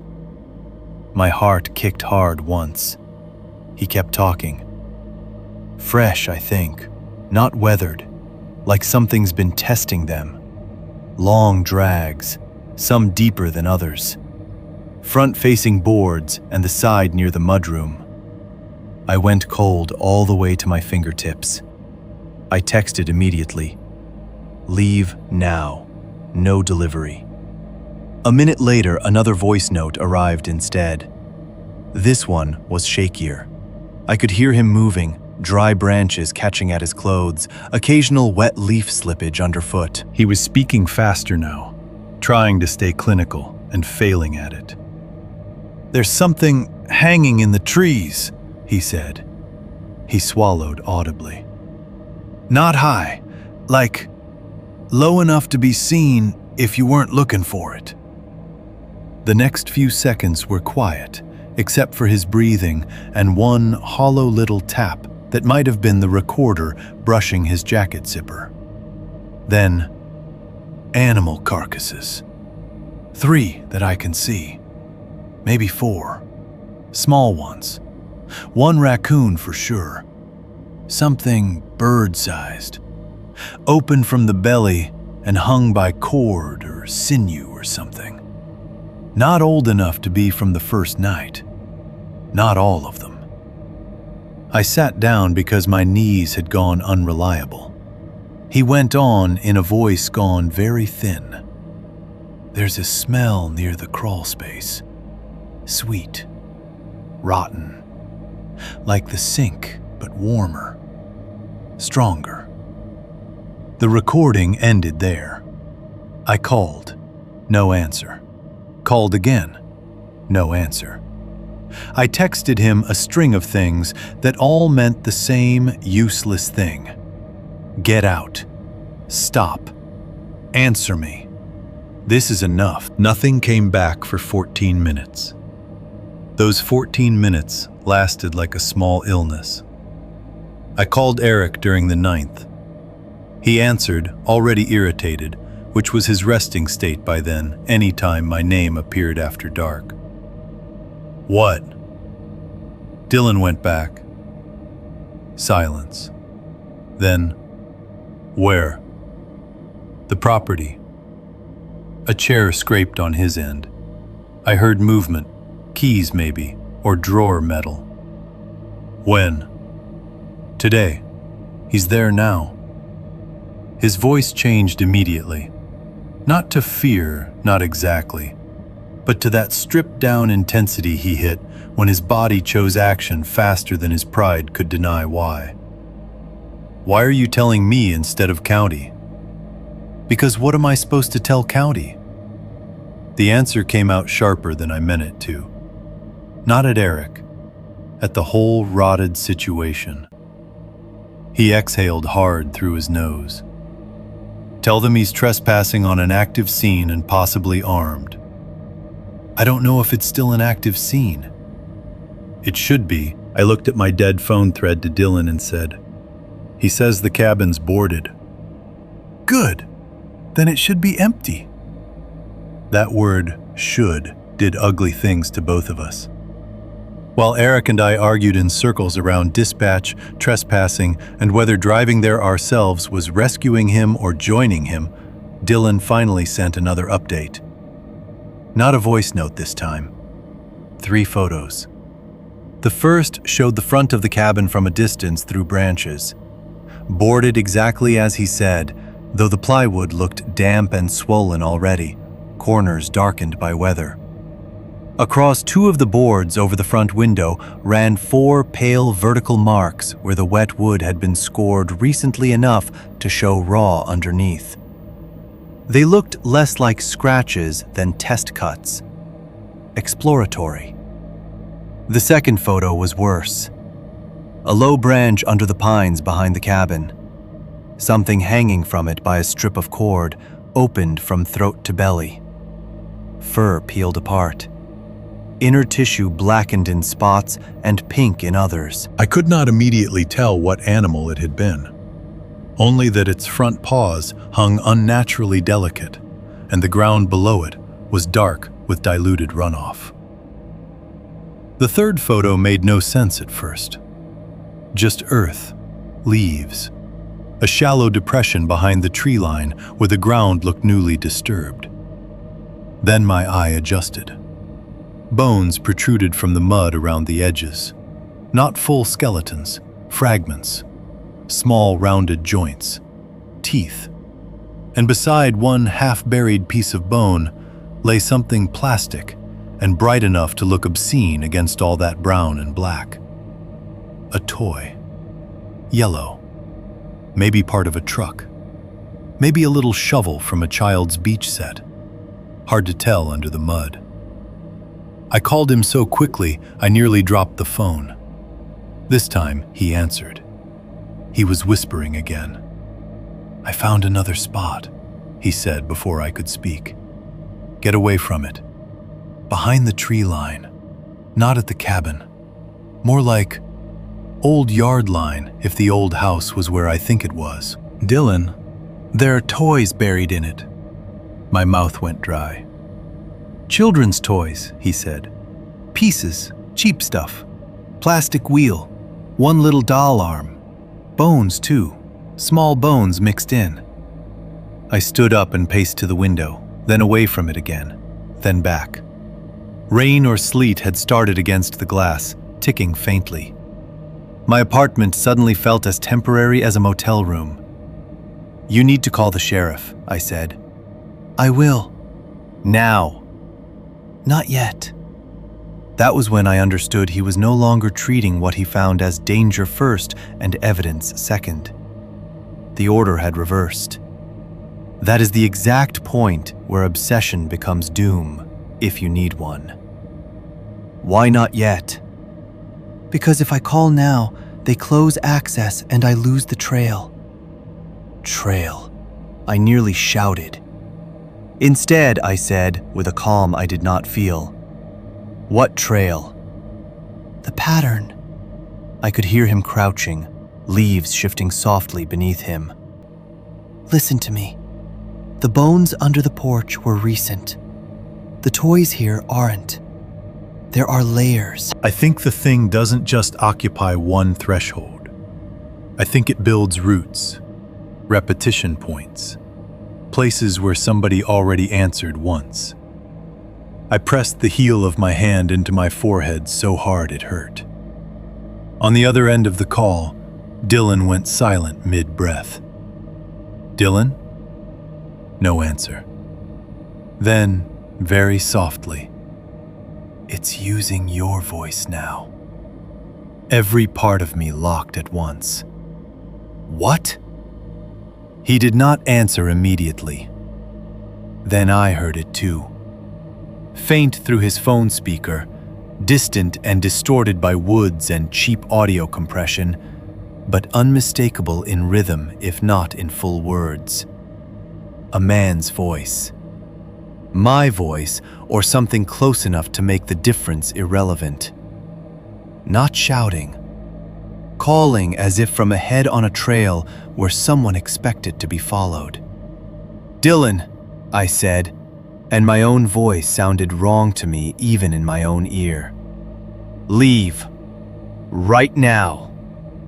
The line filled with a sudden rush of movement, brush snapping, his breath kicking higher, one foot skidding in leaves. Then the recording cut into a sound I still cannot place cleanly. Not exactly laughter, not exactly choking. Something like someone coughing through blood while trying very hard not to laugh. The call dropped. I stared at the screen. Eric, who had stayed on speaker from my earlier argument with him, said, "What happened?" For 1 second, I could not answer. Then I said, "We're calling them." "We should drive."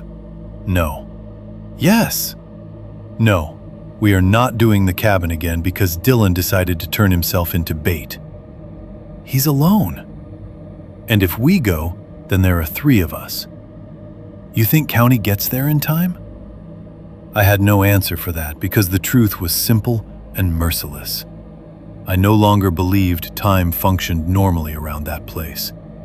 Response time, road conditions, jurisdiction, those were all real factors in the world. But something else was real too. Something that could use private voices and dead thresholds and learned grief with a speed no radio dispatch would ever report properly. Eric said, "I'm getting my keys." I said, "If you drive there, I'm calling your brother." "Do it." "I'm serious." "So am I." We spent the next 5 minutes in that exact kind of argument men have when fear puts on the mask of logistics. Call the sheriff. No, call state police. No, drive. No, wait. No, if we wait, he disappears. No, if we go, we disappear with him. Every sentence was true and useless at the same time. In the middle of it, another voice note arrived from Dylan's phone. 7 seconds long. No speech. Only running at first. Wet leaves, breath, one branch striking fabric. Then a sharp impact, as if he had stumbled or collided with something. And at the very end, too close to the microphone to have come from the trees ahead, my own voice whispered, "This way." I did call the authorities after that. I also got my keys. 5.3. The last recording Dylan sent. The last audio file Dylan sent reached me at 11:43 p.m. I know the exact time because by then the whole night had turned into timestamp management. Calls to county dispatch, calls to Eric, missed calls from an unknown number I did not answer because I could no longer trust what urgency sounded like. Messages to Dylan that stayed undelivered, then briefly delivered, then unanswered. My phone had become a live wire I could not put down without feeling worse. By that point, the sheriff's office had already told me they were sending units toward the property. Not immediately, not cleanly, not with the kind of response city people imagine when they dial for help and hand over an address. There were questions first, then skepticism, then the uncomfortable recognition in someone's voice when I repeated the parcel number and the boarded cabin and said a man might be trespassing there with a firearm. I did not mention voices. I did not mention mimicry.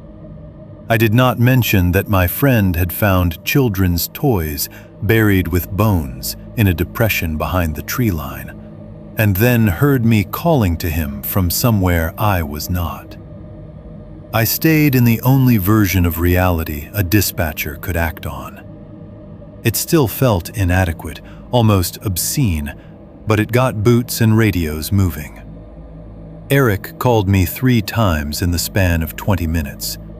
The first 2 calls were arguments in different clothing. He wanted to go. I wanted him not to. He accused me of hiding behind procedure.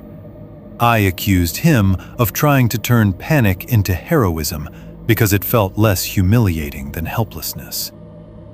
By the 3rd call, neither of us had enough anger left to perform properly. "Any word?" he asked. "No." You hear back from county? They're sending people. That's not what I asked. I looked at the dark window over my sink, where the apartment reflected itself back at me in hard little islands of light. "No," I said. The truth was worse than no word. The truth was that every minute Dylan remained out there, my certainty kept shifting in the wrong direction. At first, I was afraid he had been injured. Then I was afraid he was hiding.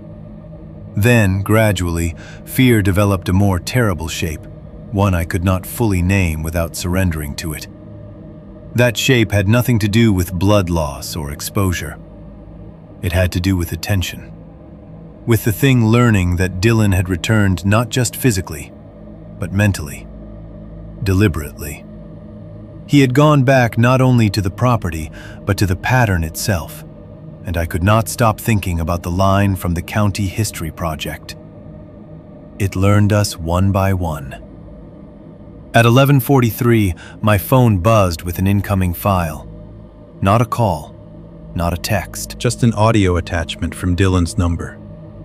For 1 second, I stared at it without opening it. Then I sent a message to Eric that read, "He sent something," and I pressed play. The recording began with movement, boots in wet leaves, fast, uneven footfalls.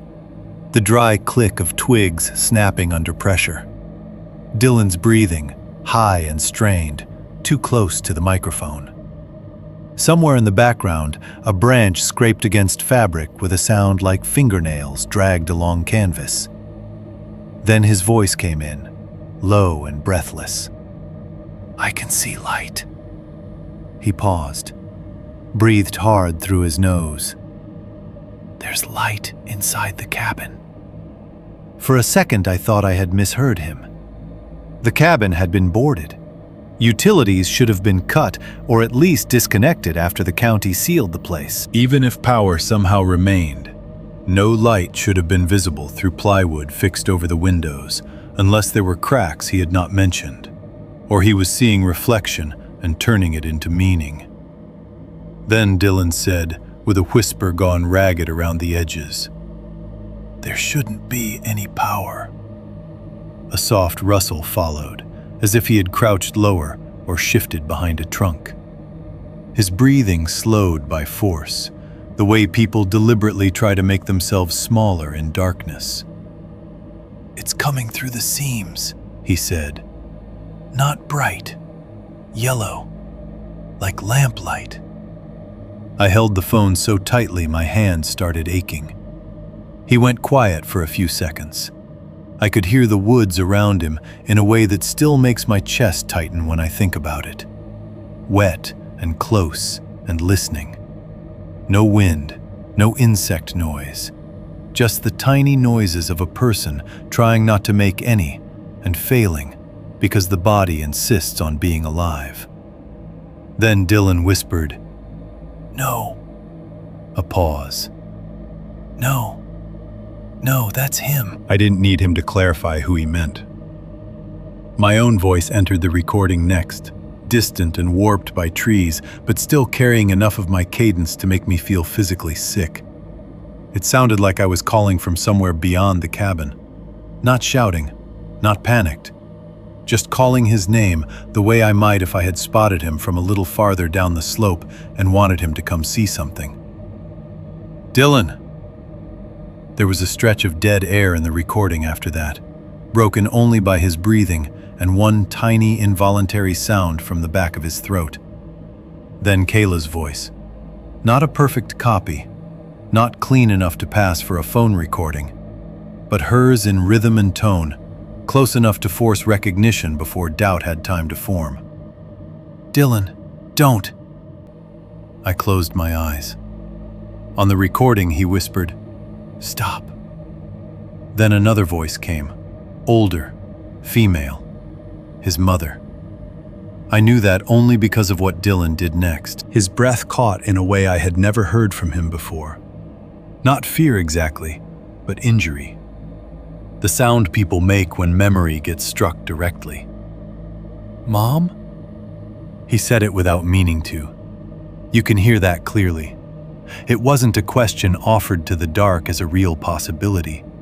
It was reflex. The body answering the one thing it has not yet learned how to distrust. The recording held silence after that for maybe 4 seconds. Then, from farther off, far enough to feel wrong in a different direction, came the sound of a child humming.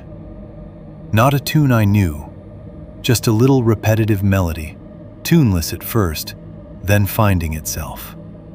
A child humming alone because it has not yet learned that silence can be protective. There was no crying in it, no obvious distress. That made it worse. Distress gives you categories. Humming gives you intent without explanation. Dylan whispered, "Jesus Christ." He shifted again.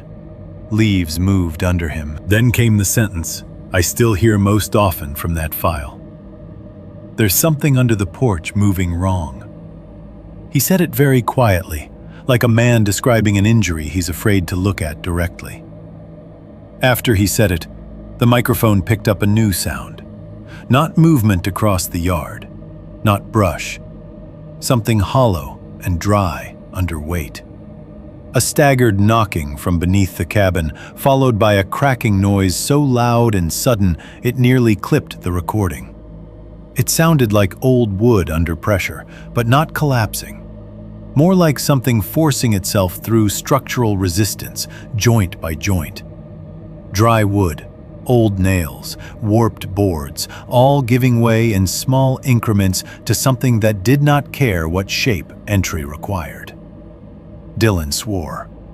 Then the recording lurched into motion, hard. The audio filled with him running, boots slipping, brush whipping his legs, breath tearing in and out. The sound of a body abandoning stealth and choosing speed. Once he stumbled hard enough that the microphone struck something and gave off a sharp plastic tick. My voice called after him from one side, then Kayla's, then his mother's again, this time much closer. Then the child humming, suddenly not distant anymore, but pace-matched somehow, as if it had moved through the trees without crossing any of the ground in between. He was crying by then, not fully sobbing yet, but his breathing had turned ragged enough that fear and effort were erasing the line between the two. At one point he gasped, "Truck! Truck! Truck!" like a prayer stripped down to function. Then another voice entered the recording, his own. I need to be careful with how I describe that, because I don't want it to sound more dramatic than it was. It was not some thunderclap reveal. It was worse. It arrived naturally, from ahead on the trail, using his exact vocal shape, but with none of his exertion in it. Calm. Waiting. "Dylan!" There was a half second where his real breathing on the mic simply stopped. Then he made a sound I have heard only once in another human being. A raw, childlike break from deep in the chest. Not because of pain, but because reality has just torn in front of them, and the body doesn't know what language belongs on the other side of it. "That's not me," he sobbed. He said it once, then again, louder and breaking apart. "That's not me! That's not me!" The recording ended in movement and impact. No scream, no final statement.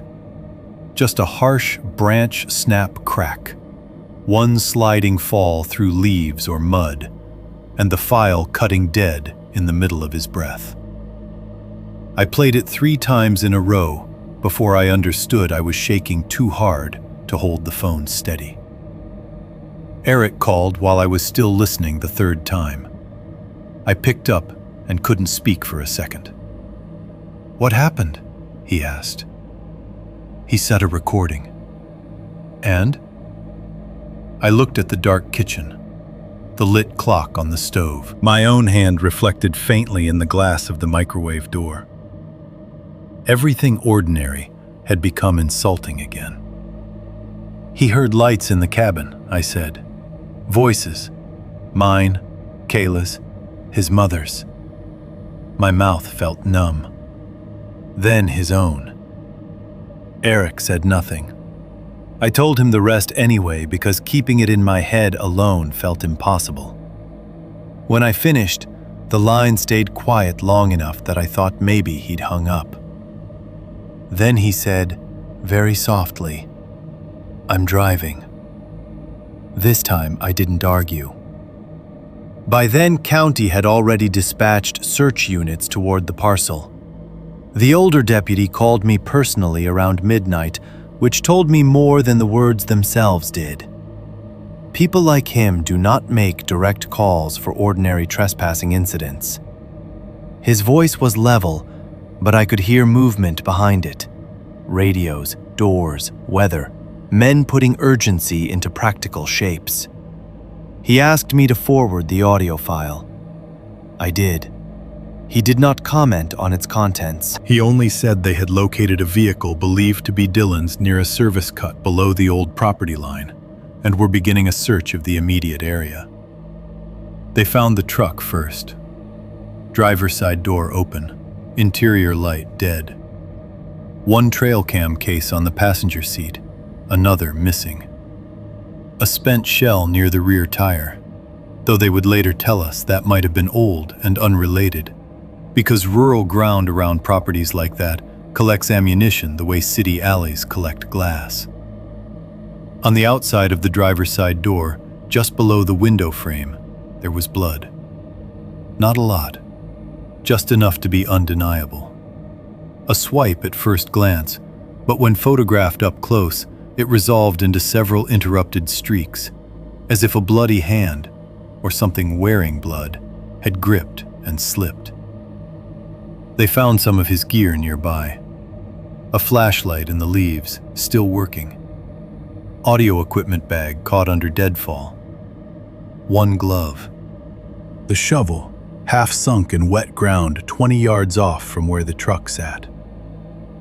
But they did not find Dylan. Not that night, not the next morning, not after a day and a half of organized search. What they did find, and what I wish they had not, was one of the trail cameras. The memory card on it held only a handful of usable frames before the image corrupted into static and darkness. Most were useless. Trunks, brush, one blown-out shot of reflected flash from moisture in the air. In two of them, Dylan appeared in profile near the edge of the frame, head turned towards something in the trees. The last clear frame was the worst. Dylan stood in profile with the shotgun low in his hands, not aimed yet, just held.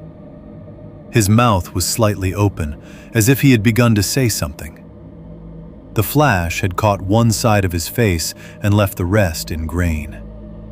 Behind him, at the edge of the lens where the image darkened into underbrush, something pale was half risen. That is the only wording that fits.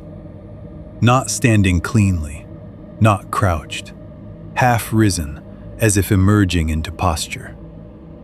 A white shoulder or upper back visible first, then a suggestion of head at the wrong angle above it. Too little to prove, too much to forget. The search official who showed us the frame tried to stay careful.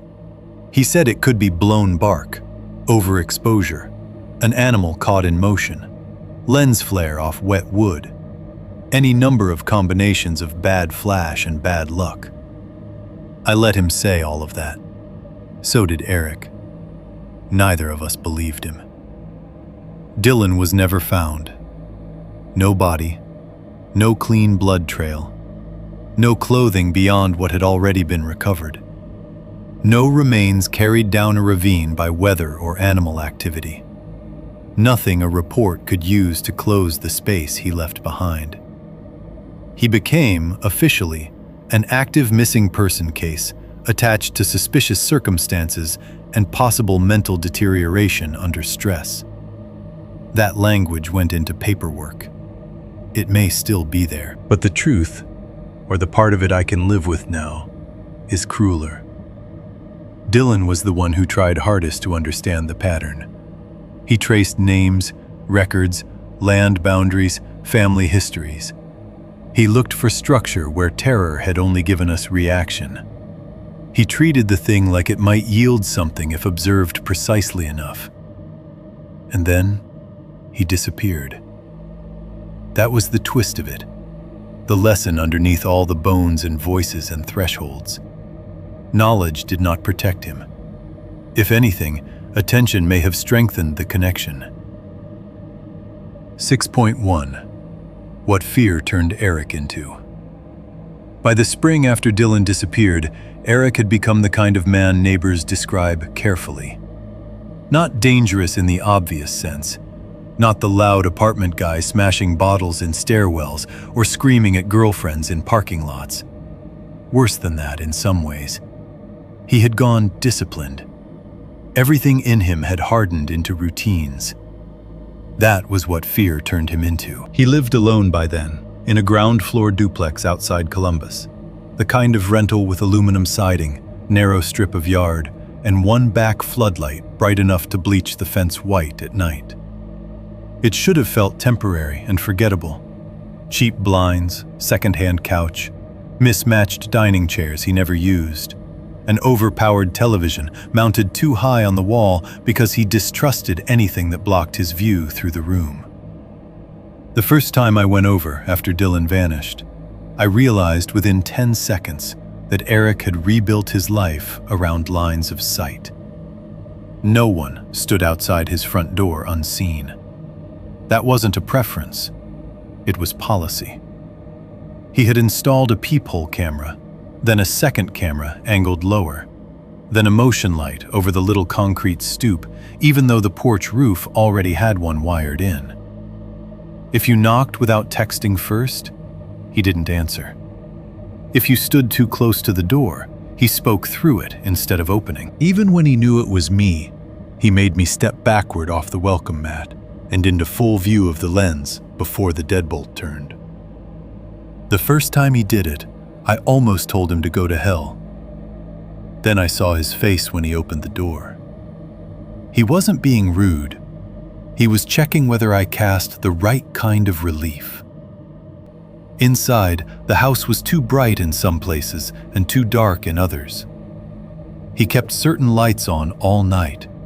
Kitchen oversing bulb, hallway lamp, one bare bulb in the laundry room with the door cracked just enough to throw a thin wedge of yellow across the floor. The television was on when I came in. Some cable news panel with 6 angry men talking at once, but the sound was muted. That had become one of his habits too. Moving images without voices. Proof of life without the risk of language arriving from the wrong place. "You ever sleep in the dark anymore?" I asked him once. He gave a flat little smile and said, "Parts of the house do." That was Eric's version of honesty by then. If a truth made him feel exposed, he angled it into a joke so hard it almost bruised on the way out. He had also armed himself in layers. Not in a theatrical bunker guy way, nothing with militia energy or internet paranoia cosplay, just practical upgrades made obsessive by repetition. A baseball bat behind the bedroom door, a shotgun locked but accessible in the hall closet, a folding knife on the kitchen counter, another in the bathroom drawer, reinforced strike plates on both exterior doors, longer screws in the hinges, wedges under thresholds, one of those metal bars that braces under doorknobs at night.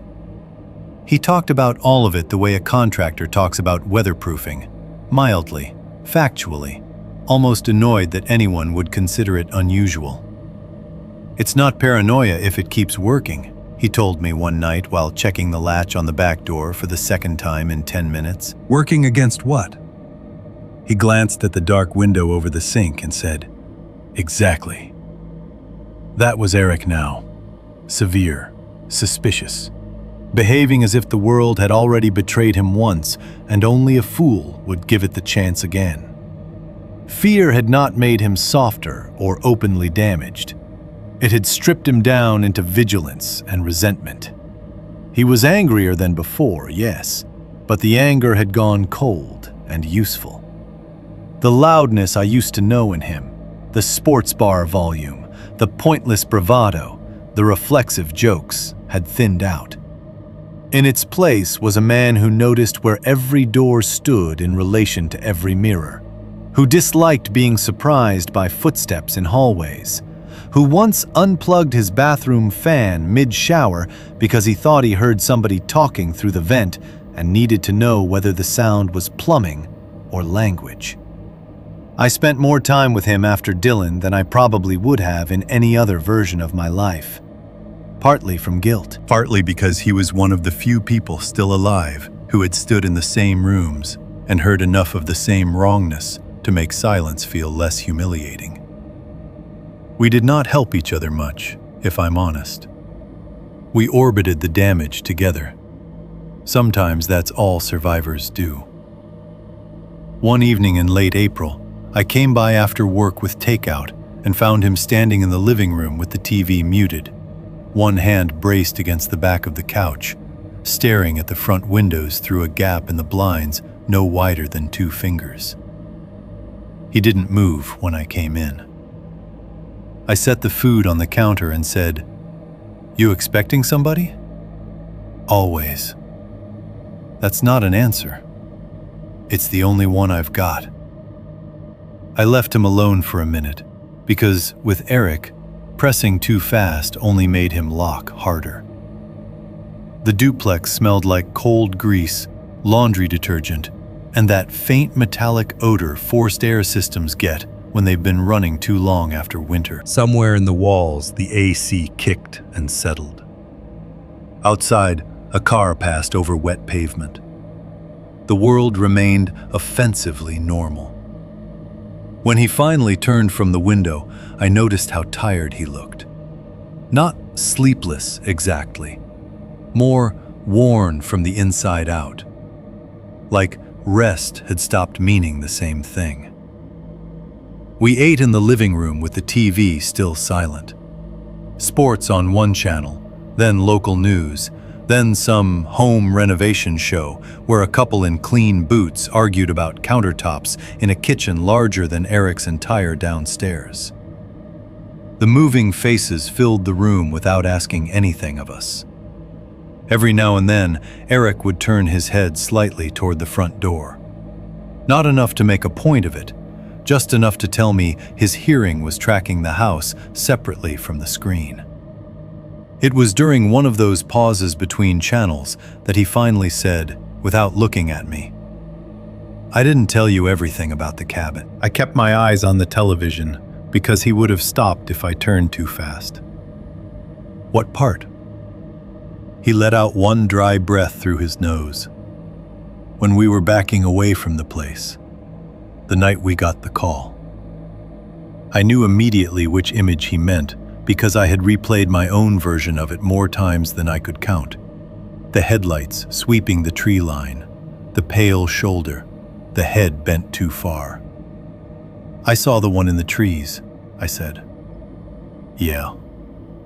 He picked at the label on his beer bottle without drinking. "I saw that one too." Something in the way he said "that one" made the room contract around us. I turned then. He still wasn't looking at me. "What do you mean, two?" He took another second before answering, not because he was deciding whether to tell me, I think, but because saying it out loud would make the memory use his mouth again. "When I got in the driver's seat," he said, "before the lights swung all the way out to the woods, I looked up." "Up where?" "The porch roof." For a second, I didn't understand what he was saying. Or maybe I understood and rejected it before the image could form. Eric went on in the same flat tone. "There was one up there, too." Every muscle in my back tightened at once. He nodded once, almost to himself. "Flattened down low, like an animal trying to keep its body close to the shingles. But wrong. Too long through the arms or the shoulders or something. I only saw it for a second when the headlights bounced. It was looking at us." I said nothing. "There wasn't enough light to make out a face," he said. "Just the shape of it, and the way it stayed still." His jaw moved once. "That's why I missed the turn backing up. Not just the one in the trees. I saw the thing on the roof and knew there was more than one." The words sat between us. More than one. I had thought it before, in pieces. Different pressures at different thresholds. The front door occupied while the vent whispered behind Kayla. My voice in one place while movement happened in another. But hearing Eric say it that plainly made the memory multiply backward. The cabin had not been besieged by a single intelligence pressing from multiple angles. Or if it had, it knew how to inhabit more than one point of contact at once. "You never said anything," I heard myself say. He laughed once, quietly and without humor. "What was I supposed to say? Hey man, by the way, while we were abandoning our friends and trying not to die, I also saw something crouched on the roof like a sick dog made of elbows." The image landed anyway. I looked away first. Eric finally drank from the beer then, though only enough to wet his mouth. "You know what the worst part is?" I didn't answer. I don't think it was up there waiting to jump. He set the bottle down. I think it was watching us leave. That sentence followed me for days after. Because it implied patience, observation, not just hunger or intrusion, but assessment. The thing on the roof had not rushed. The thing in the trees had not flinched in the headlights. Whatever they were, one thing in multiple positions or multiple things sharing one appetite, they had looked at our panic without urgency, as if departure itself was useful to them.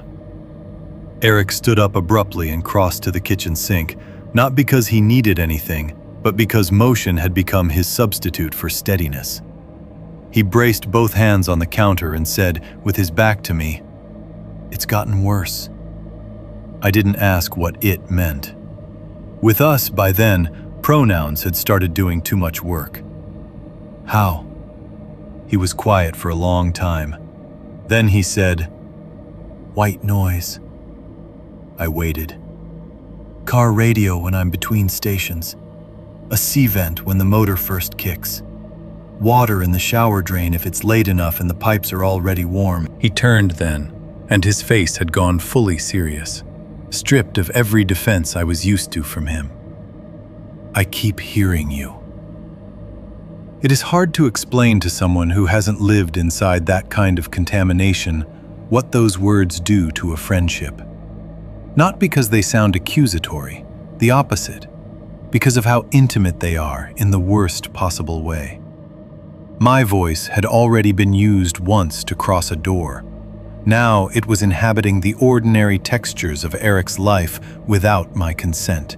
Vents, radios, plumbing, the domestic machine sounds a person cannot avoid.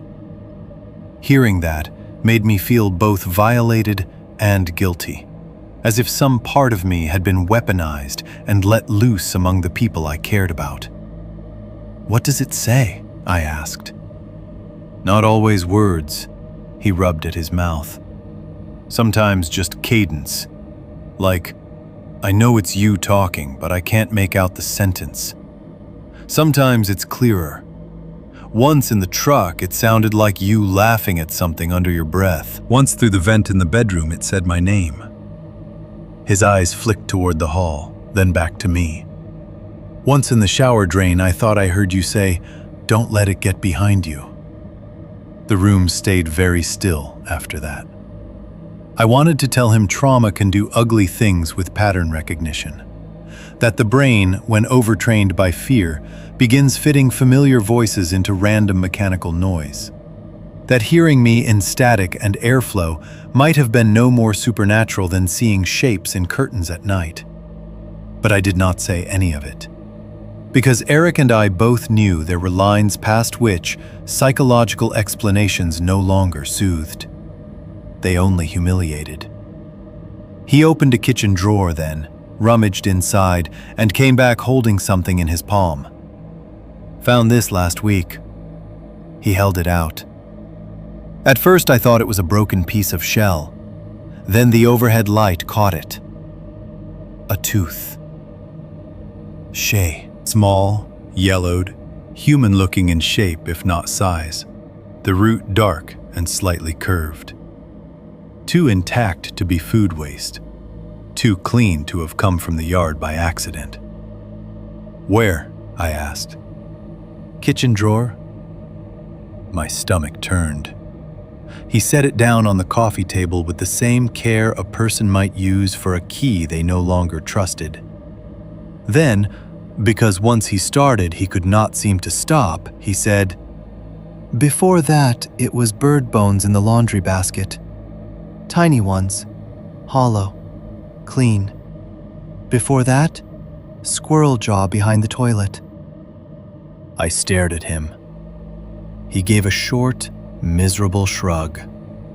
"I kept telling myself it was old house shit. Mouse drag-in, loose vent, attic nonsense. Except there is no attic over the bathroom. And I don't leave teeth in drawers." No, I thought. You don't. The severity of him made more sense then, not as paranoia detached from cause, but as a structure built around repeated small violations. Not enough at any single point to prove anything to the world. More than enough to erode a person from the inside if they were the one living with it. I looked around the duplex differently after that. The muted TV, the lit hallway, the lock bar by the door. The way he had positioned his chair so he could see both the front entry and the dark mouth of the hall. None of it was theatrics. It was adaptation. Compromised, joyless adaptation, but adaptation all the same. And beneath it all, I could feel something worse in him than fear. Fatigue. The kind that comes when vigilance stops feeling temporary and starts becoming character. He sat down again, elbows on his knees, and for the first time that night, he looked less angry than fragile. Not soft. Eric never really became soft again after the cabin, but near a breaking point in the way heavy materials are near breaking points. Not visibly weak until the precise second the stress line runs all the way through. You ever get the sense, he said quietly, eyes on the floor now, that it doesn't need to do much anymore? I said nothing. He answered himself. Just enough to keep you arranging your life around it. That was the horror underneath everything else by then. Not simply that something had followed us, but that surviving it had begun to shape us into people who could no longer tell the difference between caution and obedience. 6.2. The FaceTime call. Eric called me at 2:07 in the morning during a rainstorm. I remember the exact minute because I was already awake. That had become normal by then in the ugliest possible way. I wasn't an insomniac in the clinical sense. I could still sleep. I just no longer stayed asleep cleanly when weather and silence aligned the wrong way. Rain was one of the worst triggers, not because of anything supernatural about it, but because it flattened the world. It softened distances, buried traffic, turned every isolated sound inside a house into something more intimate. Pipes knocked louder in rain. Wood expanded. Gutters whispered. Water found all the patient edges of a building and used them. My bedroom was dark, except for the dim blue clock on the dresser and the streetlight glow leaking around the curtain. The TV in the living room was still on low because I had fallen asleep to muted late-night reruns and never gone back to turn it off. When my phone lit the nightstand and buzzed against the wood, I felt the shock of it all the way down my arms before I even saw Eric's name. FaceTime. For 1 second, I just stared at it. Then I answered. The image came up in motion, shaking badly enough that it took my eyes a second to orient. At first, all I saw was part of a wall, then the edge of a lamp, then the ceiling. Then the camera steadied, and I realized Eric was not showing his face. He was showing me his apartment. The phone had been set low, maybe propped against something on the coffee table or the arm of the couch. The frame captured most of his living room and the short front hallway leading to the door. One lamp was on in the corner, throwing a dull amber pool that left the rest of the room in stretched shadow. The television was dark. The kitchen beyond was half visible, sink light off. The front door stood at the end of the hall, with the chain engaged and the lock bar braced low under the knob. Rain tapped faintly somewhere on the other side of the house. I whispered, "Eric?" His voice came back immediately, low and close to the phone, but from off camera. "Don't talk loud." I sat up in bed so fast the sheets twisted around my legs. "What happened?" "It's here." There are sentences that change the temperature of a room, even before they explain themselves. That was one of them. Not "someone's here," not "there's somebody outside," not even "I heard something." Just it's here, spoken by a man I had known before, and after fear had remade him. A man whose voice by then had lost most of its talent for exaggeration. "How long?" I asked. "Over an hour." My mouth went dry. "Why didn't you call sooner?" I wanted to be sure. The image on my screen stayed fixed on the living room and hall. Nothing moved in it. The apartment looked painfully ordinary.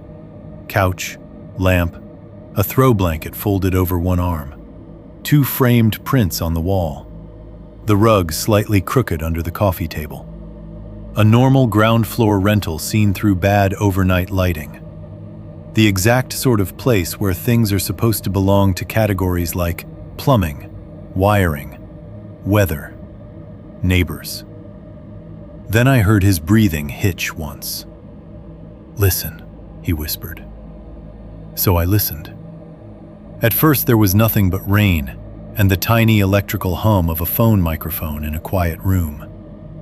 Then came 3 knocks, slow, measured, from the front door. Not loud enough to sound urgent, not soft enough to dismiss. Knock, a pause.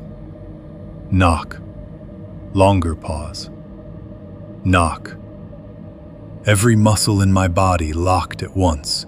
I was no longer in my bedroom, not emotionally, not physically either, if I'm being honest. My body had already crossed the line into Eric's apartment and started waiting there at the end of his hall, measuring the distance between chain lock and darkness. He whispered, almost voiceless, "Same as the cabin." I said nothing because speech felt dangerous even through a phone. For several seconds after the 3rd knock, the apartment stayed still. No footsteps outside, no scraping, no neighbor voices through the hall. The rain went on tapping somewhere beyond the frame, light and steady, as if weather were the only thing touching the building. Then my own voice said, from the other side of Eric's front door, "Eric, it's me." I closed my eyes for half a second, opened them again, and the apartment on my screen remained exactly where it had been. The voice went on, calm and intimate. "Open up." Not hurried, not theatrical. Just the tone a friend uses when they think they've already earned entry. It was worse than at the cabin in one crucial way. Now I knew what it could do. There was no shock left to soften the recognition. The horror arrived fully formed. Eric's breathing sharpened off camera. "It already came through the back once," my voice said at the door. The sentence made no sense, and every kind of sense at the same time. A lie built from practical urgency. The kind of lie meant to force movement before thought can catch up. Eric whispered, "I checked the peephole. Nobody there." "How many times?" "3. "Don't check again." "I wasn't going to." But the way he said it told me he had thought about it. Of course he had. The peephole is a ritual of modern safety. See first, decide second. The problem is that the whole structure collapses when sight stops outranking sound. On the phone, the apartment remained unchanged.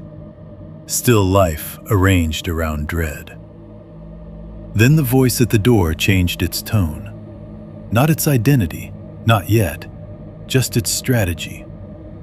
"Come on," it said. "You know it's me." I could hear myself too clearly in it. Not just timbre, my rhythm. The way I flatten certain vowels when I'm tired. The slight edge of impatience under reassurance. The most unbearable thing about hearing yourself used that way is not the alienness. It's the familiarity. It is your voice. That's what makes it obscene. Then it said something true.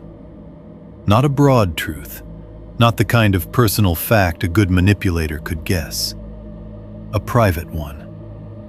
"Open up and stop acting 12, it said. "You always did this after your dad left." I stopped breathing. Off camera, Eric made a noise like he'd been hit in the stomach, because that sentence belonged to a conversation I had with him when we were 19 and drunk on the roof of our college rental, after one of the first times he ever told me anything real about his father. I had said something stupid and half-teasing then, trying to cut through his defensiveness. He had laughed at the time. Later, he told me he hated that I had been right. No one else should have had that line. The apartment on my phone remained still. Lamp glow, hallway, door. Eric whispered, "No." Not to me, not exactly. The voice at the door used my silence as room to move into. "You made me swear not to tell anybody," it said. "Remember?" Another private truth, another hook, real enough to force shame into the room. There are things fear does worse when it has access to embarrassment. Shame is a faster solvent than terror by itself. Terror wants distance. Shame wants privacy. Combine them and people unravel inward, where help can't get leverage. "Stop listening," I said into the phone, louder than I meant to. "Eric, listen to me. That's not—" "I know what it is," he hissed. But his voice had changed. It was thinning out around the edges, losing the hard control he'd built himself out of. The problem was not that he believed the thing outside was me. The problem was that it knew where to reach him. It was not only trying the lock, it was entering through memory. At the door, my voice grew softer, almost gentle. "I know you checked the peephole," it said. "I know you didn't see me." I felt my scalp tighten. "That's because I'm low." For one sick instant, I saw the porch roof at the cabin again. The flattened thing, the low angle, the wrongness of a body choosing architecture instead of the obvious approach. Eric whispered, "Shut up." It ignored him. "Open the door," my voice said. "I'm wet." Rain ticked faintly on the building in cruel confirmation. I stood up from my bed without meaning to, and started pacing the dark edge of my room with the phone in front of me, as if changing my own position could somehow alter his. Then the voice shifted again. Not away from me this time, deeper into me. It began saying things only Eric and I had shared, in stretches of exhausted honesty years before. Not confessions exactly. Worse than that. Small humiliations, specific loyalties. The unspectacular private glue of male friendship that almost never gets spoken aloud, and therefore feels filthier when overheard. The night he punched a hole in drywall after his father's second wedding, and made me promise not to tell anyone because it would make it real. The morning after college graduation, when he cried in my car for less than a minute and then swore me to silence forever. The nickname he used for himself, ironically, one winter after getting fired from a job he hated and feeling like a failure anyway. Each sentence came through my voice. Each sentence hit him harder. "Open up," it said after one of them. "You know I kept your secrets." "Stop," Eric whispered. The chain on the front door gave a tiny metallic shiver, as if the door had been tested by pressure too careful to count as a strike. I said, "Eric, go out the back." "No." "Why?" "Because if it wants the front, I want eyes on the front." "That is not logic. It's all I've got." Then, without warning, a violent hit slammed the front door. The whole frame in the video jumped. The chain lock snapped tight with a metallic crack so loud the phone mic distorted around it. The lock bar under the knob skidded half an inch across the floor and caught. Something thudded off the hallway wall hard enough to shake one of the framed prints in the living room. I shouted his name. He came into frame for the first time then, only partially, shoulder, forearm, the side of his face as he lunged past the coffee table toward the hall closet. He looked worse than I had imagined. White around the mouth. Eyes too wide, not with panic, but with that dangerous overfocus people get when adrenaline has begun replacing judgment, molecule by molecule. "What are you doing?" I yelled. He yanked open the hall closet and reached up. Metal clinked. The shotgun. "Eric, no!" Another hit slammed the door, this one lower, more force behind it. The chain stretched with a noise I felt in my molars.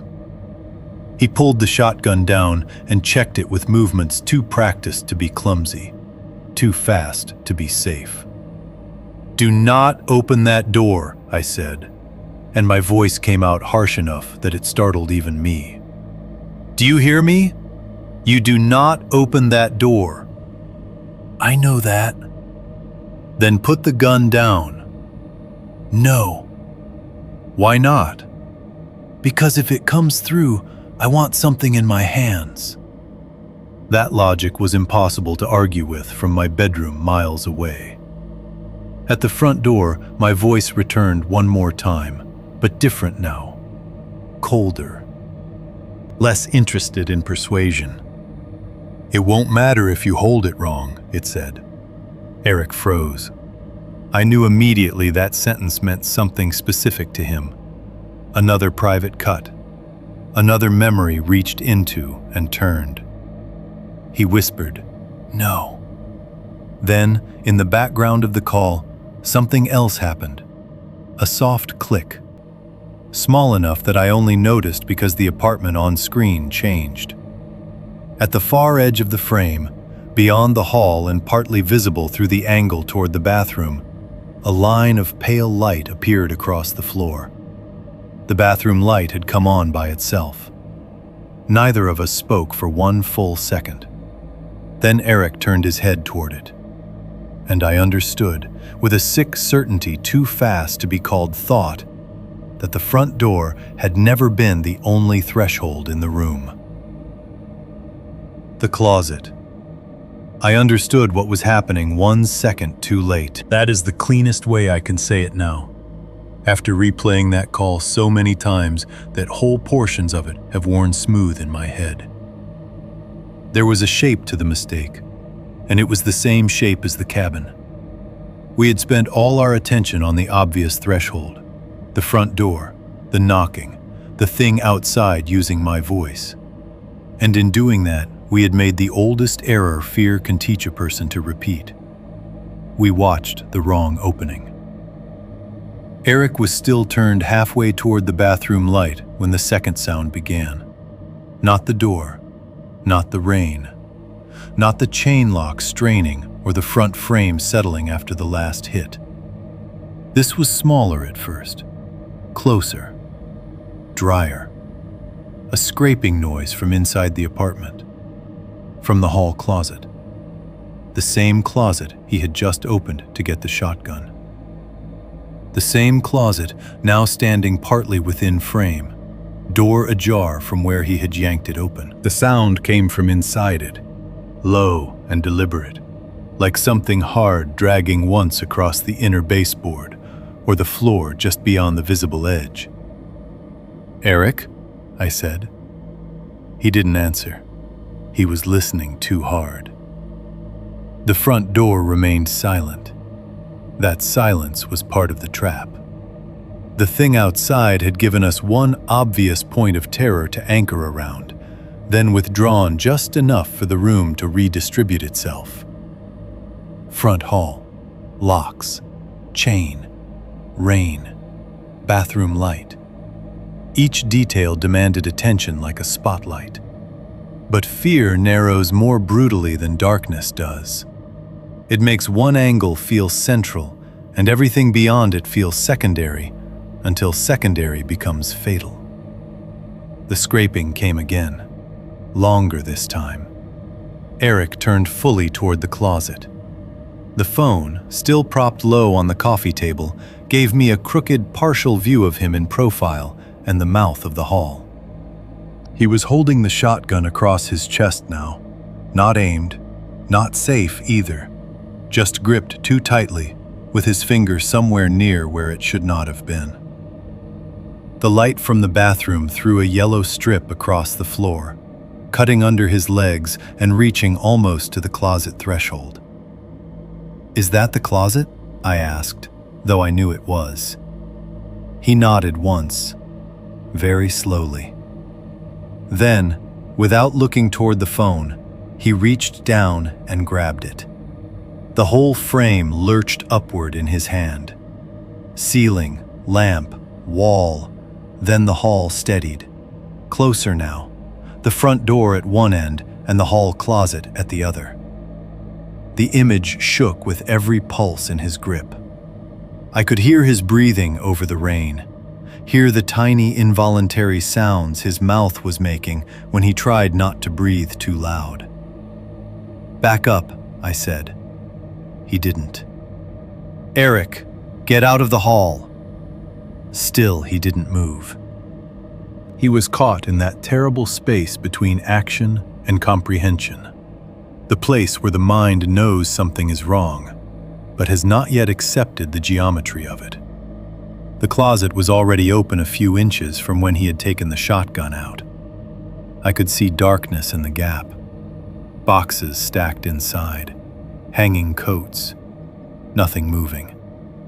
Then the bottom edge of the door shifted, not fully, not opening wider, just a small pressure from the inside, enough to make the latch side tremble once against the frame. I felt cold all over. "Eric," I said again, and my own voice sounded thin to me, too far away to do any work. He lifted the phone a little higher, angling it directly at the closet. That was when I saw the dark wetness beginning under the narrow gap beneath the door. At first, it looked like shadow thickening where the bathroom light met the threshold. Then it gained shape. It pushed outward in a slow, glossy line, not fast enough to spill, not thin enough to be simple water. It spread in an uneven crescent from under the door and darkened the floorboards as it came. Not a gush, more like seepage under pressure, as if something inside were heavy and leaking. Eric made a sound I had never heard from him before, small, involuntary, almost childlike. "What is that?" he whispered. I wanted to say blood. I wanted to say rainwater. I wanted to say anything that belonged to the world of drains and burst pipes and injured animals. Instead, I said, "Back up." Then, from inside the closet, I heard my own voice whisper, "He already let me in." It was quiet enough that another person might have doubted hearing it over the phone. Eric didn't doubt it. I knew that because he shouted, a raw, broken shout with no words in it, and fired through the closet door. The blast blew the frame white for a fraction of a second. Splinters erupted inward and outward at once. The camera jolted violently. Sound tore apart into shotgun thunder, ringing feedback. My own shouted name coming through the speaker, and Eric's hoarse scream layered under it all. For one impossible moment, the closet interior flashed visible through the burst wood and recoil. Not clearly, never clearly enough. But I saw pale limbs in the dark, folded wrong. That is all I can swear to. Not a full body, not a face. Just something pale and jointed where the closet's depth should have been still and boxed and full of winter coats. Limbs or angles or the suggestion of both, compressed too tightly into the space and then unfolding under violence in a way that made my eyes reject the picture, even as my mind kept it. The phone flew from Eric's hand. The image cartwheeled into blur, ceiling, floor, a slash of lamp, the front door, darkness, one streak of the bathroom light, and landed on its side under or near the coffee table. From there, the camera showed only the lower half of the room at a skewed angle. Couch leg, rug edge, one piece of dropped wall trim, the hallway cut off at shin height. Chaos filled the audio. Eric screaming now. Not words, just terror and effort together. Another wet, dragging sound from the hall. Something striking wood. The shotgun clattering hard onto the floor. Then a choking impact, as if somebody had hit the wall or been hit into it. I shouted into the phone until my throat hurt, but my voice was useless there, a trapped animal scratching at glass. I heard Eric say my name once, not to me, past me, through me, as though calling towards some other point in the room that wore my shape better than I did. Then the front door chain snapped with a metallic crack. I know it snapped because I heard the exact pitch of it on the line.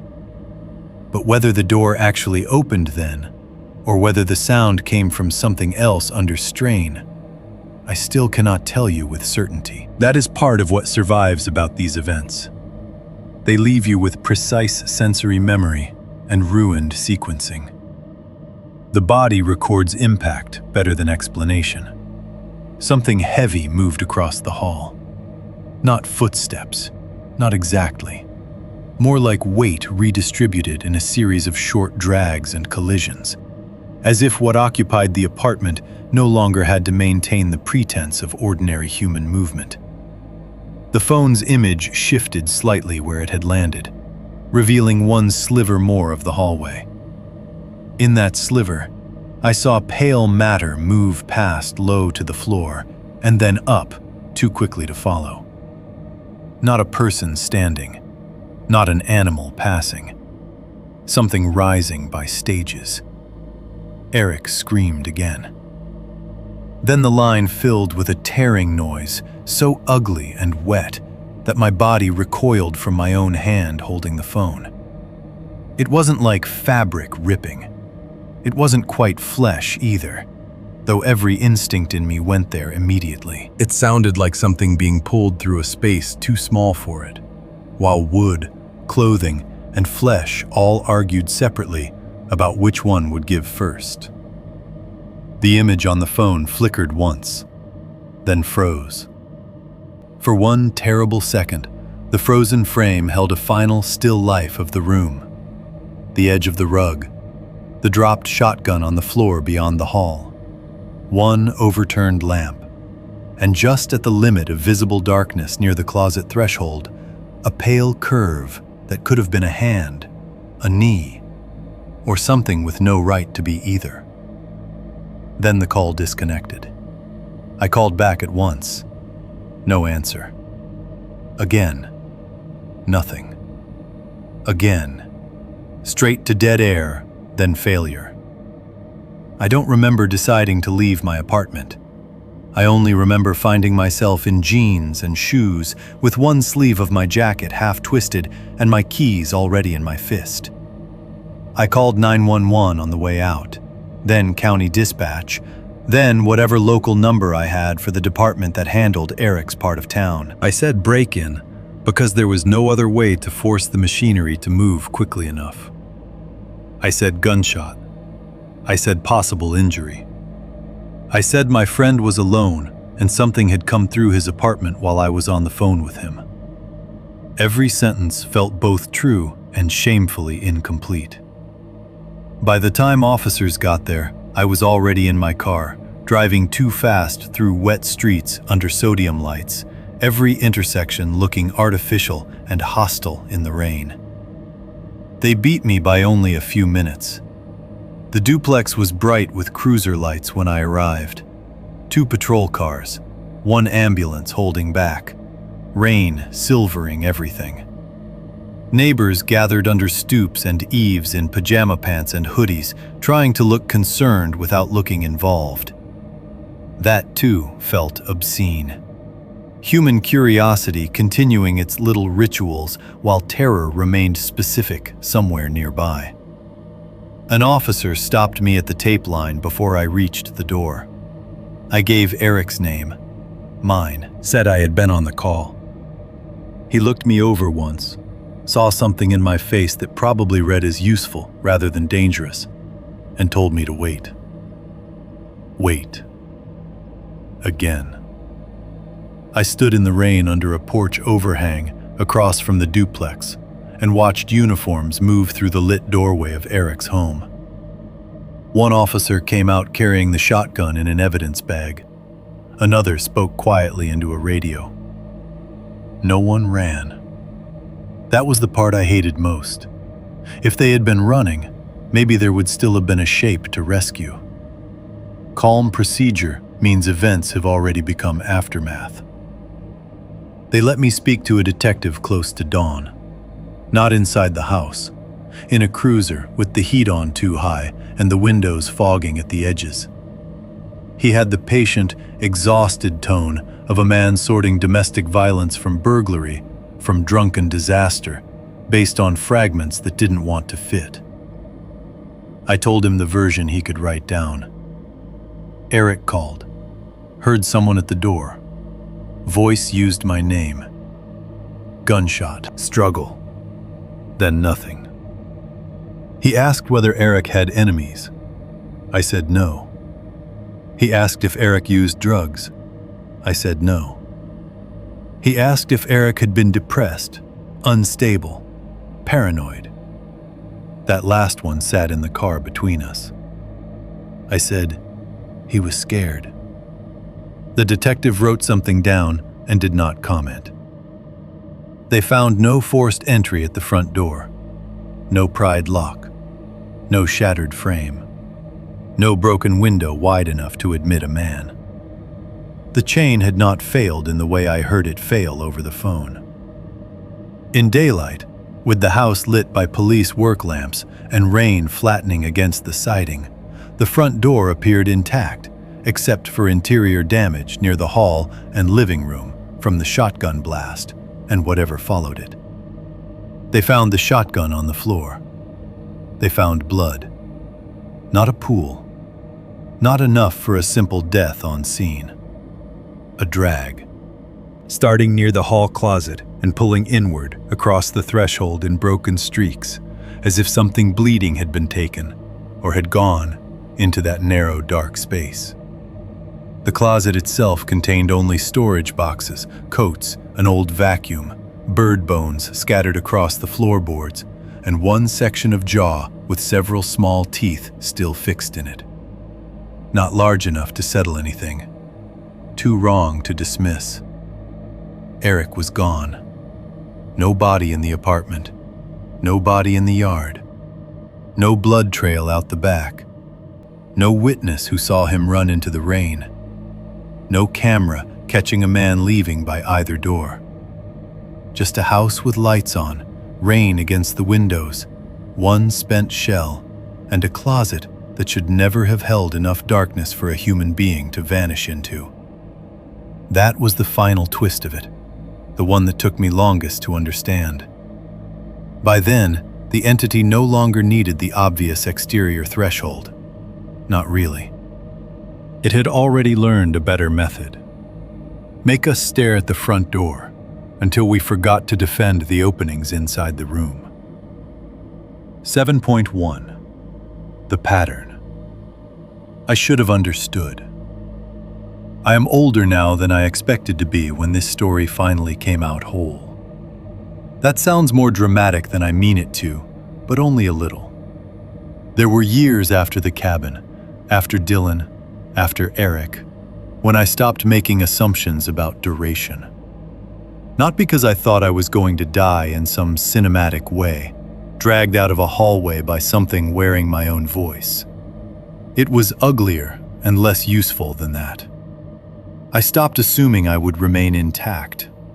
Stopped assuming that the person who had gone up into West Virginia in his mid-20s would still be the person making decisions 5 or 10 years later.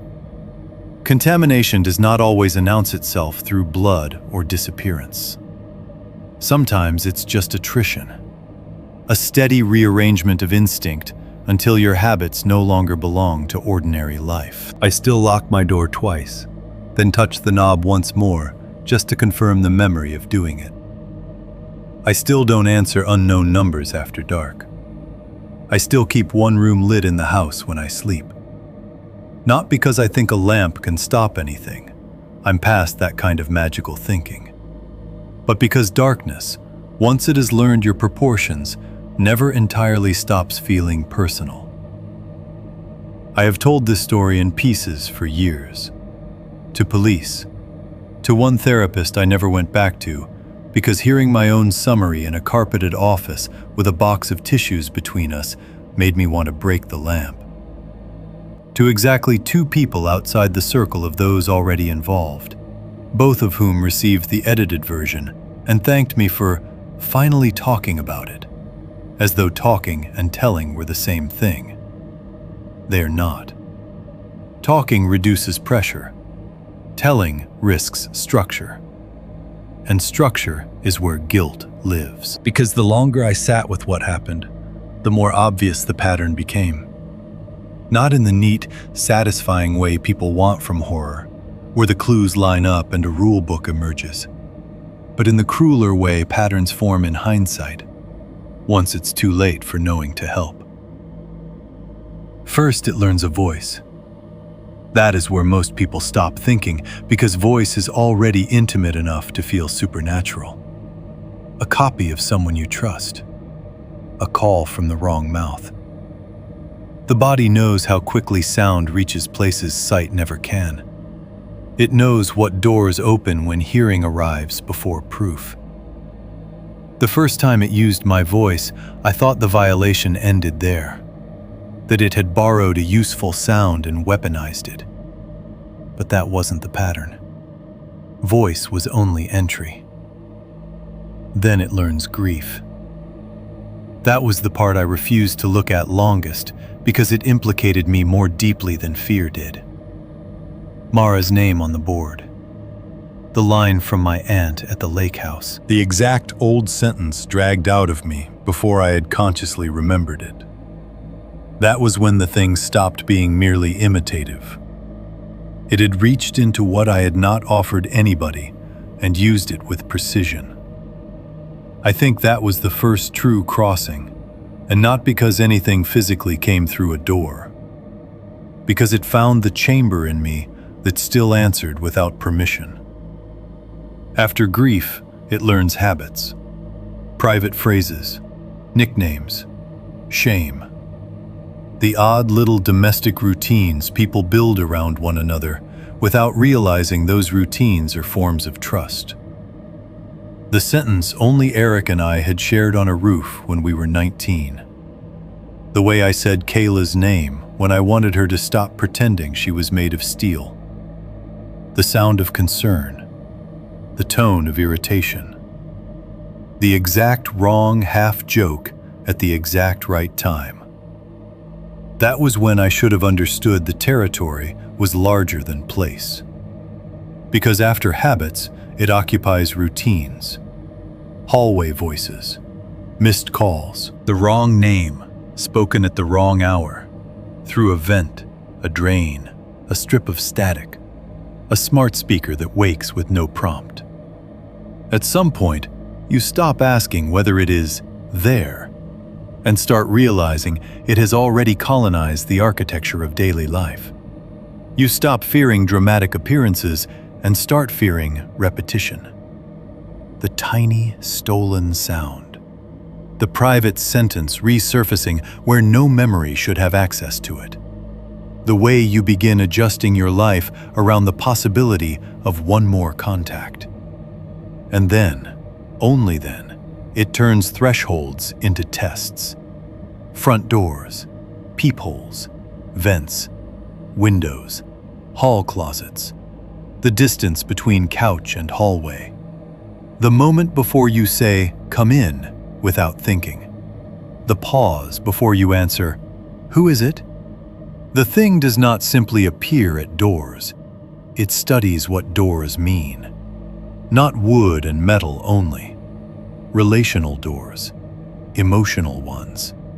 The instinct to help, the urge to verify, the shame that keeps you from calling for help too soon because you don't want to sound unstable. The tiny concessions people make to normalcy until normalcy has already become a weapon used against them. That was the pattern I should have understood much earlier. The cabin was never the point, or at least not the point in the way I first believed. For a long time, I thought of the cabin as an origin site, a poisoned location, a mountain property with history and bones under the porch, and an old handmade board left in a drawer by a dead man who had either tried to contain something or communicate with it badly enough to make containment fail.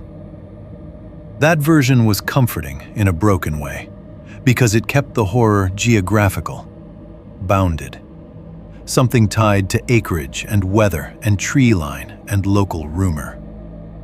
But the longer I lived after it, the less I believed place was central. The box may have been a station, the warning note another station, the land itself, maybe an old route where something had been fed or permitted or answered often enough that it became easier there than elsewhere. But not home, not true home. Its real territory, if I have to say it plainly, is relational trust.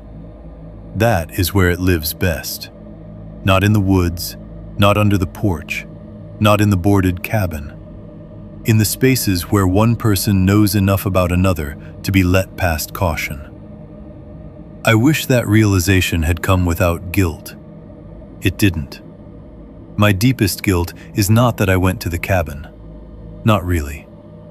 People rent bad places all the time.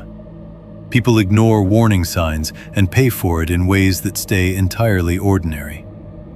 My deepest guilt is that after the first night, after the station, after the first impossible evidence, I still helped the whole thing remain unbelievable. I told cut-down versions. I used tidy words where filthy ones belonged. Break-in, squatter, animal remains, panic. I let people think what happened was a rural incident gone weird, instead of a pattern that had already crossed state lines by the time we found language for it. And I never told the older deputy about Mara. That part matters. I know it does. Not because he would have solved anything. I'm not that naive anymore. He did not have an answer in his desk drawer. But he understood enough to ask the right question. Did it say anything about who it knew? And I lied. I lied because saying Mara out loud in that station would have made the story more shameful to me than the rest of it, more naked. It would have admitted not only that the thing could mimic, but that it had gone into my private dead and come back carrying names. I thought withholding that detail was self-protection. Maybe it was. Maybe it was also cooperation. That possibility keeps a room in me I don't enter often. Over the years, I've researched what little I could without becoming Dylan. That distinction matters. There is a line between searching for closure and offering yourself to a pattern by staring into it too long. I have tried to stay on the former side, though I'm not arrogant enough to think I have always succeeded. The current owner of the cabin died 2 years after the property was finally shut down for good. Heart attack, officially. No children. The parcel changed hands in probate, then in quiet county sale. At some point after that, records are contradictory, the cabin itself was either demolished or burned. There are photographs from a tax reassessment that show only partial foundation and blackened debris. Another source says contractors took it down after structural damage from winter collapse. No clean ending. No newspaper follow-up. No official statement connecting any of it to prior complaints, animal remains, disappearances, or the deputy who asked the only useful question anyone in uniform ever asked me. That too fits the pattern. No official explanation, no narrative allowed to settle into public fact strongly enough to change behavior. Just pieces.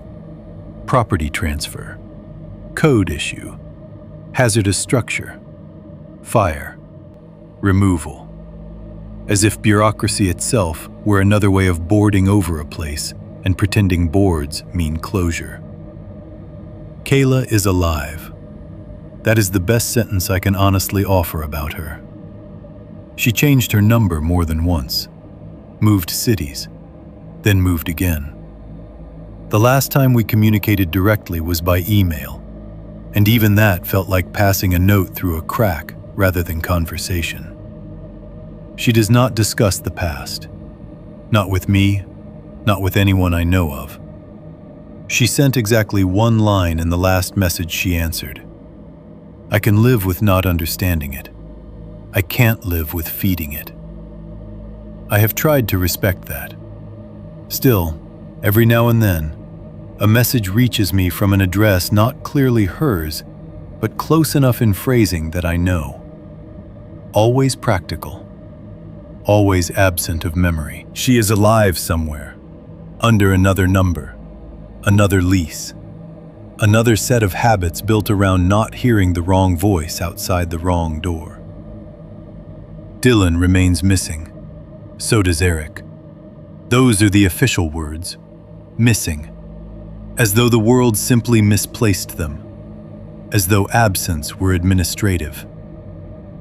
There are files, search records, evidence logs, the photograph from the trail camera, the list of what was found in Eric's closet and what was not.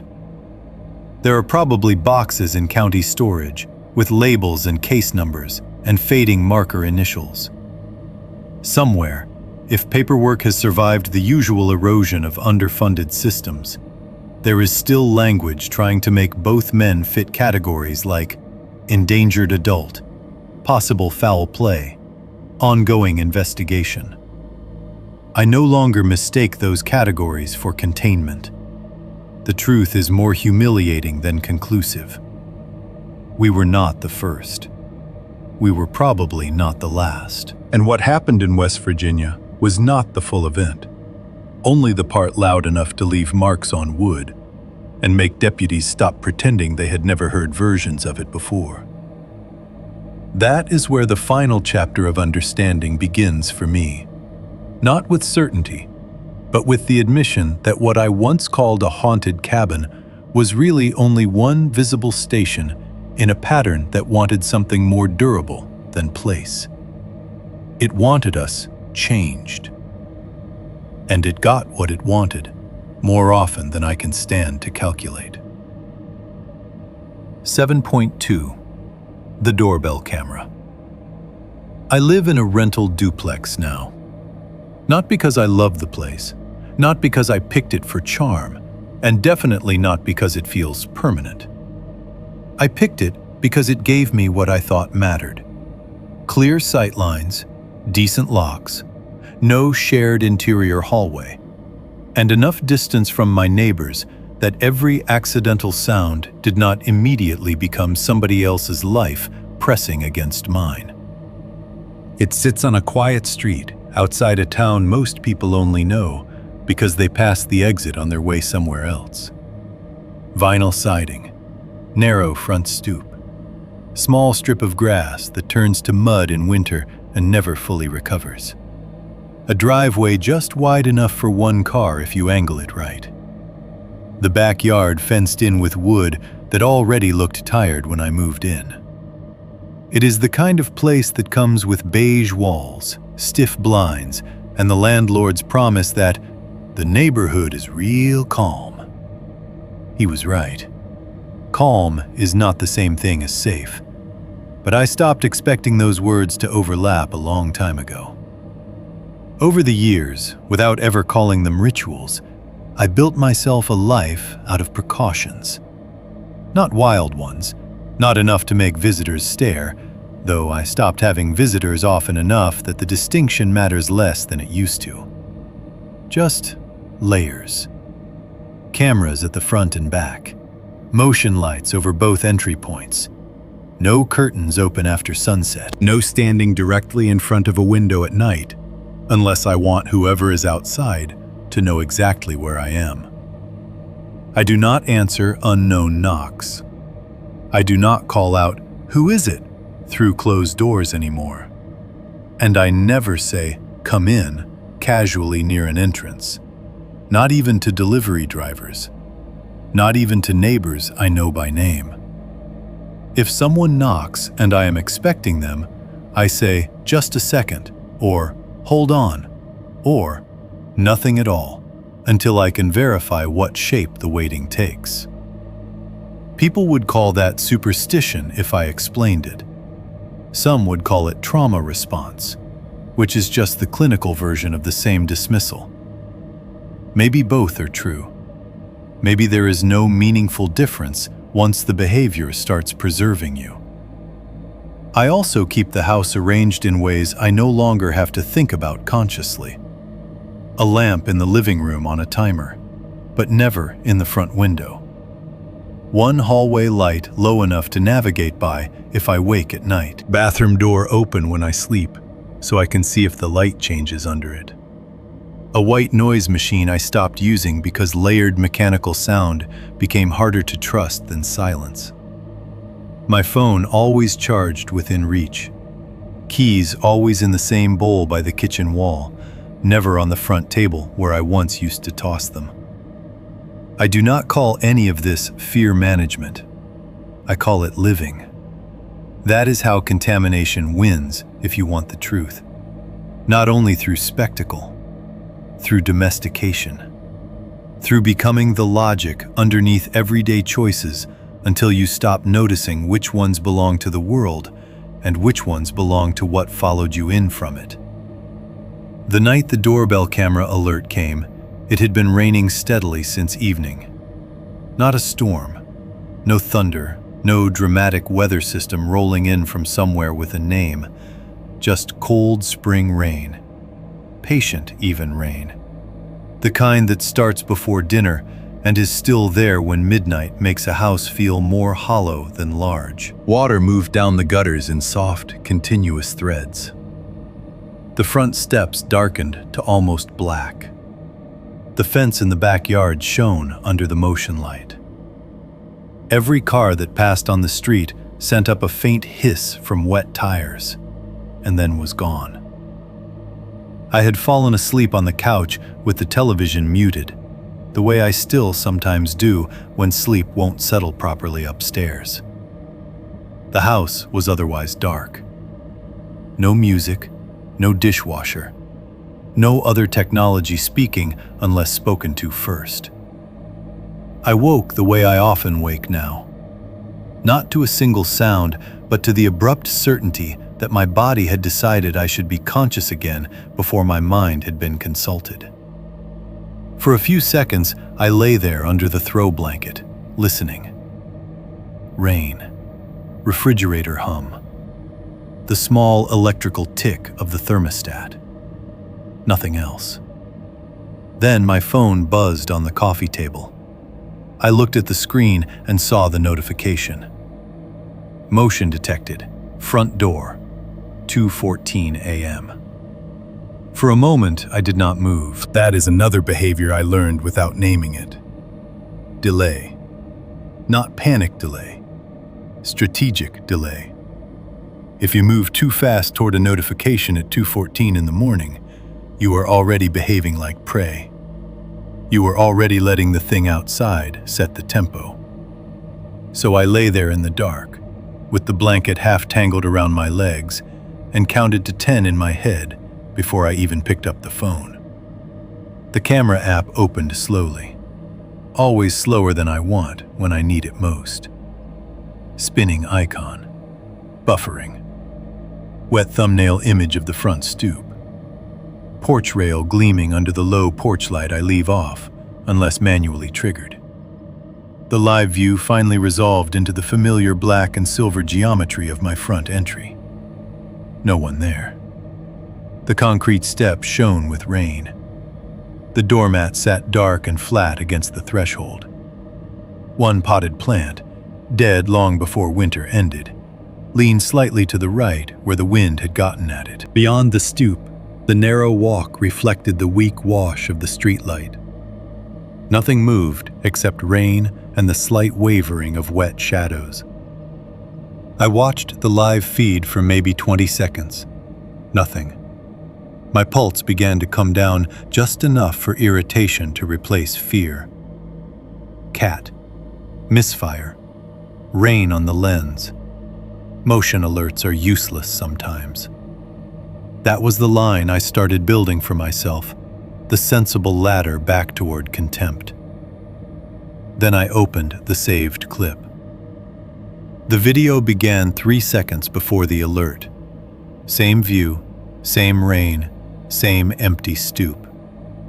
At first, nothing happened there either. No figure entering frame. No hooded porch pirate checking doors.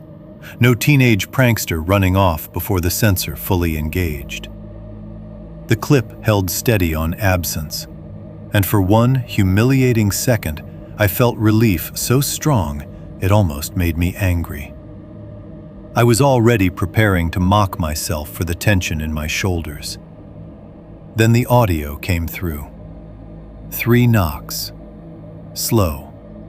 Measured. Clean enough against the rain that there was no possibility of confusing them with branch sounds or water drip or loose siding. Knock. Pause. Knock. Longer pause. Knock. I stopped breathing. Because the camera still showed nothing. The door in the frame remained closed, rain streaking faintly over its painted surface.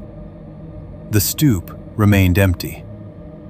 The motion sensor had triggered on no visible person at all. Then, very clearly, directly into the microphone at the doorbell unit, my own voice said, "I know you're still awake." Not similar to mine. Not close. Mine. Older than the cabin, in a sense. Better at me. Stripped of strain. Calm. Intimate in exactly the wrong way, as if speaking to someone who had already been watched long enough to deserve the confidence. For a second, I thought I might vomit. I replayed the clip immediately. Same empty stoop, same rain, same 3 knocks, same sentence. "I know you're still awake." The worst part was not the phrase itself. The worst part was how specifically it answered my life. Because I had been awake. Because I had not turned on a lamp after waking. Because the house was dark and silent, and from the outside should have looked asleep unless whoever stood, or did not stand, there knew the difference between resting and waiting. I got up from the couch without turning on any lights. That too was instinct before thought. Some older, uglier understanding beneath everything else told me brightness could be acknowledgement. Visibility could be response. If the thing outside had just addressed me in my own voice, then switching on a lamp would be less like self-protection and more like answering a name called through the woods. I checked the other cameras. Backyard first. Nothing but fence, rain, the silver cone of the motion light, and one overturned plastic chair near the grill I still hadn't bothered to write. Driveway camera. No car pulling up. No person moving along the side yard. No one leaving on foot. Wet asphalt. My own car. Rain slanting through the edge of the frame. Then the side-angle camera mounted under the eave near the porch rail. This one took longer to buffer. When it loaded, the view showed my front steps from a diagonal and part of the rail leading down to the walk. At first, it looked as blank as the doorbell feed. The rail, the siding, water moving off the roofline in a steady curtain. Empty. I replayed the motion event from that angle twice before I saw it. Not a body, not a face, not anything I could have circled and used to convince another person. The rain bent wrong along the porch rail. That is the only way to say it. At the far right edge of the frame, just outside the clean center of focus, the falling rain altered around a vertical shape too subtle to fully register and too present to dismiss once seen. Not hidden, exactly. More like the camera had decided the field there belonged to weather and architecture, and something standing inches inside that decision refused to resolve. Water broke around it in tiny deviations. The line of the railing behind it looked fractionally warped, as if viewed through heat, except the night was cold enough that heat made no sense. I zoomed in. Compression grain destroyed detail. The distortion broke apart into pixels and shadow. I zoomed back out and watched the clip again. Same thing. A suggestion of occupancy without image. Rain shaping itself around an absence that was not empty. I should tell you that at no point did I consider calling the police. That sounds insane when written plainly, and maybe it is. But after enough years of this pattern, enough calls that ended in paperwork too small for the event, and enough evidence that proved just enough to increase your shame without increasing anyone else's ability to act, the instinct to involve authorities degrades. You do the math before you even know you're doing it. What would I report? A motion alert, audio of knocks, my own voice speaking from an apparently empty porch, a camera angle where the rain behaved strangely near the rail. I already knew how those words would sound under fluorescent lights. I also knew something else by then, something I would once have refused to admit because it would have made me sound superstitious or broken in exactly the ways I most hated. Response is not always speech. Sometimes response is posture, illumination, movement toward the threshold, the visible proof that the house is awake and listening back. So I did not call anyone. I did not turn on the front light. I did not approach the door. I did not stand where the camera might catch me behind the blinds. Instead, I sat down on the floor of my dark living room with my back against the couch and the phone in my hand and waited for dawn.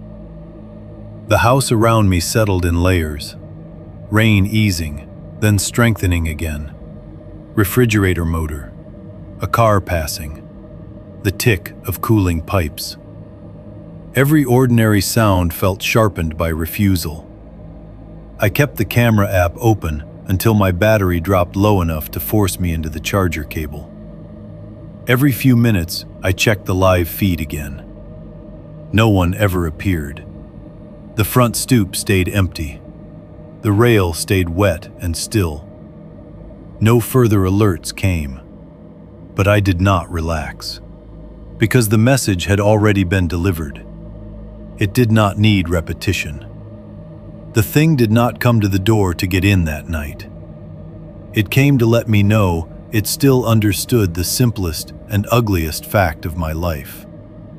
It knew the difference between a sleeping house and a waking one. By the time dawn began to thin the dark at the edges of the blinds, I had not moved more than a few feet from where I sat. My legs ached. My eyes burned. The phone screen had left a faint blue ghost across my vision every time I looked away from it.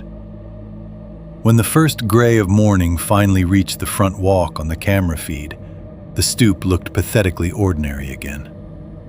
Rain-dark concrete, dead plant, mat, rail. No figure. No evidence beyond the clip itself and whatever change had already taken place inside me while I stayed dark and still.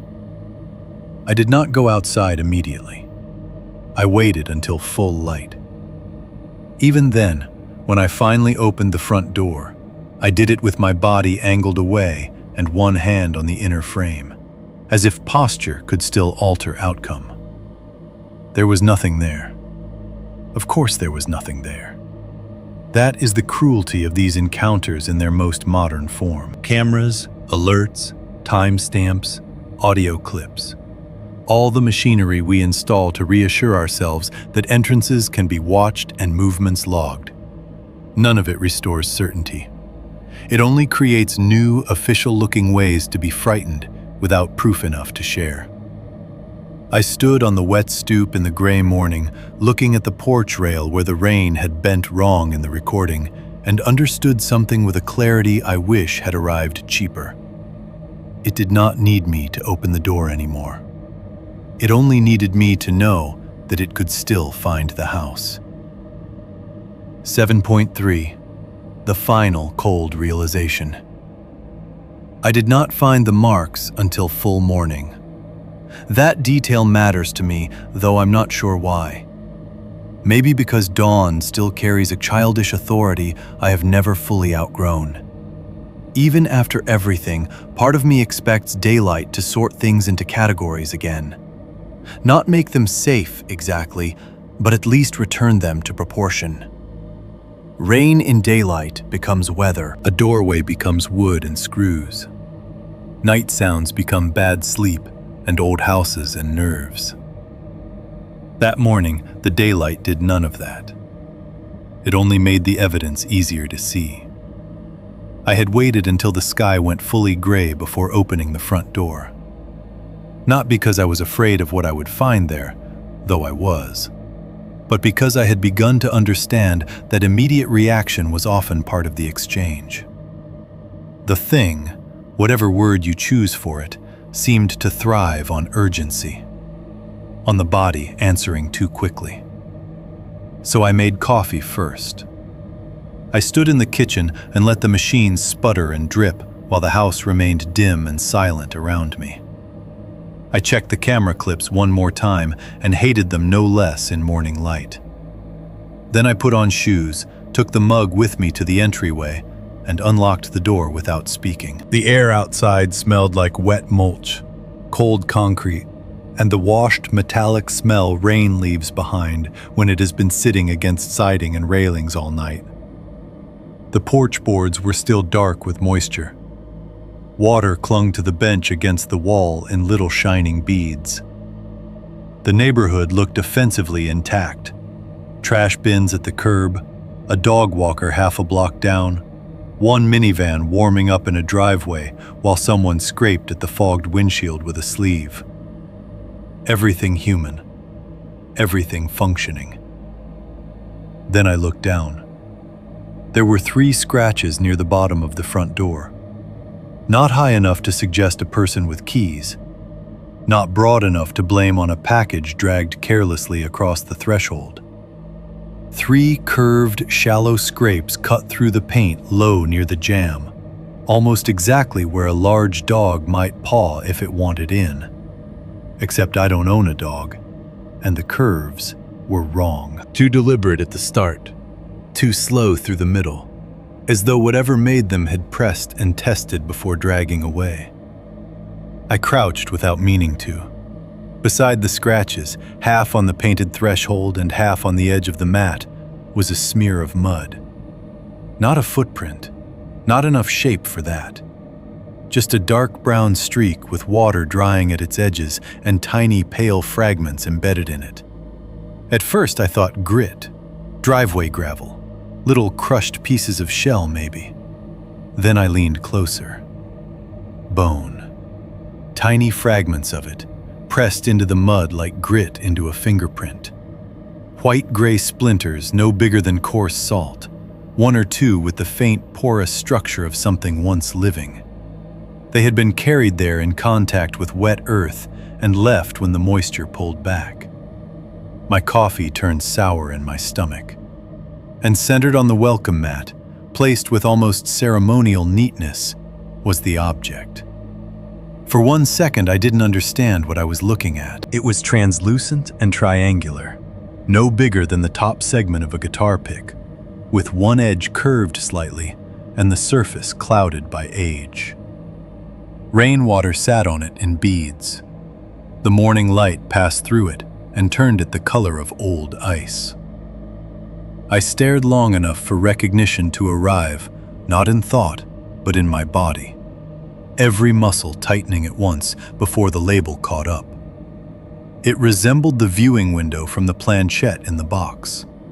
Not the entire piece, just that central acrylic portion, as if the thing had been cut or snapped, and one usable fragment had remained. I knew the resemblance might have been coincidence. Cheap plastic looks like cheap plastic in a lot of contexts. That was what some sane, late-arriving part of me tried to say. Then I picked it up. It was dry on its underside, which meant it had not lain there through the whole rain. And on the inner face, the face that should have been smooth, someone or something had scratched one word into it from the inside outward, so that the gouging caught my thumb when I traced it. Open. The letters were not elegant. They had been made with pressure, not skill. Short, angry cuts, deep enough to cloud the plastic around them.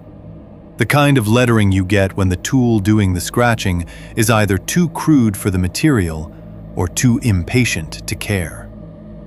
I held that little piece of acrylic in my hand on my front stoop in full morning light and felt the last usable comfort of distance leave me.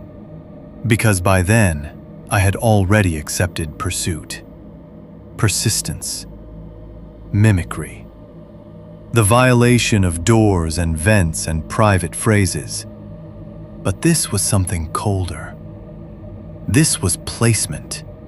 Deliberate communication carried out with evidence from an older threshold and laid on a newer one. A thing from that cabin, or a thing so carefully chosen to resemble it that the distinction no longer mattered, brought to a suburban porch miles and years away, and left where I would have to see it before breakfast had even settled.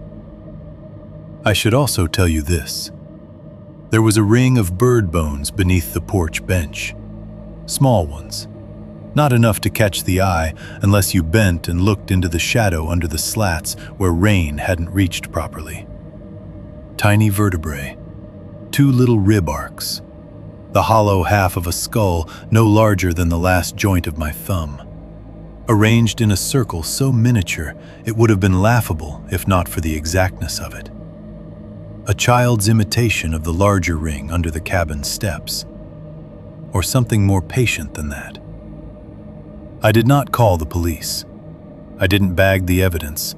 I didn't text a friend or send a photo or force another witness into the moment to keep it from becoming private. Instead, I carried the plastic piece inside, wrapped in a paper towel, and set it on the kitchen counter, like a piece of my own tooth I wasn't sure I still needed. Then I locked the front door again and stood with both hands braced against it until my breathing slowed enough for me to do the next stupid thing. I went back to the recordings. There are files I have kept that I tell myself are evidence and know, privately, are devotion of the worst kind. Archived voicemails, forwarded clips, backed up audio attachments moved from phone to laptop to encrypted drive, and then, because fear distrusts single failure points, duplicated again onto an external hard disk I keep in a desk drawer I never open casually. Part of me has wanted to delete them for years. Part of me has been terrified that deleting them would not erase anything except the only proof I own that I did not imagine the progression of my own life. That morning, with the word open sitting on my counter under a paper towel and rainwater still drying off my porch, I took the drive out and plugged it in. I listened to everything. Kayla's old voicemails from the months after the cabin, when her sleep was worst and she would call, hang up, then leave one clipped message 30 seconds later, pretending the first call had been accidental. The security audio from her apartment hallway, with the woman's voice and then mine. The 9-second room tone voicemail with the breathing in it. Eric's FaceTime recording from the night before he vanished, which I had screen captured and saved because I no longer trusted anything to remain where I left it if it existed only in one place. Finally, I opened Dylan's last recording. Not the shortened version I had replayed for the deputy, not the quipped summary I had listened to so many times. The sequence lived in me by muscle memory. The lights in the cabin, the voices, the movement under the porch, the run, his own voice ahead on the trail. That's not me. The full file. I had never listened all the way to the compressed tale of it. Not really. Each time before, I stopped once the major event was over. Once his sobbing reached the point where the body rebelled against hearing more. Once the branch snap and impact made the ending feel sufficiently final. But audio files don't end where human attention gives up. They trail. They gather the useless seconds after crisis, the incidental residue. That morning, for reasons I may spend the rest of my life regretting, I kept listening. At first, there was only what I already knew. His running, the voices, the child humming, the terrible break in him when he heard himself ahead on the trail. The line, "That's not me." The impact. Then a stretch of movement and static so clogged with breath and leaf noise, I had always treated it as the file dying. Under that noise, something else was speaking. Very faint. So faint I thought at first it was another layering error in the export. I increased the volume and replayed it. Then again with headphones. Then again with the equalizer stripping some of the low frequencies away until the hidden speech emerged just enough to stop being arguable. It was not Dylan. It was not the child. It was not the thing imitating me in the polished, external way I had heard before. It was my voice, but closer, stranger, as if recorded from inside the same frame as Dylan's panic rather than from ahead of it. And what it said was, "You can have mine if you let me keep theirs." I took the headphones off so quickly I knocked the mug beside the keyboard over. Coffee spread across the desk in a brown fan and dripped to the floor. I didn't move to stop it. I replayed the line. Same words, same voice. Mine. Not exactly the way other imitations had been mine, used on doors, through microphones, against thresholds. This sounded like something spoken from within the event, not performed at me, spoken by me, or by a version of me near enough in logic and ownership that the distinction no longer felt safe. You can have mine if you let me keep theirs. I do not remember saying it. I do not know what mine means in that sentence. Voice, name, self. Some private chamber of memory already hollowed enough to trade. I do not know who theirs refers to. Kayla and Eric, my family, Dylan. All the missing I had not yet admitted would become permanent. There are only 3 explanations I can live with, and none of them allow comfort. The first is that it can fabricate memory so deeply it contaminates selfhood, placing words in the acoustic shape of your own voice until you can no longer tell whether you spoke them, nearly spoke them, or only became the kind of person who would. The second is worse, that some part of me bargained without understanding I was bargaining.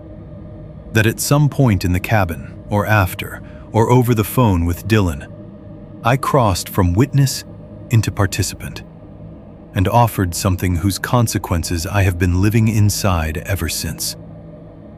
The third is worst of all, because it reaches backward. That I have been participating longer than I know. That the thing does not merely mimic voices, but cultivates them. Feeds them back into people until, piece by piece, they begin speaking its logic for it. That was the final cold realization.